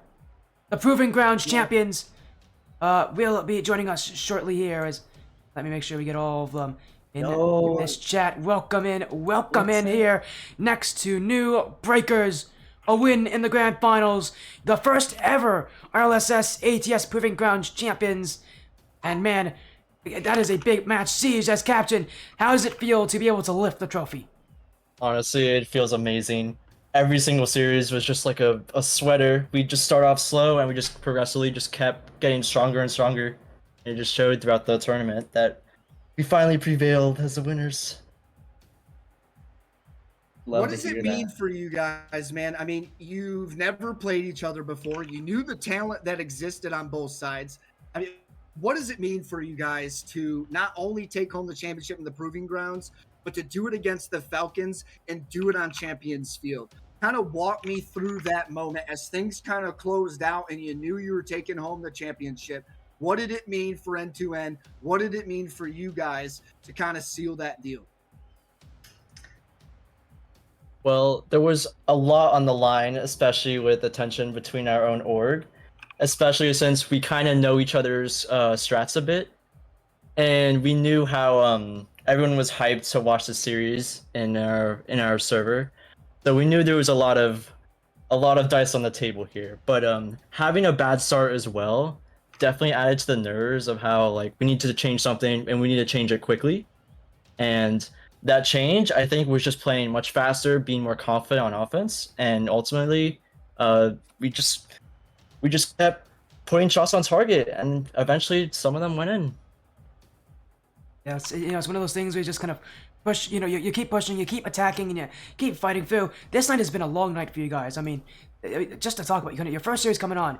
Went to Game 6 against the MidTakes. Then you got a Game 7 against Orlando Outlaws that, many thought you weren't going to be able to take. And then you go to Game 7 again. The Falcons had an easy 4-0, 4-1. Easier side of the bracket, it felt as for in terms of their ability. But Jackson, again, you are the player who just looked fresh all night long. Can you maybe tell me kind of what, how you guys kind of stayed so, consistent, even with having to play so many matches in one night? It's all about the mentality. Throughout that whole call, all of us were pumped up. We knew we could do it. Going into Game 7, we had to call out the Champions Field, We felt it in our bones. That's what I like to hear. And my next question goes over to UConn. In Game 5, we got to talk about it originally. It was, we needed to see you step up after Game 5. Coming into Game 6, I feel like you were a big momentum for the rhythm that kind of guided you guys into Champions Field. What changed for you? What kind of helped you kind of be that driving force, to kind of capitalize for you guys and shut down? A big thing that stood out to me was the pressure that started happening on Vision. He's got the 1v1 skill. Your backs are against the wall, UConn. What did it mean for you guys to know that you could close out Game 6 and send it to Champions Field? Yeah, I had a couple of rough games, but we took the time that we had off after the game or in between breaks. Took time, settled down, calm things down, and I mean, I guess it just paid off in the end.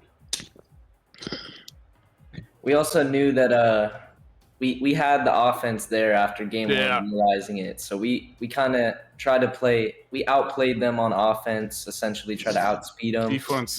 Defense was a little rocky at some points, but our so offense was real good. Move all our bad defense into the offense, and it worked. We just played to our strengths. We knew we were bad at defense, so we just had to limit that, and that meant offense. Just had to be rock solid. Yeah. Yeah. Also joining us here, though, is that next to new coach in Brizane. Welcome in Brizane to, again, being a fan of the org, watching out all of, this stuff here, watching all these matches. How does it feel to you to see a next to new fan finals and to see it go all the way to Game 7 and to see the Breakers win it? I mean, you must have been like doing some insane things. You must have been watching so much on the field.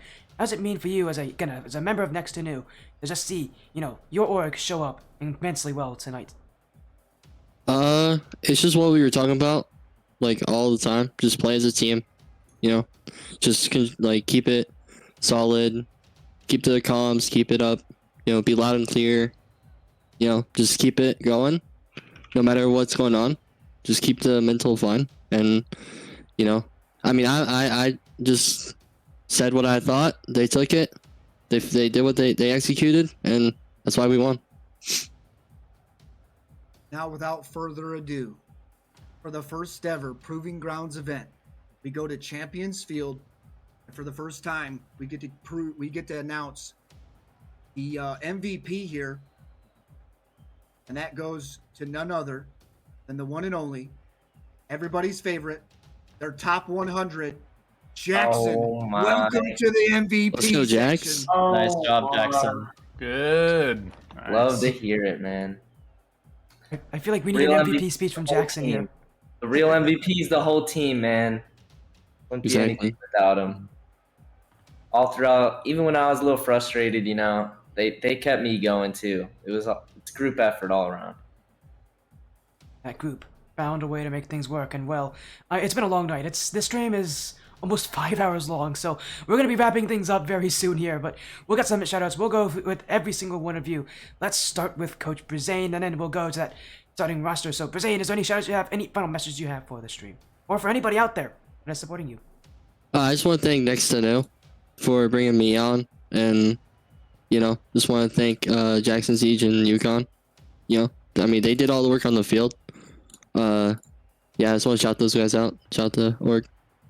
And also Falcons, great game all around too. Everyone we played. Let's move on to Yukon. Yukon, is there anything that you'd like to add to that? Yeah, I mean, real good series all around. I guess it just had to go to Game 7, Champions Field, so it's awesome to take the dub. Next up, let's talk to the captain, Siege. Is there any shoutouts, any last statements you want to make? Honestly, besides my awesome team that I have, I'd like to thank every single opponent that we played, because without for them, we wouldn't be as strong as we were in the finals, and they definitely helped prepare us for that. So it seems kind of mean, but without their help, we wouldn't have made it as far as we should have. Well, now all good games all around. Now we'll end things off with the MVP. Jackson, is there anything you want to say? Again, it's been a long night, but man, you guys thoroughly deserve this moment. So just say whatever you want. Say, take this time, enjoy it. What do you want to say? I appreciate everything that Splash Series has done and getting the name out there. Also, N2N for providing such good support for their teams, like coaching and all that. I wouldn't even be here without N2N, so just big shout out to them. Of course, and again, congratulations to you guys here, N2N Thank you. Breakers with that win. And well, TommyBuckets, again, our night's going to its close. I don't want it to end. I don't want it to end, quickly enough, but we gotta end it somehow. Is there anything that you'd like to say as well?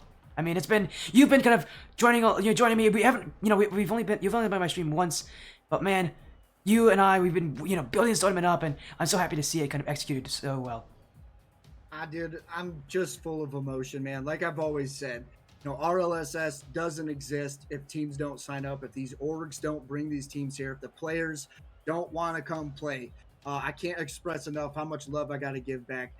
We put together these amazing things, and in the end, it only exists because people want to be here. So I got to extend that love back out to everybody else. The LSP is strong in the community. We talk about love, support, and positivity. And it seems like every time I turn around and I feel like we've reached the pinnacle of what LSP is, it just goes to the next level, man. And to see end to end, bring these two teams here, they've also been doing a solid job at, getting attention and getting some other teams in here as well. And to know that people want to play here, to see NOLA Flight here, I just never thought in a million years, I look back at RLSS, it started with 4 teams, 2 from the same org with 12 players, and now here we are with a Discord closely approaching 900 members, some of the top talent we've ever seen in amateur level competitive Rocket League, and I'm just blown away. Every season it seems like somebody somewhere takes it to the next level, and I'm just blessed beyond belief. So I've got to give that shout out back to everybody else, our sponsors, everybody involved that has been here, all of our admins that have put in so much hard work,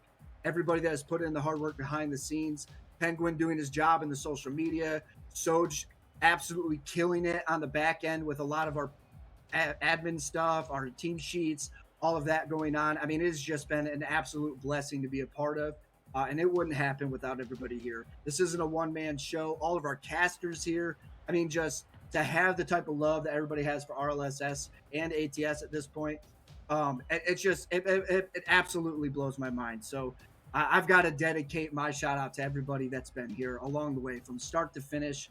It just continues and continues to absolutely blow the lid off of the pinnacle of LSP. So that's where I think my shout out. Well, of course, again, thank you all, and thank you all as well who competed and have watched this stream from start to finish. Who've watched all of our, other streams as well that have run through the tournament. There's been so many people who had to make this happen. This is, again, not a very small show. This is a lot of people behind the scenes, putting in the effort, leading the grounds, putting in, the effort to make sure this event is the best it can be. And man, it all ends here. Our first ever Proving Grounds event. And this is the end of it all. Again, from me, Sport FC, and TommyBuckets, thank you to all of you out there for watching. Thank you to our sponsors on the RLSS side, GamersOn, NVizBar, Latin7, Purchase and Resale, Heady, Scarf Gang, and thanks as well to Ascend Tournament Series. If you want to see more of Ascend Tournament Series, don't worry. Sign up. Sign-ups for the Apex Cup, that GC1, GC2 division, and tomorrow. And our Ascension Cup, our C3 and below division. And next week, if you want to join the Rocket League Splash Series Season 5 here, maybe you can get a chance to compete to get into the Cycling Cup as these next 2 new teams have. Then, obviously, the sign-ups close very soon, so you might want to get yourself involved as soon as you can. But of course, for me again, I'm Sport FC, joining me at TommyBuckets. Congratulations to next to New Breakers on their win. And thank you all so much for joining this stream tonight. Again, I can't say enough what a night it has been. That's it for me. That's it for everybody. Thank you all so much for joining. But from both of us, from everybody out there who supported us, our casters, our admins, our players, our fans, and our directors and staff, thank you. Take care. And we'll be again, and we'll have another Proving Grounds event sooner than you'll know.